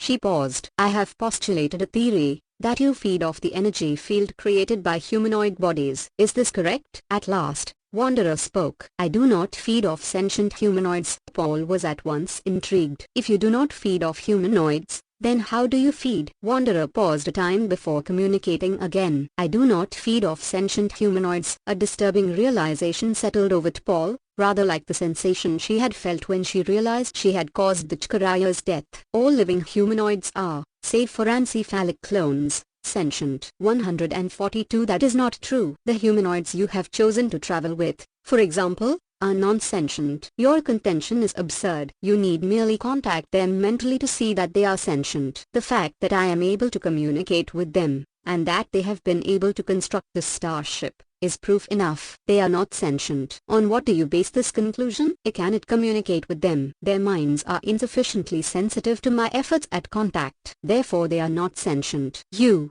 however, are. Your mind is organized and sufficiently open to nonverbal contact, and therefore, you feel justified in killing them in order to maintain your own existence. According to your databanks, your people eat plant matter. Do they consider themselves murderers of those plants? You cannot compare plants with human beings, Paul countered dryly. Plants do not possess the form of consciousness we call self-awareness. She paused. Speaking in terms of evolution, there are very few differences between Vulcans and humans. I cannot contact humans. Regardless, the fact remains that they are sentient. They suffer when you feed off them. They grieve the loss of their peers. I assume that you were unable to contact the Annies as well. 143. Wanderer kept silent. Then you have destroyed an entire world of peace-loving beings, Paul said. You can hardly claim to be a pacifist yourself. You hold primitive beliefs, because you are close to being primitive yourself. Your own similarities to the humans blind you to your differences from them. I submit that your belief system has blinded you to the damage you have caused. Clearly, I cannot reason with you on this issue. And Wanderer disappeared abruptly, simply vanished, without apparent movement, from the spot. Paul stared at the now empty space with a sense of failure. She had hoped, logically, to persuade the creature to find an alternative food source, since it claimed to value peace so highly. Yet how could she persuade it that humans, and denobulans, for that matter, possessed true consciousness, when Wanderer could not sense the existence of their minds? And now that the truth had been revealed, how could she prevent Wanderer from destroying the rest of the Enterprise crew at will? In engineering, Cutler and a number of assistants had already brought down the 3 stricken victims, Phlox, Reed, and Hoshi, on portable beds, and set up a makeshift sick bay of 144 sorts. But there had been only one portable life support, and Cutler had decided, with the professional steadiness worthy of the most senior chief medical officer, that Phlox, the weakest, would have access to it. Amazingly, Hoshi and Reed continued breathing on their own. There had been some uncertainty as to whether their life functions would fail without the equipment available only in sick bay. Cutler herself looked ragged, ready to fail at any moment, despite the fact that she was still distraught over the disappearance of the Oani corpse. None of their medics in sick bay had managed to locate it. The captain couldn't help wondering whether Wanderer was somehow responsible. "That's it," Archer said, once the patients were set up. "You're off duty, Ensign." Tucker led her to an out-of-the-way corner of engineering, where she lay on the deck, hand tucked beneath her head, and fell fast asleep. Archer envied her. But this was no time for him to rest. He went over to the nearest bulkhead companel and pressed the ship-wide broadcast control. "This is the captain speaking." His utterance was interrupted by a decidedly shrill burst of static. He grimaced and made the beginnings of a gesture to cover his ears, but instead terminated the channel, then tried again. 145, "This is the captain," the speaker screeched, this time so loud Archer succeeded in clapping his hands over his ears. "Damn it." He lowered one hand just long enough to punch the control, cutting off the sound. It was enough to totally distract Trip, who had been sitting on his haunches in his engineer's trance, scanning the warp engine with a sensor newly calibrated to pick up the most sensitive energy fluctuations. He scowled over his shoulder at Archer. "What the heck is that?" Archer had his suspicions, but did not answer. He gave it one more try, this time choosing a single channel. "Archer to bridge." Another squeal. The captain punched to control and tried sickbay, only to grimace again at the annoying static. Admitting defeat, he cut off the channel for the final time. Communications were definitely out. Coincidence? Trip asked dryly. "Too much of one." "Sounds like T'Pol has already had that interesting little talk with our friend." He did not add, "Let's hope she comes back." He was utterly concerned she would not, and the thought that Wanderer, who had so deceived her, might now harm her filled him with outrage. "Captain." He glanced in the direction of the urgent summons to see one of Cutler's commandeered 146 medical assistants, a lieutenant from the science department, waving frantically at him. Beside the lieutenant, lying on the portable bed, Hoshi Sato was blinking and looking at her surroundings, her brow wrinkled with confusion. Archer was next to her in a heartbeat, overwhelmed with delight at this unexpected turn. "Hoshi, how do you feel?" "Gross," Hoshi croaked. "Am I delirious, or are we in engineering?" Archer grinned. "You're not delirious." She paused, and then a look of horrified remembrance came over her features. "Oh my God, Wanderer." "Captain, we know," Archer said gently. "Wanderer killed the Oanis." "Wanderer apparently tried to kill you." "That's why we're in engineering." "Apparently, the warp drive emits some form of energy that disrupts it. We're hoping that'll keep us safe from it." "Given the fact that I'm talking to you, I'm going to say that's a pretty sound assumption." "No, you don't understand."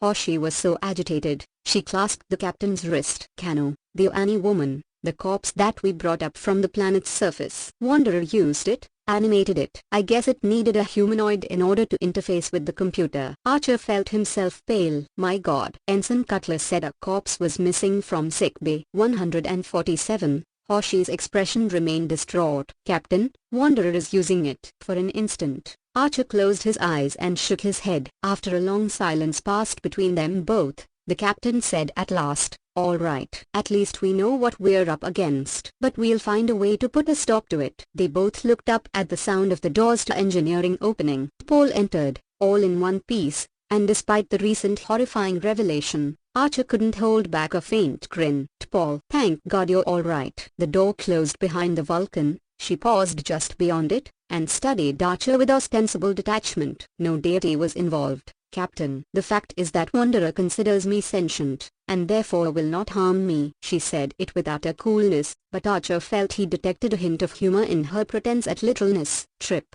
however, to Cambridge. His work trance broken, he turned his head, body still crouching, to address Paul. "You're saying that Wanderer considers us something less?" She remained unruffled. "Correct. Because it could not communicate with you humans, or with your Annies. It feels it has the right to feed off your body's electrical impulses." "Let me guess," Tripp said sarcastically. "It's a 148, personal friend of Ambassador Chauvel's."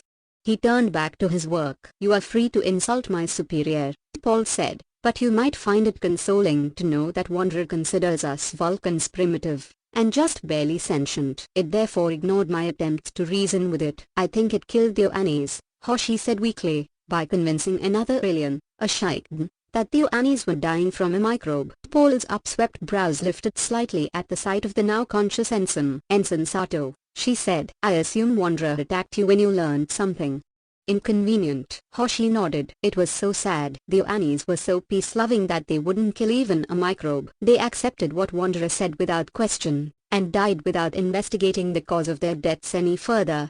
She shook her head. "Can you imagine being willing to die rather than kill a virus to let your whole civilization die?" Paul considered this in silence. "Even more horrible. Wanderer is using the body of the female Annie we brought aboard." The corpse appeared in the lab before I collapsed, and was entering commands into the main computer. Paul was again silent a time. Then she asked, 149, quite bluntly, "Are you sure it was not a hallucination, Ensign?" Hoshi scowled. "Of course I'm sure." "All right," Archer interrupted. "I don't mean to cut you off, Hoshi. The story of the Annies is a tragic one, and I mean to see that we don't repeat it ourselves. Here's the situation. Since Wanderer doesn't like engineering, I want to get as many of our people down here as we can before it decides to feed again. The problem is, communication systems are down. I can't trace anyone on this ship. I assume Wanderer has figured things out and is causing the problem." "I'm feeling better," Hoshi said, unconvincingly. She struggled into a sitting position. "I can try to see if there's a way around the communications problem." "Lie back down," Archer snapped, with such vehemence that she complied at once. "So Paul, if it's true that Wanderer won't harm you, I want you to go alert everyone aboard the ship." He paused. "Frankly, I'm concerned. If Wanderer knows that we know it's a killer, there's nothing to keep it from suddenly attacking everyone." "I would not be so certain of that," Paul said. "It could easily have attacked everyone when it came on board, without our being aware of it." "But Lieutenant Reed and Dr. Phlox and Ensign Sato all collapsed at different times. And the medical logs indicated the Annies, 150, didn't all die at once, either," Hoshi chimed in. "Maybe it's not capable of attacking more than one person at a time." Several yards away, Trip Tucker at last rose from his crouching position beside the warp engine and looked up from his scanner at the captain. "Like I said, maybe it's full. Maybe it can only digest so much at one sitting." "I think you're on to something," Archer said. "I also think Paul and I need to get going. Someone's got to warn the rest of the crew, and get them headed this way. The sooner, the better." "They can't all fit in here, Captain," Tucker advised him. "I know," Archer said, "but we can protect at least half of them, maybe more." He turned to the Vulcan. "Let's go." 15 minutes before the morning shift was to begin, Ensign Travis Mayweather stepped from the turbolift onto the Enterprise bridge, and got an unsettling surprise. Mayweather always reported for duty 15 minutes early, and he had never, ever arrived on the bridge without seeing Captain Archer already seated in his command chair, and Sub-Commander Paul standing nearby at the science station. Today, the captain's chair stood empty, and the science station was deserted. In fact, the bridge was empty save for a skeleton crew, Ensign Katerina Borofsky at the helm, and Ensign Ahmed Al-Said at communications. No one stood at tactical to replace the fallen Lieutenant Reed. 152, Mayweather, Borofsky said, pronouncing the W almost, but not quite like, a V. Her expression went from anxious to relieved. Clearly, she was glad to see a familiar face. She was auburn-haired, with what Mayweather considered traditionally Russian coloring, light brown eyes, and pale skin with a pinkish cast that flushed easily. It flushed now, at the sight of Mayweather, who knew he was considered an old salt among the less space-traveled crew. "Where's the captain?" Mayweather asked, with a nod at the empty chair. Lieutenant Mayer was supposed to fill in at command. This time Al-Said spoke. He was in his 30s, older than Mayweather and Borofsky, a bit shy and sweet-natured. Dark-skinned and athletic, He nursed what he thought was a secret crush on Borowski, but which was public knowledge to the entire crew, including Borowski. She never reported. Ahmed tried to raise her, Borowski added, with her typical take-charge attitude. He got a channel but no answer, so he contacted sickbay, same thing, no one answering. As a last resort, he tried the captain's quarters. Let me guess, Mayweather said. Borowski nodded. No dice. And now there's this horrible static on all channels. She finally paused, disappointment clear in her expression and tone. We were hoping you'd know whether, 153, the captain was alright. We heard earlier about Hoshi. Mayweather stiffened, alarmed. She collapsed. Borowski said sadly. I'm so sorry. I'm not thinking straight. Of course you wouldn't know. She and Hoshi were good friends. Hoshi always teased Borowski by mimicking her Russian accent perfectly, which only made Borowski laugh and slap Hoshi on the back with such force the exolinguist would feign a coughing fit after. Mayweather had socialized with the two of them a bit, and knew better than to try to bluff at poker when either Borowski or Hoshi was playing. Mayweather had known that Reed had collapsed. He had voluntarily been among the last to receive his immunization against radiation sickness, but now, to hear about Hoshi, the sight of the empty bridge took on a sudden ominousness, and he could understand why Borowski and Alced were so desperate for news of the captain. Without communications, it was easy to imagine the worst. And right now, Mayweather was imagining the worst himself. Go ahead, you two, he told the other officers. I'll take it from here. Someone else is bound to show up. I won't leave, Alced said, his polite, gentle voice managing to convey an unshakable firmness. Not until the captain orders me. 154. I could order you, Mayweather said. No point in stressing your immune system. And if communications aren't working, I have to do my best to repair them. Alced frowned. Although I've never come across anything like this in simulations. Gremlins, said Mayweather. Welcome to space. Besides, you can't order me, Alced pointed out. We share the same rank. Well, I've been in space longer. Mayweather figured he could make noises about being part of the senior bridge crew, but it seemed pointless, especially if communications had suffered critical damage. Alced smiled mildly, thin lips and broad black brows curving into mirror-image crescents. I'm afraid that doesn't count. Suit yourself. Mayweather shrugged. He went over to the helm and motioned for Borowski to move out of his seat. Go on. You're definitely off duty, Ensign. I'll wait at tactical, said Borowski, as she slid out and stood. At least until we figure out what's going on. Mayweather opened his mouth to protest, then closed it. He understood. While the bridge was always emptier, quieter during the evening shift, this morning it was disturbingly empty and quiet. 155. Something was amiss. They all knew it. And he realized that, were he in Borowski's situation, nothing could have forced him to leave. He simply nodded as he settled into his station. Then almost bolted to his feet again as a shrill blast of static assaulted his ears. Good Lord. Sorry, Alced said sheepishly. I keep having to reduce the volume when I test the different channels. It just keeps getting louder. He sighed. I just can't find anything wrong with the equipment itself. If only Hoshi. He did not finish the statement. Mayweather tried not to finish it silently for him. Instead, the helmsman focused on the readings before him, engines humming along at a dizzying warp 4 course set for heading 7040, which should lead to the planet called Shagda, where they should be able to resolve the dispute about whether the disease afflicting the crew was caused by radiation or a microbe. Which of course led Mayweather to the thought that perhaps he should have gone down in Hoshi's place, although that wouldn't have made sense. Or perhaps he should have gone down in the captain's place. Why should the commander of the starship, the most vital members of the crew, be the one to take all the risks? Or he could have replaced Reed. Dr. Phlox, of 156, course. Well, they had needed a doctor because it was a medical emergency, but it still didn't seem fair. Alced's companion let out another shrill blast. My God, Mayweather said, but this time he wasn't reacting to the noise. He half rose from his station, was knocked back down to a sitting position by the helm console itself, and remained there, gaping at the readout in front of him. As he watched, the course heading began slowly to change, from 7040 to 6952, to 5750, to 4859. Mayweather began slamming controls. None had any effect on the course heading. In response, he tried to revert to manual, and began pressing controls even more frantically. Borowski moved beside him to stare down at the impossible sight. "What is it?" "Our course is changing," Mayweather gasped. "We're turning around." He batted at a few more switches, reverted from manual to computer and back. Nothing worked. "Helm is unresponsive." "That can't be," Borowski said, yet as she watched Mayweather follow the book on every possible procedure, she was at a loss to come up with a suggestion. She peered down with him, watching as the heading continued to change. 3274, 2998, 157. Even Al had left his repair attempt at communications to come over to the helm and stare with them. "This is crazy," Borowski exclaimed in frustration. "What could cause this?" "Nothing," Mayweather said. "Nothing except someone intentionally adjusting the course heading by overriding the helm controls, and why would anyone aboard Enterprise do that?" As he spoke, the bridge doors opened behind them.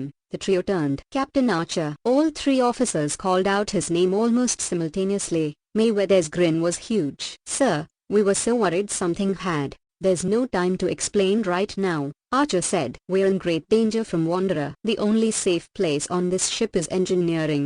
I need you three to head there right now." When they hesitated, the captain added, "That's an order." "Sir." Mayweather remained at his post, and gestured down at the aberrant console readings. "I'd leave, but the helm is malfunctioning wildly. We're off course by almost." He glanced down swiftly. 180 degrees, sir. Archer wasted no time. He literally ran to the console and looked down, just as the course heading adjusted to 0000, then stayed there. 158, Earth, Mayweather said at last, his tone hushed. "We're headed back to Earth." "Wanderer?" Archer said, with the darkness in his tone the ensign did not understand. "Leave it, ensign. The three of you report down to engineering. Stay in there until I advise you otherwise." Now, Mayweather had no choice but to comply, leaving behind him on the bridge screen a dizzying sweep of stars. "Lieutenant Meir?" Archer called. He'd been going through the senior and junior officers' cabins, routing people to engineering, while Paul had agreed to take the non-com personnel, as well as the science department and kitchen. One of the officers had agreed to stop by the captain's quarters and pick up Portis. So far, everything had been going a little faster than Archer had hoped, although he had been infuriated by the realization that Wanderer now had control of the helm, and was sending Enterprise back to Earth. "We're not the Oannes," Archer told himself firmly. "We're not like any other humanoids Wanderer has encountered. We're going to fight back, and we're going to win." Those officers who were off duty had answered their buzzers almost at once, even those who had supposedly been sleeping. The situation with 159, Wanderer had left everyone on edge, more vigilant than usual. But Meir wasn't answering, and the fact that Mayweather had mentioned that she hadn't reported for duty gave Archer the boldness to override the lock on the door without a second thought. As he had feared, Meir was inside, lying neatly on her bunk, hands folded primly on her chest, long blonde hair no longer bound in its usual chignon but spread around her, as if she were a sleeping princess from a fairy tale. Archer went to her at once and bent down to scoop her up into his arms. Once she was in engineering, he hoped, she'd be protected from Wanderer and might even regain consciousness as Hoshi had.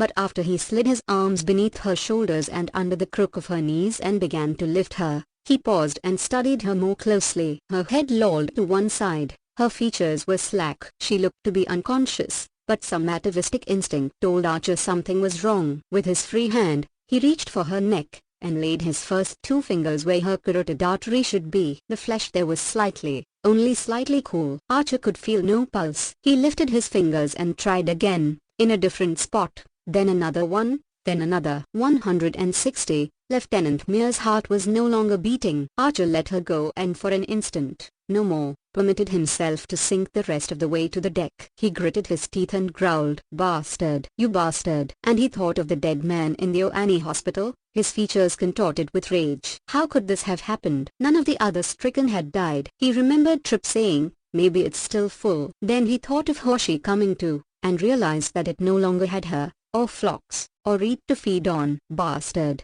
he whispered, and pushed himself to his feet. He ran on. There were others to warn, to get to engineering. But before he left, he promised Meir silently that he would return. A woman's voice, muffled but familiar. "He seems to have stabilized, Commander. I think he's coming to." Malcolm Reed opened his eyes, feeling very much as he had the morning after he'd nicked a bottle of gin from his parents' liquor cabinet and awakened with his first hangover.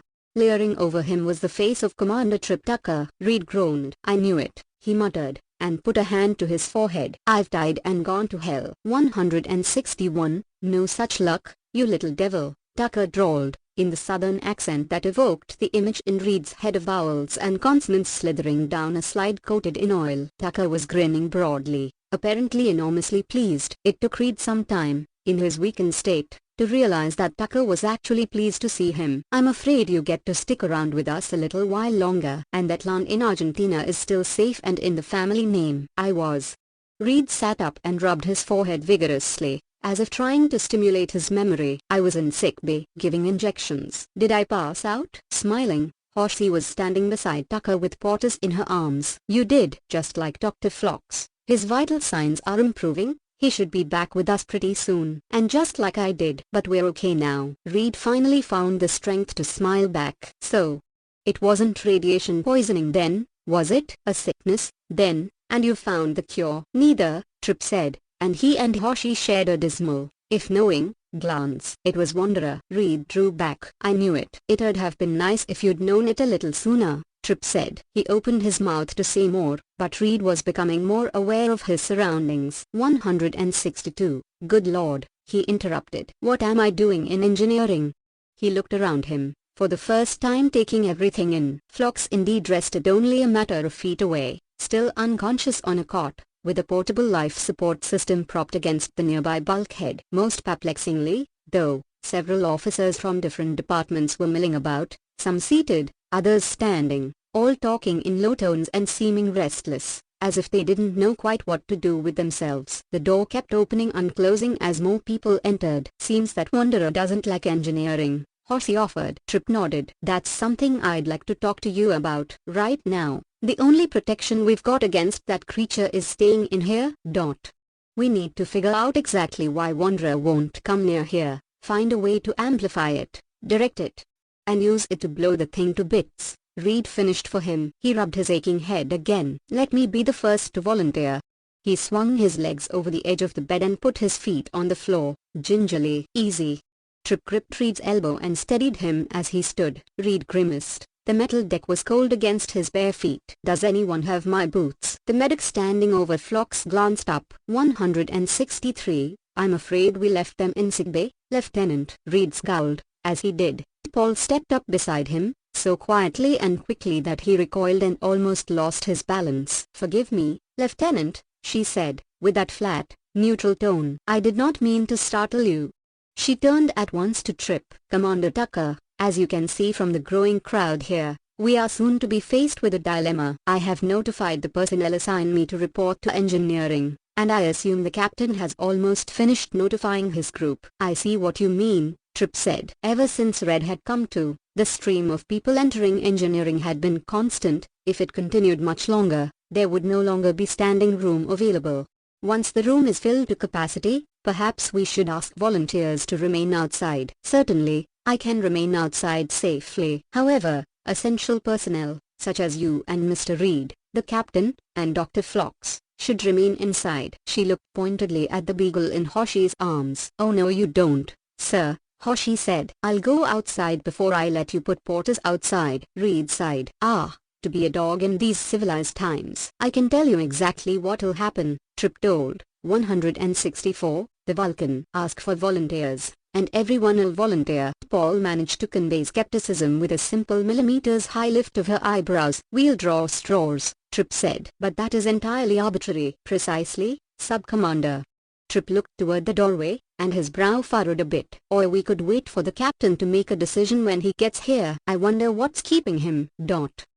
At that moment, Archer had discovered the last unworn crew member, a young male ensign, unconscious on his cabin deck. A quick medical check revealed slowed respiration and pulse. Wanderer had been feeding again, and that realization, along with anger over the death of Lieutenant Meir, filled Archer with uncommon energy despite his lack of sleep. With surprisingly little effort, he bent down on one knee, slung the unconscious ensign over his shoulder, then pushed himself to his feet. "I won't let you have this one," Archer said, to an enemy that was no longer there. He staggered through the doorway into the grey metal corridor. In the simulated daylight, it was now hearteningly empty. The crew had taken their captain's warning seriously. Archer could only hope that all of them made it safely to 165, engineering, and that Paul had had success with her mission. He could not help wondering whether his discovery of the unconscious ensign meant that someone else had recovered, Reed or Phlox, which had forced Wanderer to feed again.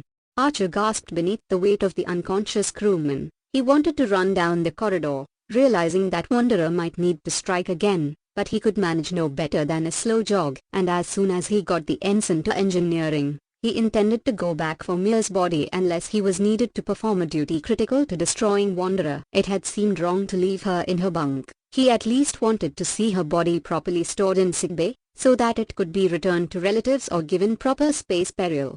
Archer made it down the corridor toward the turbolift, with the thought of heading up to engineering. But as he neared the lift doors, their color changed from off-white to blue-green. The air in front of them began to swirl and ripple, like the crashing of waves in a turbulent sea.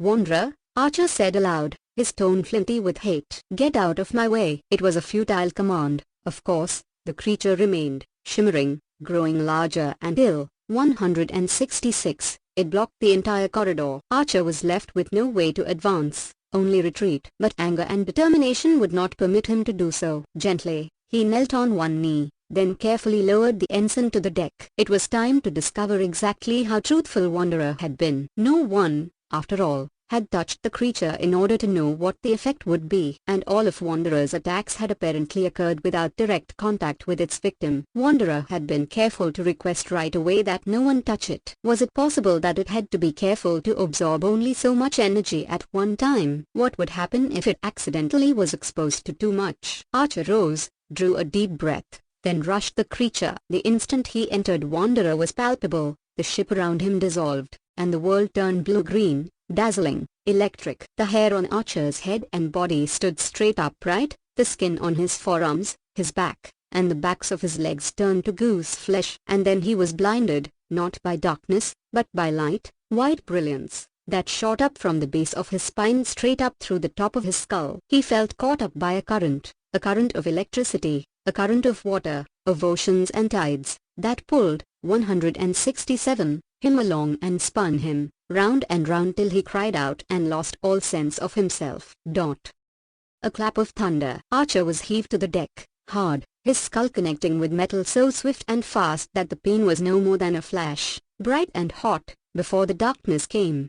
9. Charles Trip Tucker had a natural tendency to be good-humored, even during crises, or times when he didn't get much sleep.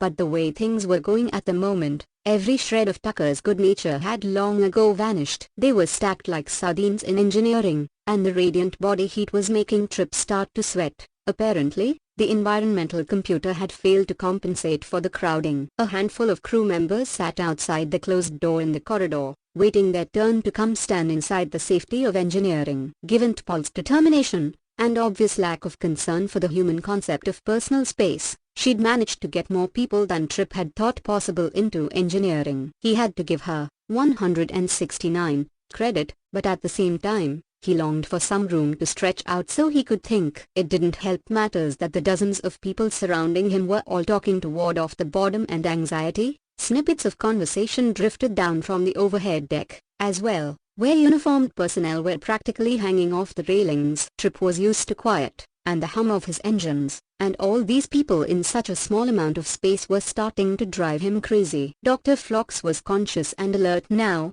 on his feet, and speculating about the nature of Wanderer and its effect on the Nobulans and humans with an enthusiasm that grated. Mayweather, standing rather than sitting at the nearest computer console because there simply wasn't room, turned to Paul beside him. The two were a mere arm's stretch from Tucker and Reed, so it was impossible for Trip to ignore the conversation. "It just isn't responding, Sub-Commander. We're still headed for Earth, no matter what overrides I try." "Same here," Hoshi chimed in from a nearby companel. "All communications frequencies are jammed." Until Archer returned, Paul was in charge, monitoring the ship's condition and seeing to it that officers in engineering regularly traded places with those sitting out in the corridor. 170. "Keep trying," Paul ordered them both. As she did, Malcolm Reed looked gloomily down at the handheld scanner in his grasp, then back up at Tucker. Energy fluctuations and fairy dust. That's what wonder is made of. It doesn't make sense that engineering would bother it. The engines are sealed tightly enough so they don't irradiate us. Why they should bother something made of radiation? He clicked his tongue. Quit stating the obvious, Tripp snapped, with such force that Reed drew back in mild surprise, eyebrows lifted. It's not my fault, Commander. I know, Tripp growled. It's just that there's got to be something more to Wanderer than our systems are capable of detecting. Paul had overheard the exchange. Why shouldn't she, with those ears? Tripp thought, and turned toward the two men. I assure you, I accurately recalled the entire range of readings our scanners detected when we first encountered Wanderer. The computers, and that information, were of course unavailable now, given the fact that Wanderer had figured out enough about the ship to render the computers, helm, and communications inaccessible. Thank goodness it doesn't like the warp drive, or we'd be dead in the water. But Paul had listed in detail what the sensors had picked up on Wanderer's physical composition. 171, various types of radiation, mostly harmless, others from which Wanderer was actually shielding Enterprise, and different types of energy fluxes, most notably electromagnetic pulses. I believe you, Sub-Commander, Tripp replied, very seriously. But I have a suggestion. The Vulcan dropped her chin and waited expectantly. We're trying to create a new device that will disrupt Wanderer's physical form. My question is, why reinvent the wheel? Why not get a good old-fashioned phase pistol, set it on kill, and take a shot at the creature? He did not suggest a stun blast, since that was designed to emit a frequency that induced unconsciousness in humanoids. Logically, it would probably do nothing at all to the entity. No, Paul replied, with finality. Tripp persisted. Why not? A phase pistol is designed to disrupt living cells. I fail to see how it would affect radiation. But it might displace an electromagnetic pulse, which might disrupt Wanderer enough to cause a problem. At least slow it down, if it doesn't kill it. It's worth a try. No, Commander. I thought I made it quite clear that you and Lieutenant Reed were to design a device that would protect us against Wanderer, not destroy it. Look, I'm not asking you to hurt it. I'm 172, volunteering to go do the dirty work. We both know a phased blast probably won't be enough to kill the thing. Besides, the captain hasn't come back yet. You and I both know he's been gone too long. Someone is going to have to go look for him. The issue of the captain is a separate one, Paul said. I am the logical choice to look for him, since Wanderer will not harm me. And I believe that there is a more peaceable solution than attempting to kill Wanderer with a phased blast. She paused. Continue your work with Lieutenant Reed, Commander. I will go and find the captain. And without further comment, she exited engineering. Tripp and Reed watched her go. A brave woman, Reed said admiringly. Ah, Tripp countered scornfully, the thing's got a crush on her because she's more intelligent than we are. It won't hurt her. He only wished, of course, that he could be as certain of that as he sounded. He looked sourly down at the scanner in Reed's hands. So what do we try scanning for next? The engines don't emit any radiation to speak of, or vibration, or, pardon me, Dr. Phlox said jovially, too jovially, Tripp felt, for the situation, which the denobulant seemed to regard as more of an adventure than a life-threatening event. I've been speculating on how Wanderer feeds. So I've heard. 173. And I have a theory. Electricity. Electricity? Tripp blinked at the unexpected. Electricity seemed so primitive, so basic. And his engines certainly weren't emitting enough electricity to startle a mouse, much less something as vast and powerful as Wanderer. Well, as you know, all living things, well, most living things, especially humanoids, emit an electromagnetic charge. Subtle, very subtle. Almost undetectable. But I've been thinking about some of the readings that I found on the Oannes, and there was a slight disturbance in their electrolytes. That could be caused by a number of things, but it would definitely affect their electrical system, if you will. Electrical system, Tripp repeated. This was news to him. He hadn't gone beyond first-year zoology in college, and had managed to avoid anatomy altogether because of his engineering major. Phlox's claim sounded pretty ridiculous. For example, the heartbeat. Phlox said, its rhythm is regulated by chemicals in the body that produce an electrical effect. In past centuries, humans actually used electricity to restore a heartbeat, or to correct an arrhythmic pulse. Really? Reed was fascinated. But certainly humans don't emit much electricity, hardly at all, Phlox said. It's very faint, Our medical scanners would have to be recalibrated to the utmost sensitivity in order to detect it. But, 174, it is there. And since Wanderer, according to what I've overheard from your and Commander Tucker's discussion, is partially composed of electromagnetic pulses, I couldn't help wondering whether there was a connection. So Wanderer feeds off the electromagnetic field generated by humanoid bodies. Trip mused, thinking, it's just a possibility. Phlox said, I could be completely wrong. Trip didn't answer him. Instead, he reached out for the scanner in Reed's hands. Let me see that a minute. He fiddled with the controls, head down, then checked reading. Okay, I'm picking up a very faint electromagnetic field. It could be us, Reed offered, or all these people standing around. Hold on, Trip said. He shouldered his way past a few people until he stood directly next to the engines. The reading rose very slightly. Trip's mood began to lighten. Anything? Reed's tone was eager. Maybe, Trip said, his intonation rising on the last syllable. Let's try a little experiment.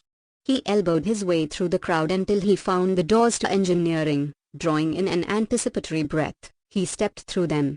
On the other side of the doors, officers, seated on the deck, leaning against the bulkheads, lined 175, the corridor. They looked up eagerly as Trip moved past. Time to swap? One of them asked. Nope, Trip murmured, his gaze fixed on the readout. Just a little experiment. And as the electromagnetic levels began to fall significantly the further he moved from engineering, the wider his smile became. He wheeled about on one heel and went back, still grinning, into engineering. Phlox and Reed were waiting for him, their expressions expectant, hopeful. We may just be onto something here, Trip said. Captain Archer, can you hear me? Archer woke face down, one cheek pressed to the unyielding, cold metal deck. His entire body, including his head, ached tremendously as though it had been slammed against the bulkhead repeatedly, at which point, he remembered his encounter with Wanderer and realized that he might very well have been slammed against a bulkhead. He tried to roll to one side, and yelled aloud at the searing agony in his left shoulder, which felt as though it had been pulled from its socket. Captain. Paul's ever steady, soothing tone penetrated Archer's pain and disorientation. He, 176, lay motionless on his side, unwilling to move lest it aggravate his shoulder, and gazed sidewise up at the Vulcan, who crouched over him, her expression reassuringly neutral. Allow me to assist you in rising. Your shoulder appears to be dislocated. Fine, Archer gasped. I'm not going anywhere without help. He held perfectly still as the Vulcan leaned over him, so close that he felt the more than human warmth emanating from her body, and smelled a subtle fragrance similar to evergreen and citrus. Slender but surprisingly strong arms slipped around his body, enveloping him, and lifted him, swiftly but cautiously, to his feet. Even so, there was pain. Archer gritted his teeth, and let go a small yelp as he finally found his balance and stood on his own. Paul stepped back and observed him critically, staring intently into his eyes. Sir, I believe you may have a subdural hematoma. A what? Archer asked groggily. I believe the vernacular is a concussion. I can believe it. Archer looked down at himself and took a quick assessment. The skin on his palms felt burned, even blistered, and a quick glance showed that the skin there was in fact reddened. Even his face, arms, and back tingled, as if they, too, had been burned. I had a little encounter with Wanderer. He ran a hand cautiously over his hair. It felt as 177, though it had been standing on end, from static electricity. I actually touched it, and I feel as though I've been struck by lightning. Wanderer has not left, sir. In fact, it was guarding you when I came off the turbolift. And from all indications, it does not intend to allow us access to it. Archer followed her gaze. Sure enough, blocking the way to the turbolift, Wanderer still hovered. But something about the creature had changed. It had deepened in color, becoming an intense sapphire, and its energy patterns were moving more swiftly than ever before. Its shape was decidedly irregular. You didn't like that any more than I did you? Archer asked it. The fact made little sense. Archer had half expected it to kill him, with the hope that it would win the ensign his life. It has changed in appearance, Paul confirmed. Behind him, the unconscious ensign still lay where the captain had placed him. Holding his one useless arm to his side, Archer moved slowly toward the younger man. Paul hurried toward the ensign, crouched down, and felt his neck for a pulse. Pulse is slow, she reported, but steady. Archer let go a grateful sigh, then looked up at their nemesis. Paul seemed to read his thoughts. Rising, she said. It will do no good to rush the creature. 178. Again, sir, you will only injure yourself further. Perhaps I can reason with it. Be my guest, Archer said, without hiding his skepticism. Paul approached the creature and said aloud, Wanderer, please move aside so that the captain and I can take the injured ensign to engineering. The entity's brightness faded a bit. After a pause, Paul turned to the captain. It refuses, sir. It says that it has a right to protect its own survival. To feed off us, you mean?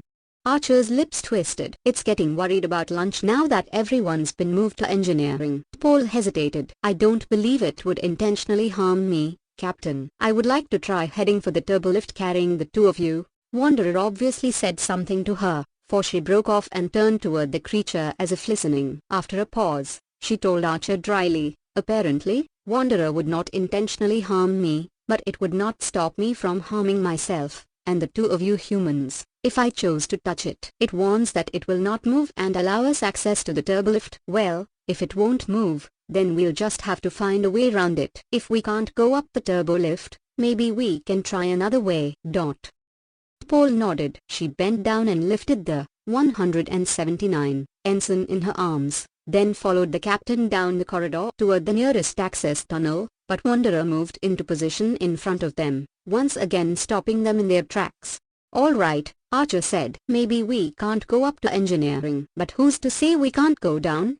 He began to move in the opposite direction down the corridor, wincing with each step at the fresh knife-like pain in his arm and shoulder. He was headed for an access tunnel that led only one way, down to F deck, which housed the torpedo bays and the armory. Paul frowned. What is your rationale for doing so? Archer knew the answer would draw resistance from his second-in-command, something he was in no mood for. Evasively, he replied, just consider it an order, Sub-Commander. She said nothing further, merely followed him to the tunnel opening. She went first, easily slinging the unconscious ensign over one shoulder, then climbing down without effort. For Archer, it was enormously awkward and precarious. He was forced to climb down one-handed, making him feel like he was a cadet undergoing obstacle training. At each rung, he had to let go and quickly grab for the next, leaving an instant where he was completely unstable. The disabled arm swung uselessly at his side. The stabs of pain emanated from the center of 180 Archer's spine through his shoulder and all the way down to his fingertips, causing him to gasp through gritted teeth. Somehow, he made it down into the armory, where Paul waited, not even breathing heavily. Archer at once moved to the bulkhead where the phase rifles were stored and took one with his good hand. Paul stood, silent and solemn. Don't worry, I'm not asking you to arm yourself, Archer said. He checked the setting on the rifle awkwardly, then hoisted the weapon to see if he could aim. It wasn't comfortable, but it would work. Captain, Paul says earnestly, Wanderer is unlike any other life form we have discovered. It may be the only one of its kind. To destroy it would be tantamount to committing the same crime it committed against the Oannes, genocide. Would you prefer it wiped out everyone on this ship, and on Earth, instead?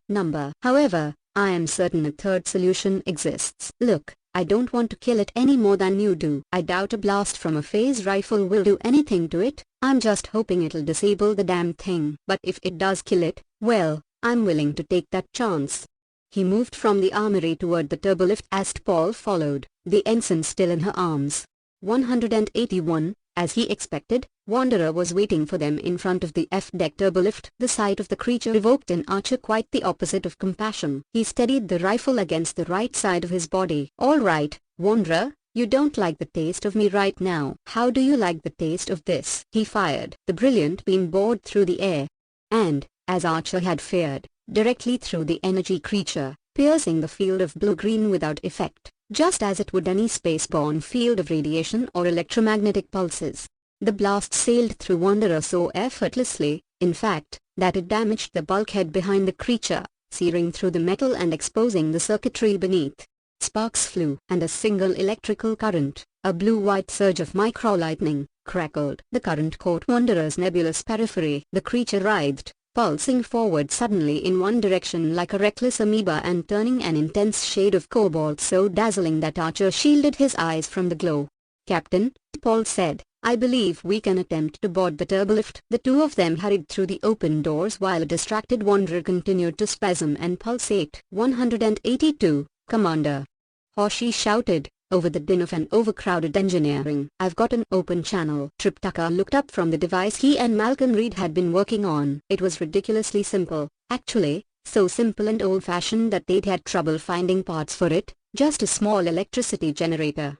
Horsey's words gave Trip hope. He'd started to worry about the captain, and now, Paul, they'd been gone too long, and clearly had encountered Wanderer on their way. But the sudden reclamation of communications made Trip grin. His instincts told him Jonathan Archer was alive and well and giving Wanderer a run for its money. "Contact Starfleet Command at once," he ordered cheerfully, rising from where he and Red had been bent over their old-fashioned device. "Advise them of our situation." "You've got it, sir." The ride to D-Deck, a mixture for Archer of agony and optimism, seemed to take longer than usual, an effect, no doubt, of the shooting pain in his shoulder and arm, and his eagerness to be back in the haven of engineering. Beside him, Paul stood silently, the ensign, several inches taller than she, cradled in her arms, while her posture remained straight and at ease, as if she were holding no more than an infant.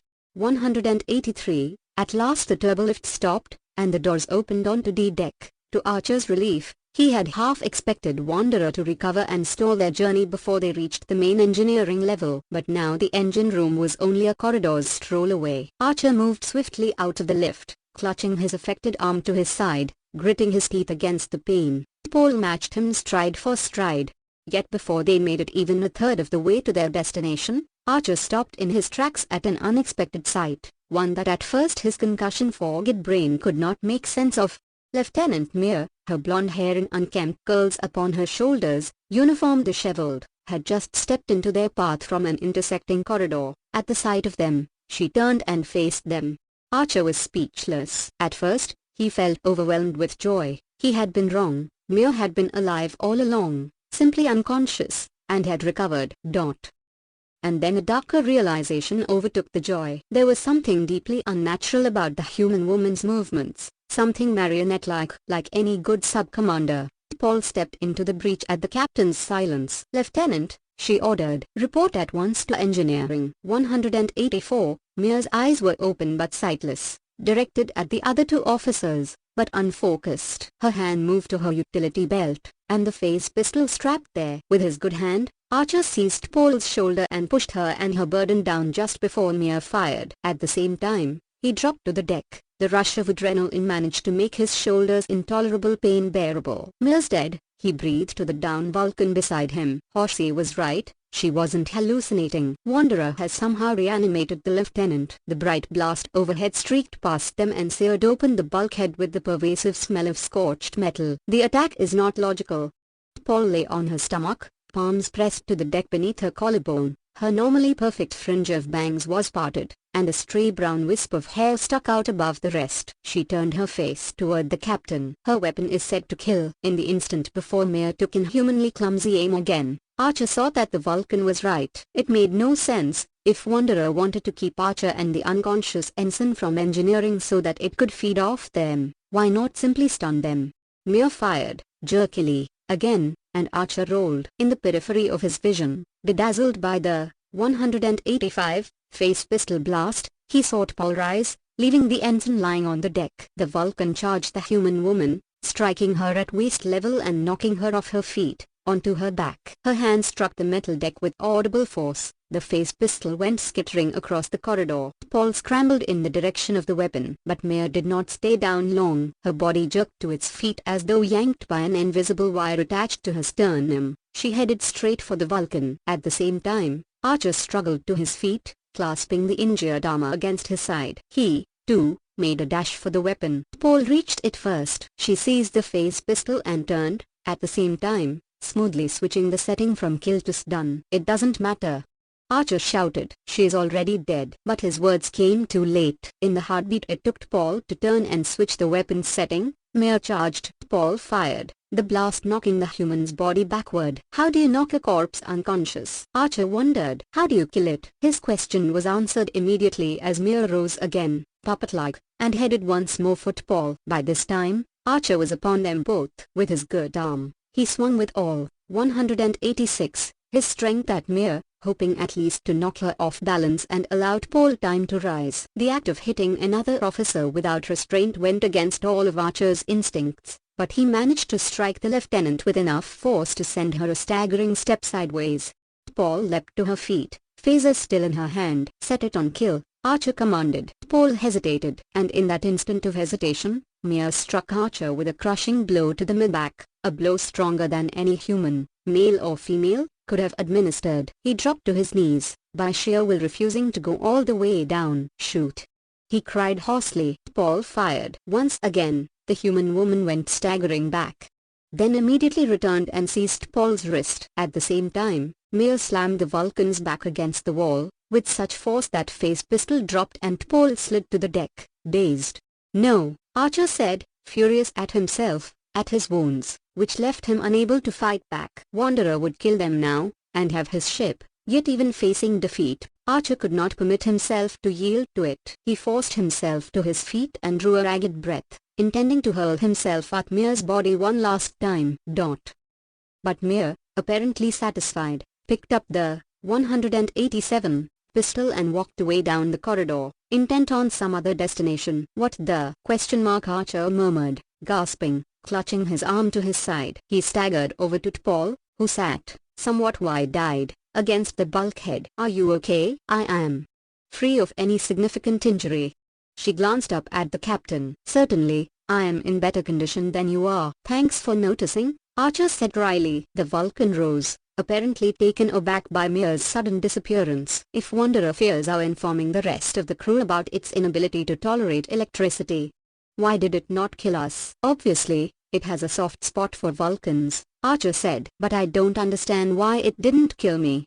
He paused. "It's planning something. The question is, what?" "Then, in engineering." Archer sat at one of the computer consoles while Dr. Phlox stood back, which, given the crowded conditions, was only a step or two, and studied the captain's left shoulder.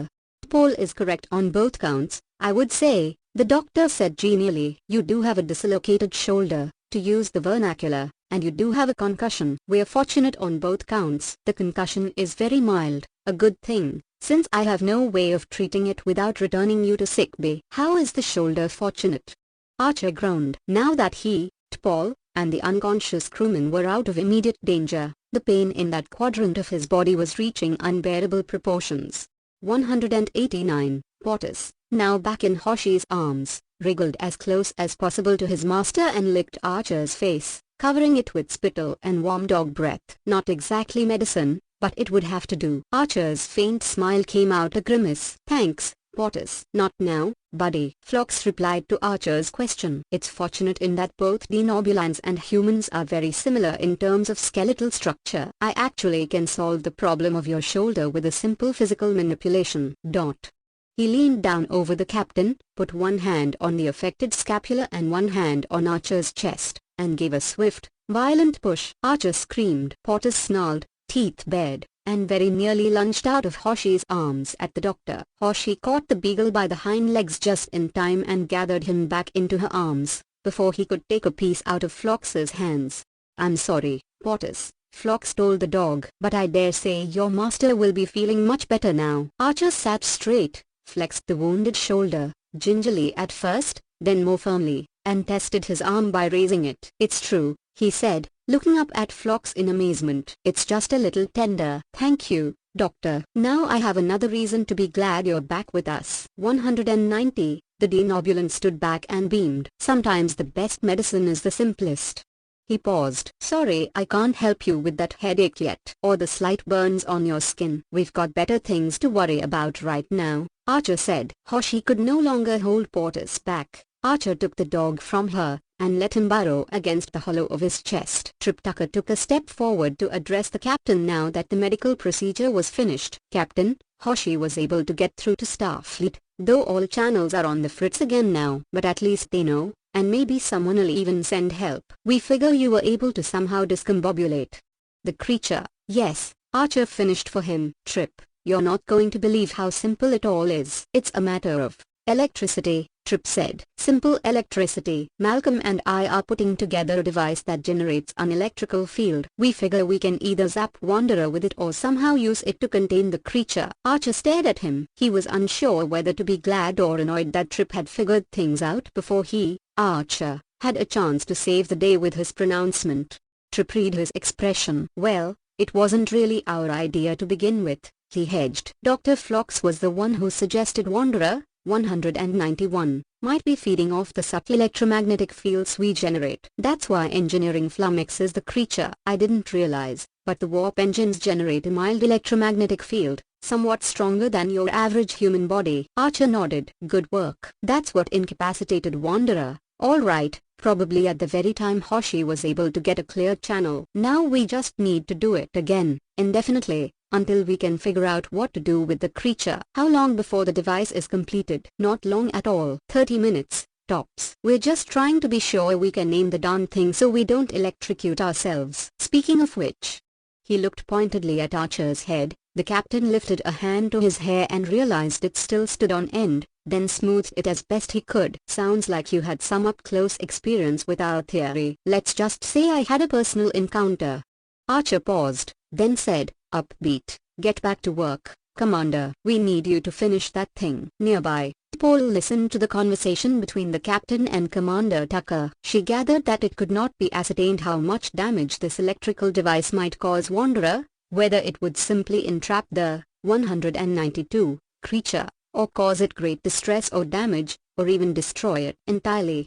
Though she remained alert and standing, surrounded by other crew members, she permitted her mind to enter a waking meditative state, which she would end the instant required. Her instant of hesitation when Archer had ordered her to fire the pistol set on kill at Wanderer troubled her as much as her swiftness in firing at the Oani man who had attacked Hoshi, a fact she found perplexing, and so she sought to reason it out.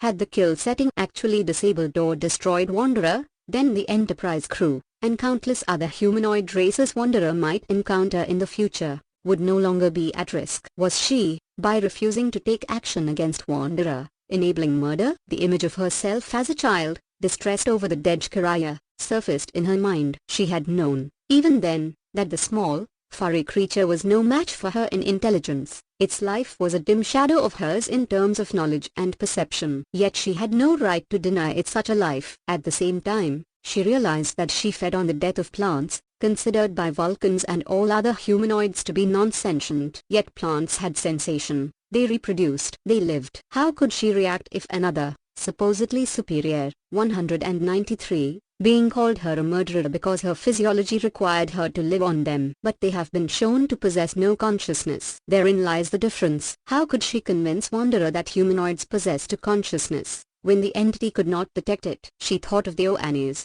of the aesthetically pleasing civilization they had created, of their great love of peace, so great that they would harm not even a microbe. Certainly, Vulcan sensitivities did not extend that far. Microscopic entities were attributed the same lack of consciousness as plants. The memory of those dead, of the Oani corpses, sitting patiently in the great hall of the medical facility, surfaced, and she considered for a moment what it would be like were the same catastrophe to befall her home, Vulcan. A great culture would be lost, one that was at present the greatest influence for peace on the known galaxy. Wanderer certainly could not be allowed to take further lives. The question was in weighing the degree of force necessary to restrain the entity. If the only way to do so was to destroy the creature, this unique, unimaginable being, could Paul justify doing so? The question had particular relevance, since it was clear that someone was soon going to, 194, attempt to use the device against Wanderer. And Paul, since Wanderer felt ethically bound not to harm her,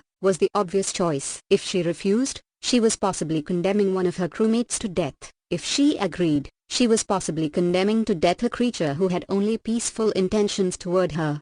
She had promised herself, after killing the Vulcan-turned-smuggler Jocelyn, that she would never again be party to the death of another. But she knew she would need to make a choice soon, before the captain called upon her. With Portis in his lap, Archer permitted himself the luxury of sitting inside engineering and watching Tucker and Reed argue over exactly how the electrical device should be triggered. The relief from the agony in his shoulder now allowed him to realize the severity of his headache, and his level of physical exhaustion. Even so, he was grateful that he and his crew had survived thus far.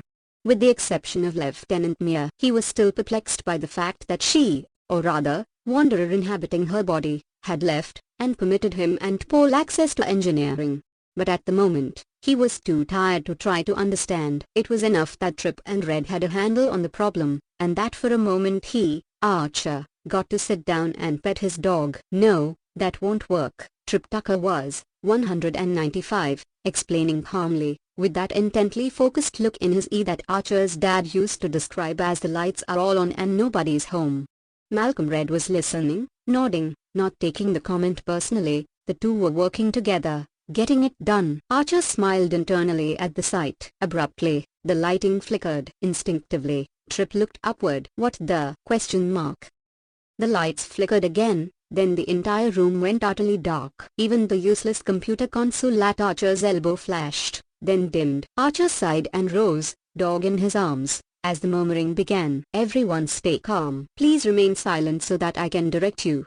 Exhaustion kept his tone relaxed. Inwardly, however, dread began to gnaw at him. In a flash, he understood exactly why Wanderer had chosen to ignore him and Paul, why the creature had considered it more important to use human hands and fingers to override more computer circuits. Let's not go anywhere until we have to. If Wanderers turned off life support, the less we move and speak, the better.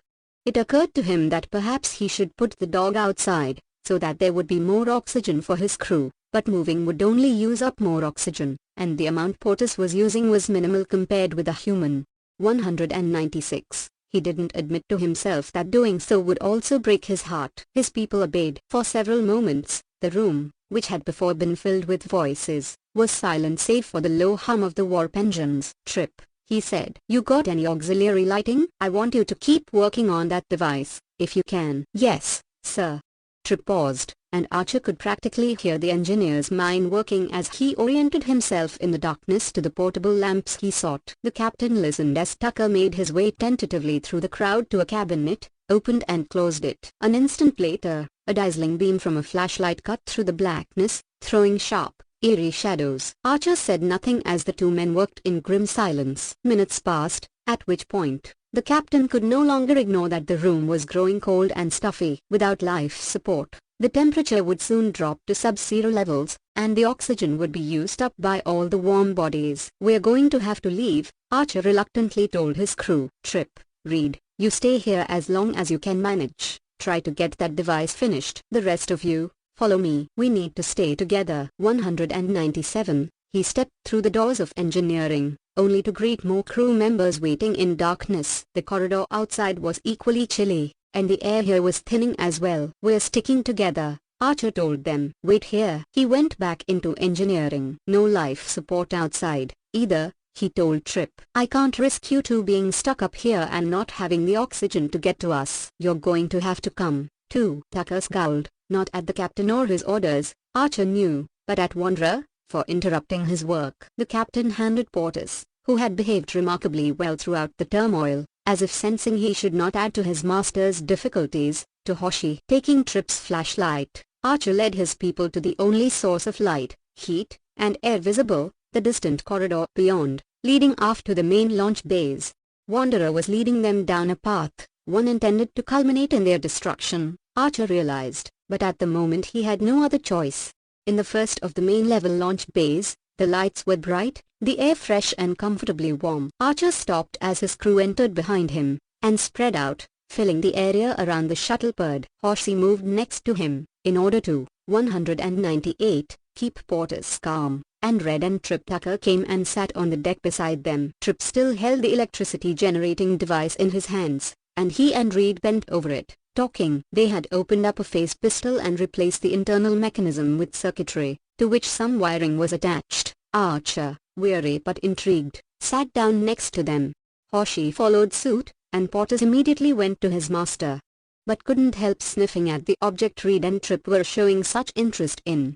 Easy, boy, Trip said. You don't want to be getting a snootful of this. Portis sneezed in reply, then, obviously unimpressed by the mechanical object, went back and settled in Archer's lap. How much of a current does that thing have? Not that much, in human terms, Reed said. Trip clicked his tongue in contradiction. Enough to curl your hair, he told the lieutenant, who instinctively ran a hand through his short, straight locks. It won't kill a human, he said to Archer, but it'll give him a jolt. We figure that if Wanderer can only handle a small amount of electromagnetism at a time, this ought to make it sizzle.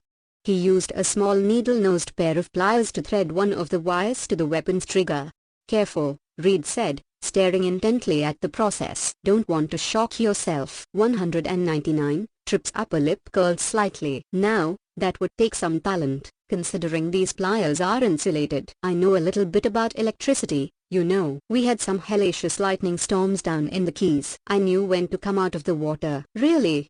Reed tried to imagine such a thing. Do people ever actually get struck in Florida? You bet. People, tourists, mostly, get killed every year down there, at least, until the doctors revive them. Tripp finally completed the circuit, set down his tool, and popped the cover back over the weapon, hiding all but the trigger. Now all we've got to do is test her out. Forgive me if I don't volunteer, Archer said dryly. I've had enough shocks for one day. Oh, she'll generate electricity, Tripp said. I'm just gonna aim her at the wall and make sure the beam goes where I want it. He rose and picked his way through the crowd, most of whom were now seated on the deck. A short distance from a bulkhead, he stopped, pointed the pistol, and fired. A yellow-white beam streaked out from the business end of the pistol and struck the wall, crackling loudly for an instant before dissipating. At the same instant, Tripp gave a small yelp and dropped the phaser. Reed stood and nodded skeptically while the 200 commander rubbed his offended hand. Insulated, eh? Tripp scowled at him. I said the pliers were insulated. He glared down at the dropped pistol. The trigger should be, too. I just need to. He trailed off. At the entry to the launch bay, Wanderer shimmered into being. The sight caused a hush to fall over those seated in the high-ceilinged bay. The image of the dead Oannes, seated patiently in the medical center, flashed in Archer's consciousness. Despite his weariness, the sight of the creature filled him with rage. It thinks it can just herd us here and pick us off, one by one. He set Portis aside and rose. Hungry? Come on, take me. He moved toward the creature, even as Hoshi followed and tugged at his arm. Captain, no! Exclamation mark. Archer firmly pushed her aside to safety. Step back, Captain. Tripp shouted. In one swift move, he crouched down, scooped up the dropped pistol, and fired it at Wanderer. The effects, on both Tucker and the creature, were immediate. A bright bolt struck the entity, for an instant emblazoning its center with yellow sparks that turned swiftly green. Wanderer jerked upward in an eye-dazzling display of spinning cobalt blue and emerald, away from the crowd and Tripp, who yelped again and dropped the pistol, flailing his hand.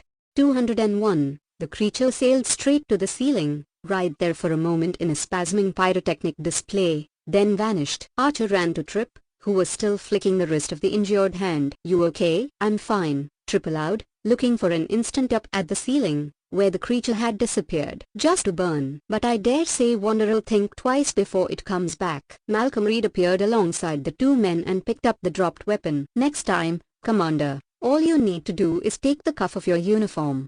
He pulled his hand inside his sleeve, then tucked the fabric between the trigger and his finger. See? It's very simple. It provides insulation. You needn't have shocked yourself. Tucker graced him with a sour expression. Yeah? Well, let's see how fast you think of insulation next time that creature comes back. His last few words were almost entirely drowned out by Hoshi's exultant shout. Captain, I've managed to get an open comm channel. We've received a message from Starfleet.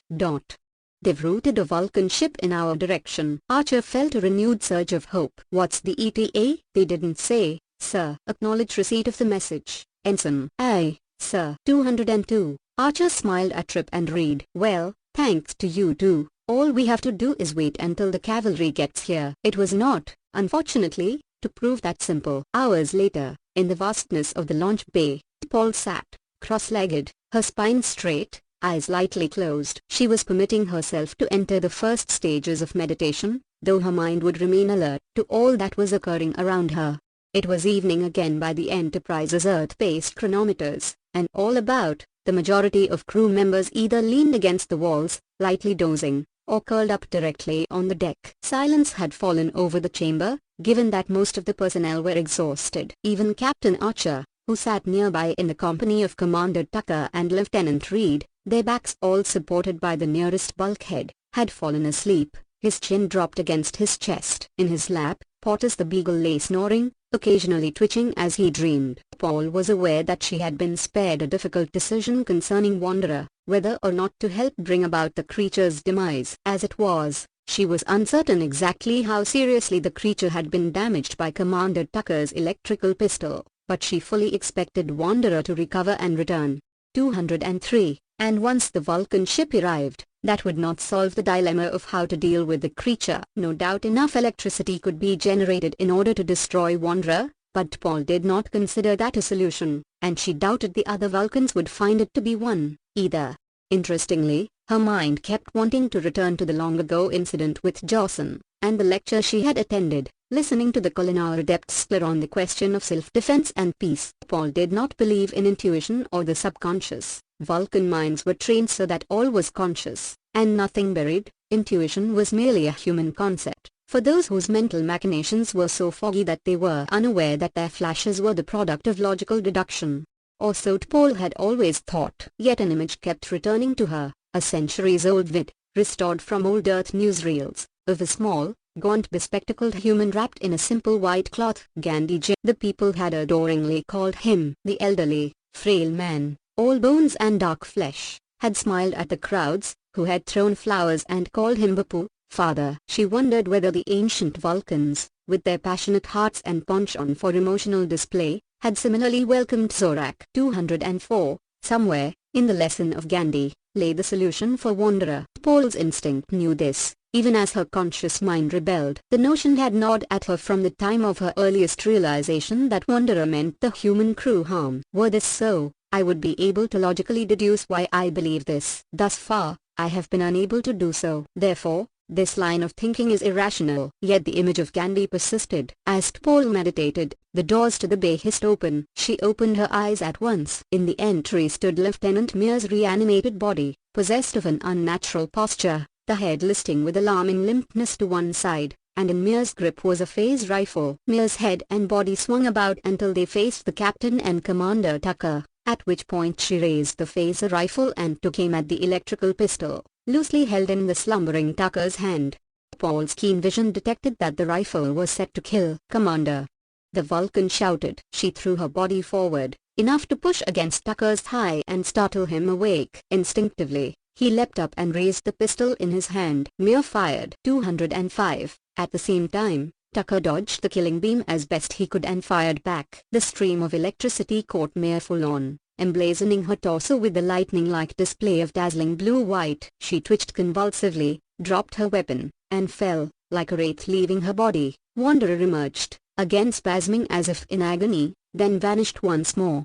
At the same time, the rifle blast caught Tucker's hand. He cried out, sank to his knees, then dropped completely. The electrical gun dissolved in a brilliant burst, leaving behind the smell of molten metal. Several things happened at once. Captain Archer and Lieutenant Reed woke, and went to the aid of their friend, as did Dr. Phlox. The rest of the crew members woke as well, and the once silent bay became a cacophony of sound. Trip, are you all right? My God, Doctor, hurry. Dot.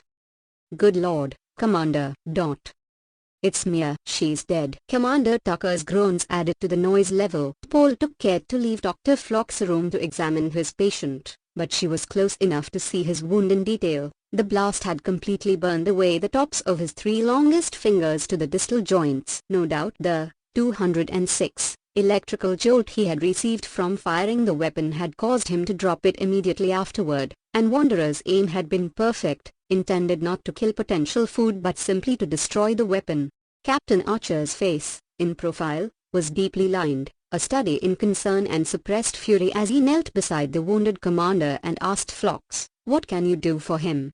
Phlox's expression, equally concerned, was also doubtful. "He's in shock. He needs pain medication badly, and antiseptic treatment for those burns. If I could get him to sick bay, or at least get him some medication." In reply, Archer himself went to the bay's double doors. They opened onto a darkened, airless corridor. He returned to Phlox's side and said, looking down at the still groaning Tucker, "We're trapped. Wanderers made sure we're not going anywhere. Damn it all.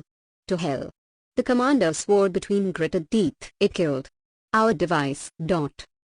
Paul wished, quite uselessly, that she could teach Commander Tucker the pain rules. However, it had taken her years of study to master them herself. She could hardly demonstrate to him how to relieve his own pain in a matter of minutes. "The shuttle purred," Phlox said suddenly. "It has 207, an emergency medical kit on board."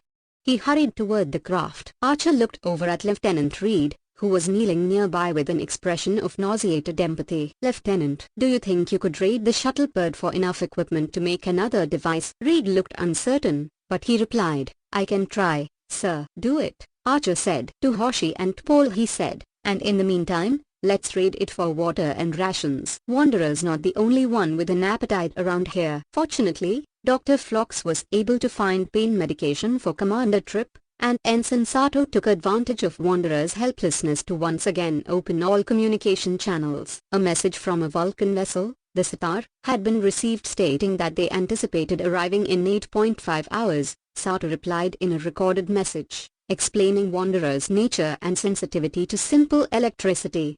In the interim, the Enterprise crew ate and drank, then once again fell into silence, waiting. Paul could only postulate Wanderer's recovery time. However, she suspected that the type of electricity supplied by Commander Tucker's weapon was not the sort needed by the creature to survive. By this time, Wanderer would be hungry, 208, excessively so, if its previous feeding habits were any indication, and as soon as it was able, it would appear again, and pursue its prey aggressively.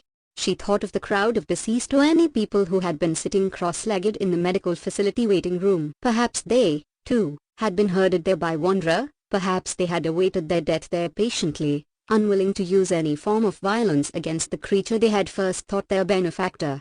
And once again, the image of Gandhi surfaced in her consciousness. Intrigued by its reappearance, Paul rose from her seated position and walked to where Lieutenant Reed sat leaning against a bulkhead. He worked with pliers and some pieces of circuitry pulled from the shuttlepod, but from the scowl on his face, she suspected he was making no progress on generating an electrical field. She sat back on her haunches beside him, and said, in a voice too low to wake those who slept nearby, "Lieutenant." He glanced up at once, started to see that she was so close, then relaxed. "Sub-Commander," he said, clearly surprised. "What can I do for you?" "I hope I am not interrupting you at a critical time." Reed let go a disgusted sigh as he gazed at the equipment in his hands. "It's critical, all right." 209. "The fact is, what I need to make this work is over in engineering. Only I'll suffocate before I can get there, but if I don't try, Wanderer will kill us anyway." He looked up again, realized that she was still waiting, then added, "No, Number, you're not interrupting me. Please." "What did you need?" The awkwardness of what she was about to do did not escape Paul. There was no other way to describe it except the human term, making small talk. Nor could she deny that what drove her to do so was suspiciously akin to intuition. "Lieutenant," she repeated, "you come from Great Britain. I assume you have heard of the 20th century leader Gandhi." "Yes," Reed replied. "A truly great man."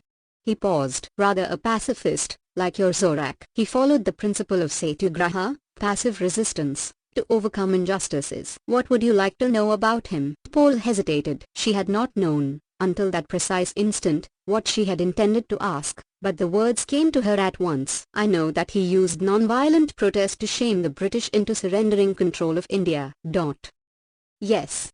Reed nodded. "I'm not proud of that part of my people's history. Thank God, they finally came to understand the injustice of imperialism. I would like to know specifically how the protests convinced the British to leave, even." 210, though no violence was used. "Why did the protests shame them so?" Reed's expression darkened. "In the beginning, the colonials, the Brits, thought all they had to do was fire their weapons into a crowd to disperse them. But the Indians wouldn't leave, wouldn't run. Not only that, when one of them fell, another would come to take his or her place. They simply wouldn't stop coming, which would have forced the British into clearly immoral acts of gunning down innocent crowds." A fresh image surfaced in Paul's mind, this time one of white-robed Indians, marching one by one against British soldiers, too many of them for all to be killed. And then the image metamorphosed into that of white-robed Oannes, sitting cross-legged on the floor. Only these Oannes were not dead, but alive, their dark, luminous eyes open, and they sat with arms linked together. The solution, Paul realized, was simpler even than electricity. She did not mean to be rude to Lieutenant Reed, but the critical nature of the situation demanded it. There would be time, later, to make apologies. She turned away from him abruptly, without excusing herself, and walked over to where Archer sat, dozing. "Captain," she said urgently. 211. Weak with hunger, Wanderer appeared again in the far corner of the shuttle nearest the airlock doors. By the ceiling, and swept gently downward toward the crowd like a sparkling blue-green tide rolling into the shore. There, on the deck, sat the Enterprise crew. They sat in two large semicircles, cross-legged, pressed thigh to thigh, each one clasping the hand of two others. Near the center of one half-circle, the wounded Commander Trip lay across the laps of his crewmates. One of those crewmates was T'Pol, and as Wanderer approached, she called to it. "You cannot feed on one of us alone. You must take us all together, or not at all." In response, the creature neared until its periphery hovered just beyond the reach of the last person seated at the end of the first semicircle, Lieutenant Reed, who had volunteered for one of the end positions. He raised his face, sculpted hollows beneath his cheeks cast in shadow, and gazed up defiantly at Wanderer. "We're conscious," he said. "Just like T'Pol. Just like you. We're not fodder to be eaten, and neither were the Annies." Wanderer hesitated for an instant. Whether it did so because of what Reed said, T'Pol could not judge, and then, slowly, hesitantly, it moved toward the lieutenant. The edge of the creature closest to Reed flowed, 212, forth like an amoeba, engulfing the human's body. Reed shuddered, eyes snapping shut, jaw clamping, grip tightening on the hand of the crewwoman beside him. His body glowed from within, a phosphorescent blue-green dot. 11. And then the phosphorescence traveled down the row of linked bodies, lightning swift, fading as it sped across the semicircle until, as it reached the crewman on the other side, it dwindled to nothingness. T'Pol, in the center of the crescent with Commander Tucker's head cradled in her lap, saw a flash of blue, felt the slightest surge of static electricity, and a mild dizziness that passed as quickly as it had come. Abruptly, a transparent wisp of blue-violet ejected itself violently from Reed's solar plexus. The lieutenant gave a loud gasp, opened his eyes, and looked at the remnants of the creature in surprise. Archer spoke up with authority, sitting beside 214. T'Pol with Tucker's torso across his knees, he held T'Pol's hand firmly in his cool human grip. "We never meant to hurt you," he told the creature. "You chose to try to hurt us, and T'Pol, whom you had said you would never harm." He turned to the Vulcan and asked, sotto voce, "Is it replying?" T'Pol shook her head. "Negative, Captain." She was not sure that it could. She could not help wondering, however, what the creature was thinking. In the launch bay, Archer stood in front of the open hatch of the shuttlepod and smiled faintly at Hoshi Sato as she walked toward him across the now empty fueling chamber. The Vulcan ship had departed several hours ago, with a special electrical chamber designed to contain the very weakened Wanderer. However, the Vulcan engineers assured the Enterprise captain that they would find a mechanical way to feed the creature. It would not be released until it could be educated and trusted to rely on its new form of nourishment, and not on humanoids. Archer wondered whether that day would ever come, or whether, in fact, it should ever come. But he had been far too grateful to his Vulcan rescuers to argue the point. He was grateful, too, to have his ship back, and know his crew, and Earth, were safe. Trip Tucker's burned fingertips, 215, were currently being regenerated in sickbay, and Archer was free of his concussion and accompanying headache, thanks to Dr. Phlox. Most of all, Archer was grateful for the experience of defeating Wanderer. It was more than the fact that the Annie's deaths had been avenged, and that the Enterprise crew had been saved. The act of joining with his people against a common foe, and doing so in such a simple, meaningful way, had moved him. It had not escaped his notice that Paul had instigated the linking of hands and touching of bodies together, or that she had later explained her reasoning for doing so as inspired by the passive resistance of an Earth leader, Gandhi. That she so unabashedly established physical contact with humans, an act Archer knew made Vulcans profoundly uncomfortable, and admitted to the fact that she had done so from intuition, and the example of a human, one that she actually admitted to respecting. Well, Archer thought, wonders never cease. As for himself, he was beginning to rethink Paul's stance on refusing to carry a weapon. All the phase pistols in the world, as well as jury-rigged devices, had ultimately proved useless against Wanderer. What had worked was the willingness of people to join together. Of course, that didn't mean Archer himself was willing to turn entirely pacifist, faced with a horde of Klingons. 216. He'd be the first to reach for a pistol. But any anger he had nurtured against Paul for not wanting to bear arms had entirely evaporated. If only the Oannes had known. The Shigdans, at least, now knew the truth, as did the mysterious traveler who had met Wanderer, communicated with it, and been convinced by the energy creature that the Oannes were dying from a microbe. The Vulcans had contacted the Shagdans and made sure that all of them, including the traveler, who, contrary to Wanderer's insistence, had returned home to his people, were now aware of the danger the entity actually posed. Hoshi finally reached Archer and paused at the pod's entree to show him the plaque she bore in her arms. It was of iridescent white shale, beamed up from the planet Oan, which they once again orbited. "It's beautiful," Archer said. The soft stone had been allowed to remain in its irregular shape, but its surface had been polished, and beneath an alien inscription, the legend in English read, "In memory of the Oanni people destroyed by the entity known as Wanderer, may their legacy of peace live on in the hearts of others." Hoshi smiled a brief, sad smile, then said, "That's an Oanni script at the top." She paused. 217. "I've finished downloading their history into our databases, but I thought it'd be nice to leave a disk containing it at the memorial site as well." "You've done a wonderful job, Lieutenant," Archer replied warmly. As he spoke, Lieutenant Reed and Paul entered the launch bay within 2 seconds of each other, Reed first, who stepped aside and motioned for the Vulcan to pass in front of him. It did not escape his notice, or Archer's, that the sub-commander wore a phase pistol at her hip. Archer gestured for Hoshi and Reed to enter the shuttle-pod, then stared pointedly at Paul's pistol and gestured with his chin. Softly, he said, "What's this?" His tone was good-natured, but inquisitive. He had no desire, after all that had happened, to put her in an awkward situation. She gave him a look of cerebral coolness. At the same time, he fancied he detected the faintest hint of good humor beneath it. "A phase pistol, sir?" Archer asked at her. "I know that, Sub-Commander. She dropped her pretense of literal-mindedness. "I have reconsidered my position on self-defense, sir. While I still feel the use of force should be avoided at all costs, there are situations where it may be necessary." "Would it be too personal to ask what triggered the change?" "It seemed to me you did a pretty, 218, good job of showing what non-violent resistance could achieve." Paul paused. "The Oannes, Captain." Ensign Sato pointed out that they did not believe in destroying microbes. This made me reflect that it is possible to take a worthy concept to an unhealthy extreme.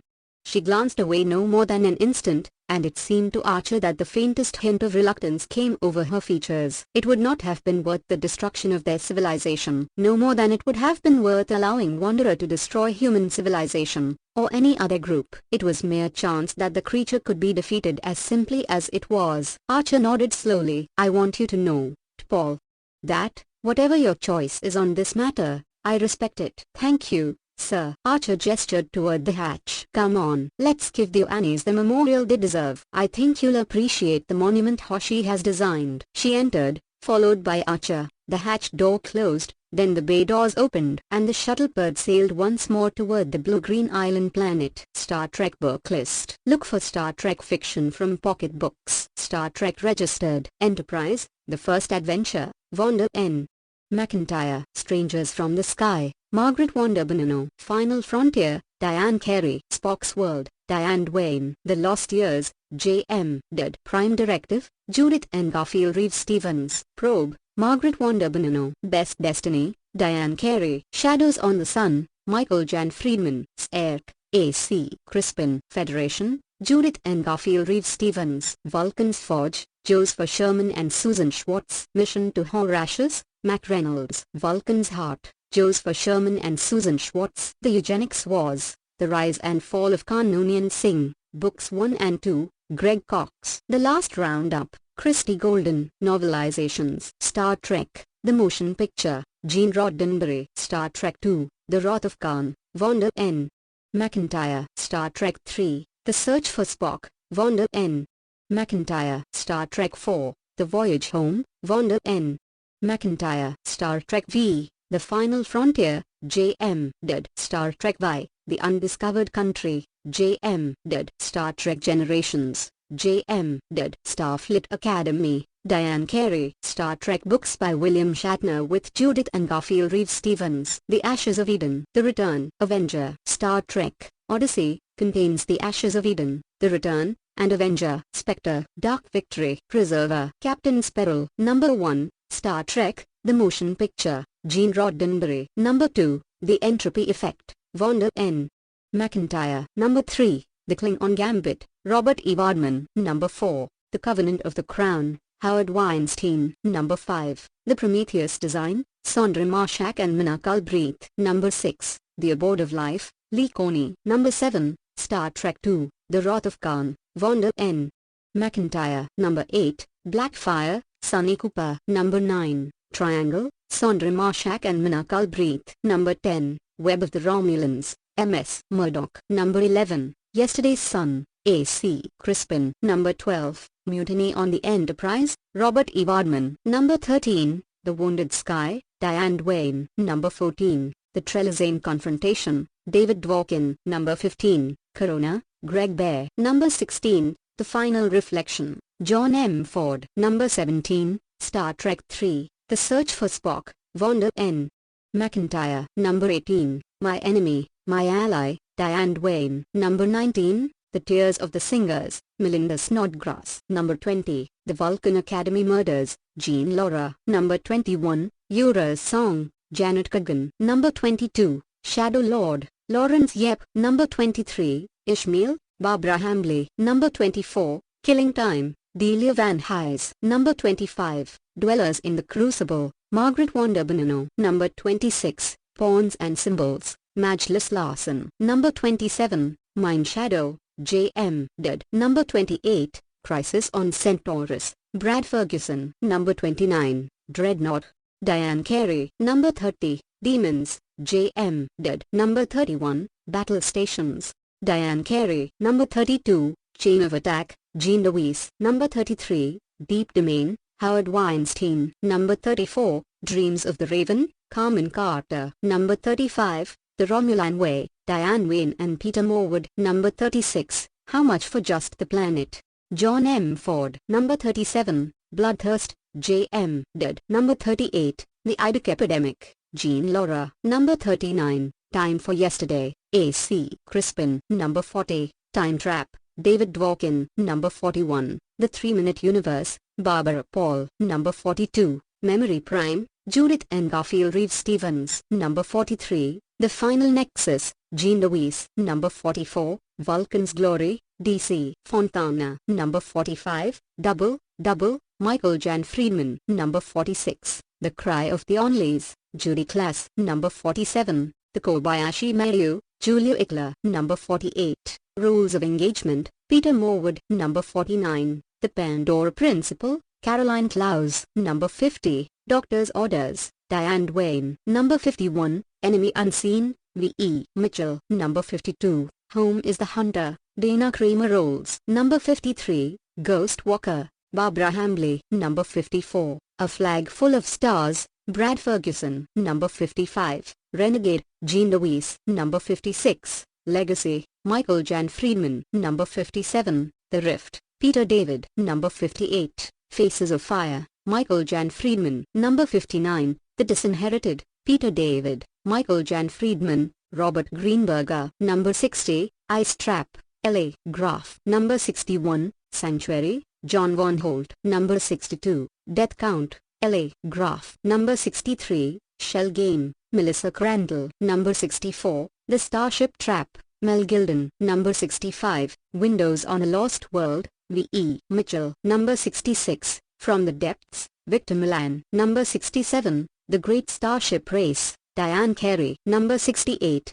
Firestorm, L.A. Graf. Number 69. The Petrian Transgression, Simon Hawke. Number 70. Traitor Winds, L.A. Graf. Number 71. Crossroad, Barbara Hambley. Number 72. The Better Man, Howard Weinstein. Number 73. Recovery, J.M. Dead. Number 74. The Fearful Summons, Denny Martin Flynn. Number 75. First Frontier, Diane Carey and Dr. James I. Kirkland. Number 76. The Captain's Daughter, Peter David. Number 77. Twilight's End, Jerry Olson. Number 78. The Rings of Thoth, Dean Wesley Smith and Christine Catherine Rush. Number 79. Invasion. Number 1. First Strike, Diane Carey. Number 80. The Joy Machine, James Gunn. Number 81. Mud in Your Eye, Jerry Olson. Number 82. Mind Meld, John Von Holt. Number 83. Heart of the Sun, Pamela Sargent and George Zebrowski. Number 84. Assignment,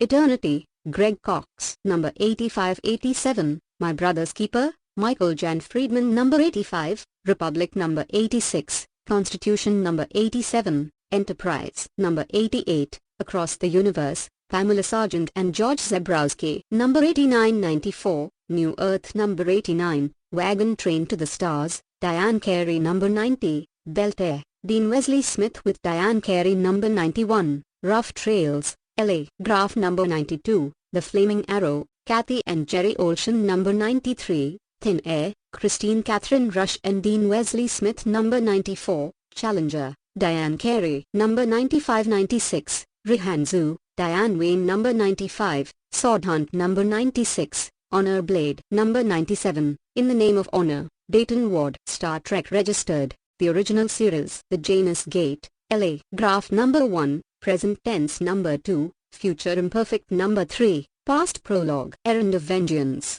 7. Ryan. Number 1, The Edge of the Sword. Number 2, Killing Blow. Number 3, River of Blood. Star Trek, The Next Generation Registered. Metamorphosis, Jean Laura. Vendetta, Peter David. Reunion, Michael Jan Friedman. Imzadi, Peter David. The Devil's Heart, Carmen Carter. Dark Mirror, Diane Wayne. Q Squared, Peter David. Crossover, Michael Jan Friedman. Callus, Michael Jan Friedman. Ship of the Line, Diane Carey. The Best and the Brightest, Susan Wright. Planets, Michael Jan Friedman. Imzadi 2, Triangle, Peter David. Q, John Delancey and Peter David. The Valiant, Michael Jan Friedman. The Genesis Wave, Books 1, 2, and 3, John Von Holt. Immortal Coil, Jeffrey Lang. A Hard Rain, Dean Wesley Smith. The Battle of Beatazed, Charlotte Douglas and Susan Carney. Novelizations: Encounter at Farpoint, David Gerrold. Unification, Jerry Taylor. Relics, Michael Jan Friedman. Descent,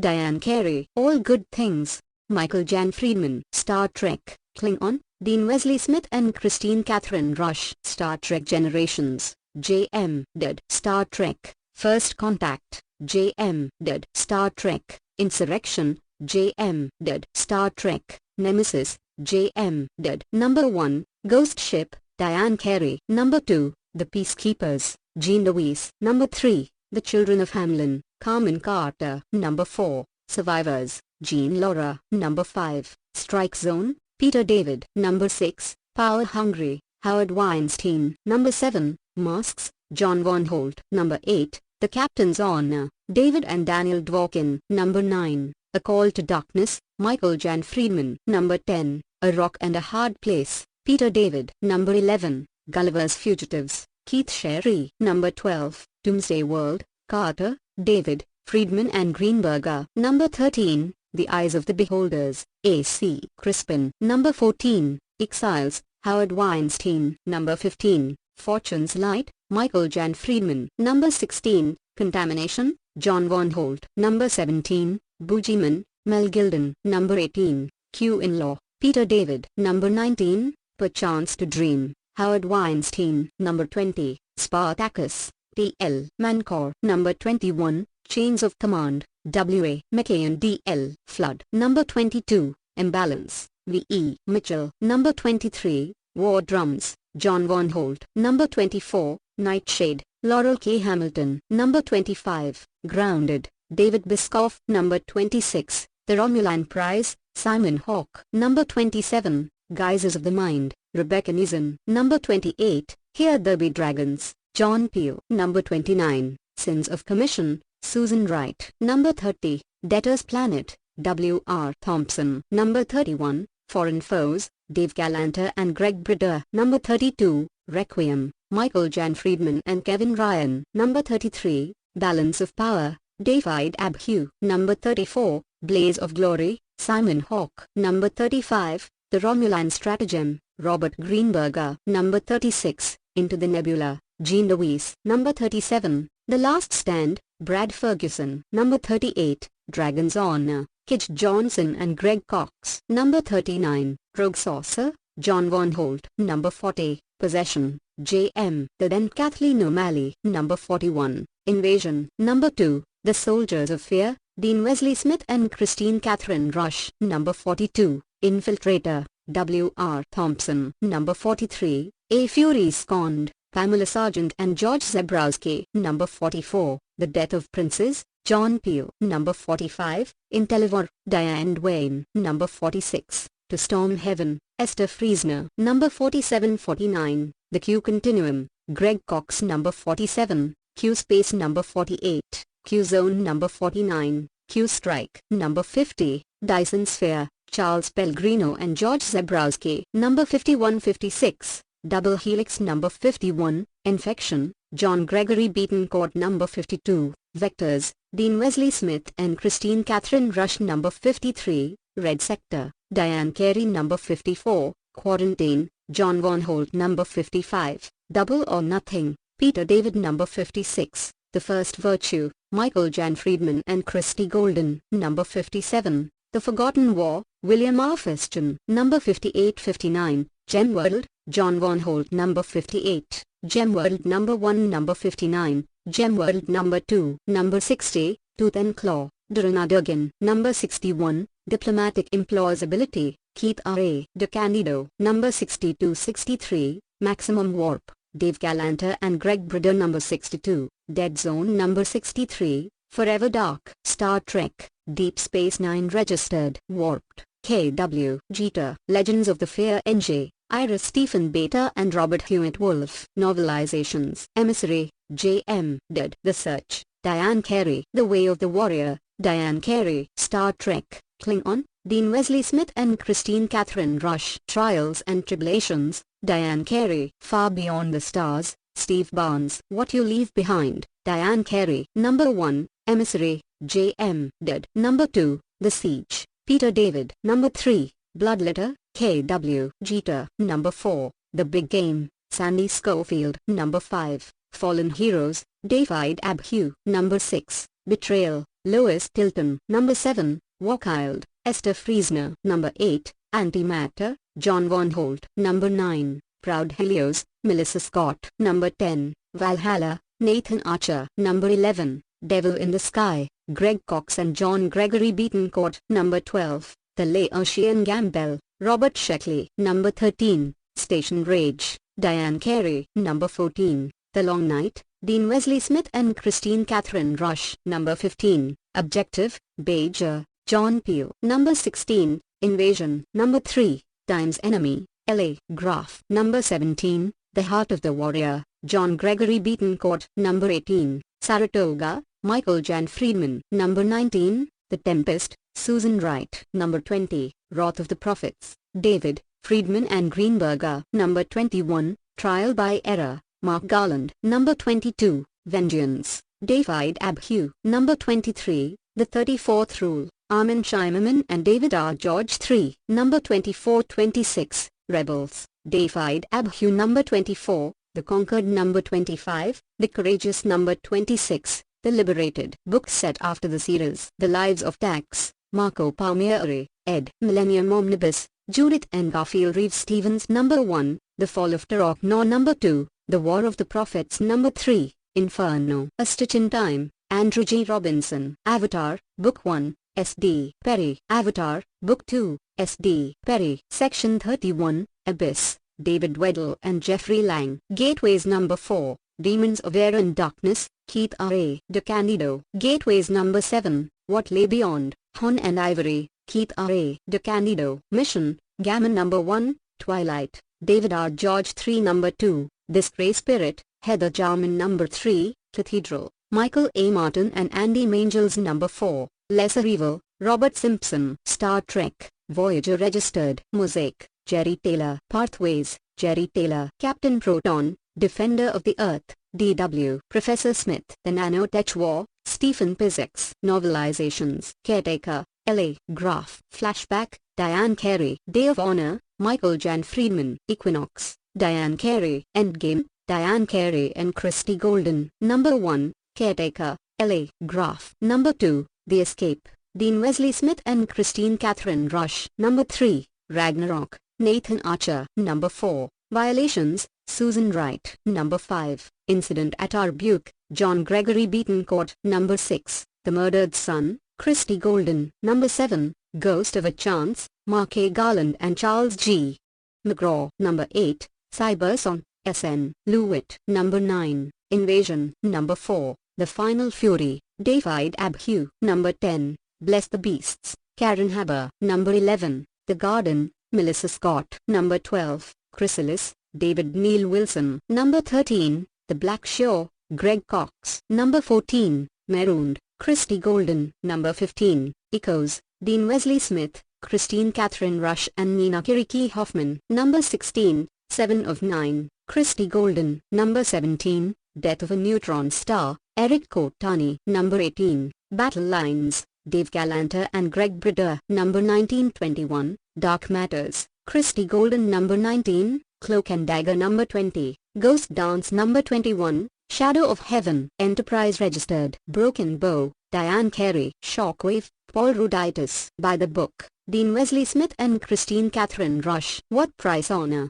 Dave Stern. Suraks Soul, J.M. Dead. Star Trek Registered, New Frontier. New Frontier number 14 Collector's Edition, Peter David. Number 1, House of Cards. Number 2, Into the Void. Number 3, The Two Front War. Number 4, Endgame. Number 5, Martyr, Peter David. Number 6, Fire on High, Peter David. The Captain's Table. Number 5, Once Burned, Peter David. Double Helix. Number 5, Double or Nothing, Peter David. Number 7, The Quiet Place, Peter David. Number 8, Dark Allies, Peter David. Number 9-11, Excalibur, Peter David. Number 9, Requiem. Number 10, Renaissance. Number 11, Restoration. Gateways. Number 6, Cold Wars, Peter David. Gateways. Number 7, What Lay Beyond, Death After Life, Peter David. Number 12, Being Human, Peter David. Star Trek Registered, Stargazer. The Valiant, Michael Jan Friedman. Double Helix. Number 6, The First Virtue, Michael Jan Friedman and Christy Golden. Gauntlet,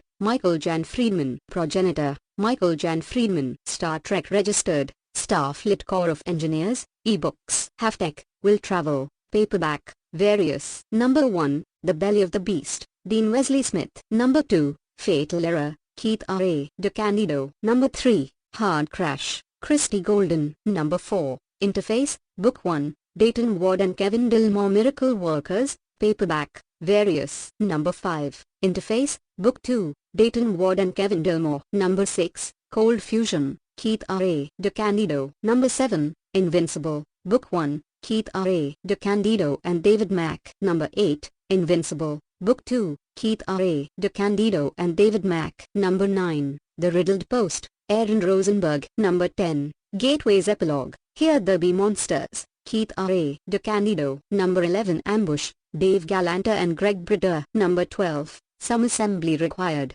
Scott Sheenson and Dan Jolly. Number 13, No Surrender, Jeff Marriott. Number 14, Caveat Emptor, Ian Edginton. Number 15, Past Life, Robert Greenberger. Number 16, Oaths, Glenn Horman. Number 17, Foundations, Book 1, Dayton Ward and Kevin Dillmore. Number 18, Foundations, Book 2, Dayton Ward and Kevin Dillmore. Number 19, Foundations, Book 3, Dayton Ward and Kevin Dillmore. Number 20, Enigma Ship, J. Stephen and Christina F. York. Number 21, War Stories, Book 1, Keith R.A. DeCandido. Number 22, War Stories, Book 2, Keith R.A. DeCandido. Star Trek Registered, Invasion. Number 1, First Strike, Diane Carey. Number 2, The Soldiers of Fear, Dean Wesley Smith and Christine Catherine Rush. Number 3, Time's Enemy, L.A. Graf. Number 4, The Final Fury, David Abhue. Invasion Omnibus,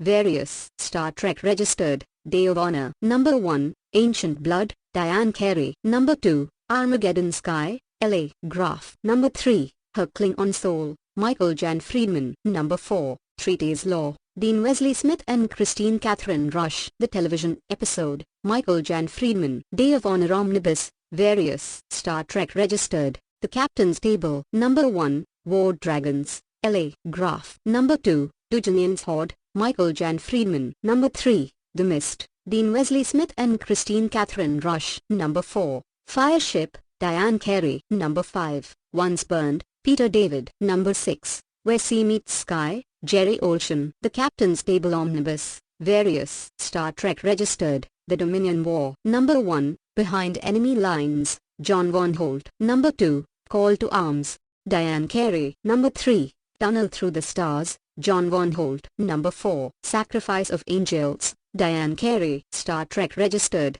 Section 31 TM, Rogue, Andy Mangels and Michael A. Martin, Shadow, Dean Wesley Smith and Christine Catherine Rush, Cloak, S.D. Perry, Abyss, David Weddle and Jeffrey Lang, Star Trek Registered, Gateways. Number 1, One Small Step, Susan Wright. Number 2, Chain Mail, Diane Carey. Number 3, Doors into Chaos, Robert Greenberger. Number 4, Demons of Air and Darkness, Keith R.A. DeCandido. Number 5, No Man's Land, Christy Golden. Number 6, Cold Wars, Peter David. Number 7, What Lay Beyond, Various. Epilogue, Here There Be Monsters, Keith R.A. DeCandido. Star Trek Registered, The Badlands. Number 1, Susan Wright. Number 2, Susan Wright. Star Trek Registered, Dark Passions. Number 1, Susan Wright. Number 2, Susan Wright. Star Trek Registered, The Brave and the Bold. Number 1, Keith R.A. DeCandido. Number 2, Keith R.A. DeCandido. Star Trek Registered Omnibus Editions. Invasion Omnibus, Various. Day of Honor Omnibus, Various. The Captain's Table Omnibus, Various. Star Trek Odyssey, William Shatner with Judith and Garfield Reeves Stevens. Millennium Omnibus, Judith and Garfield Reeves Stevens. Starfleet, Year 1, Michael Jan Friedman. Other Star Trek Registered Fiction. Legends of the Fair N.J., Ira Stephen Beer and Robert Hewitt Wolf. Strange New Worlds, Volume 1, 2, 3, 4, and V. Dean Wesley Smith, ed. Adventures in Time and Space, Mary P. Taylor, ed. Captain Proton, Defender of the Earth, D.W. Professor Smith. New Worlds, New Civilizations, Michael Jan Friedman. The Lives of Dax, Marco Palmieri, ed. The Klingon Hamlet, William Shakespeare. Enterprise Logs, Carol Greenberg, ed. Amazing Stories, Various. About the ebook, August 2003. Scanned, formatted, and proofed by Bibliophile. Table of Contents. Acknowledgements. 5.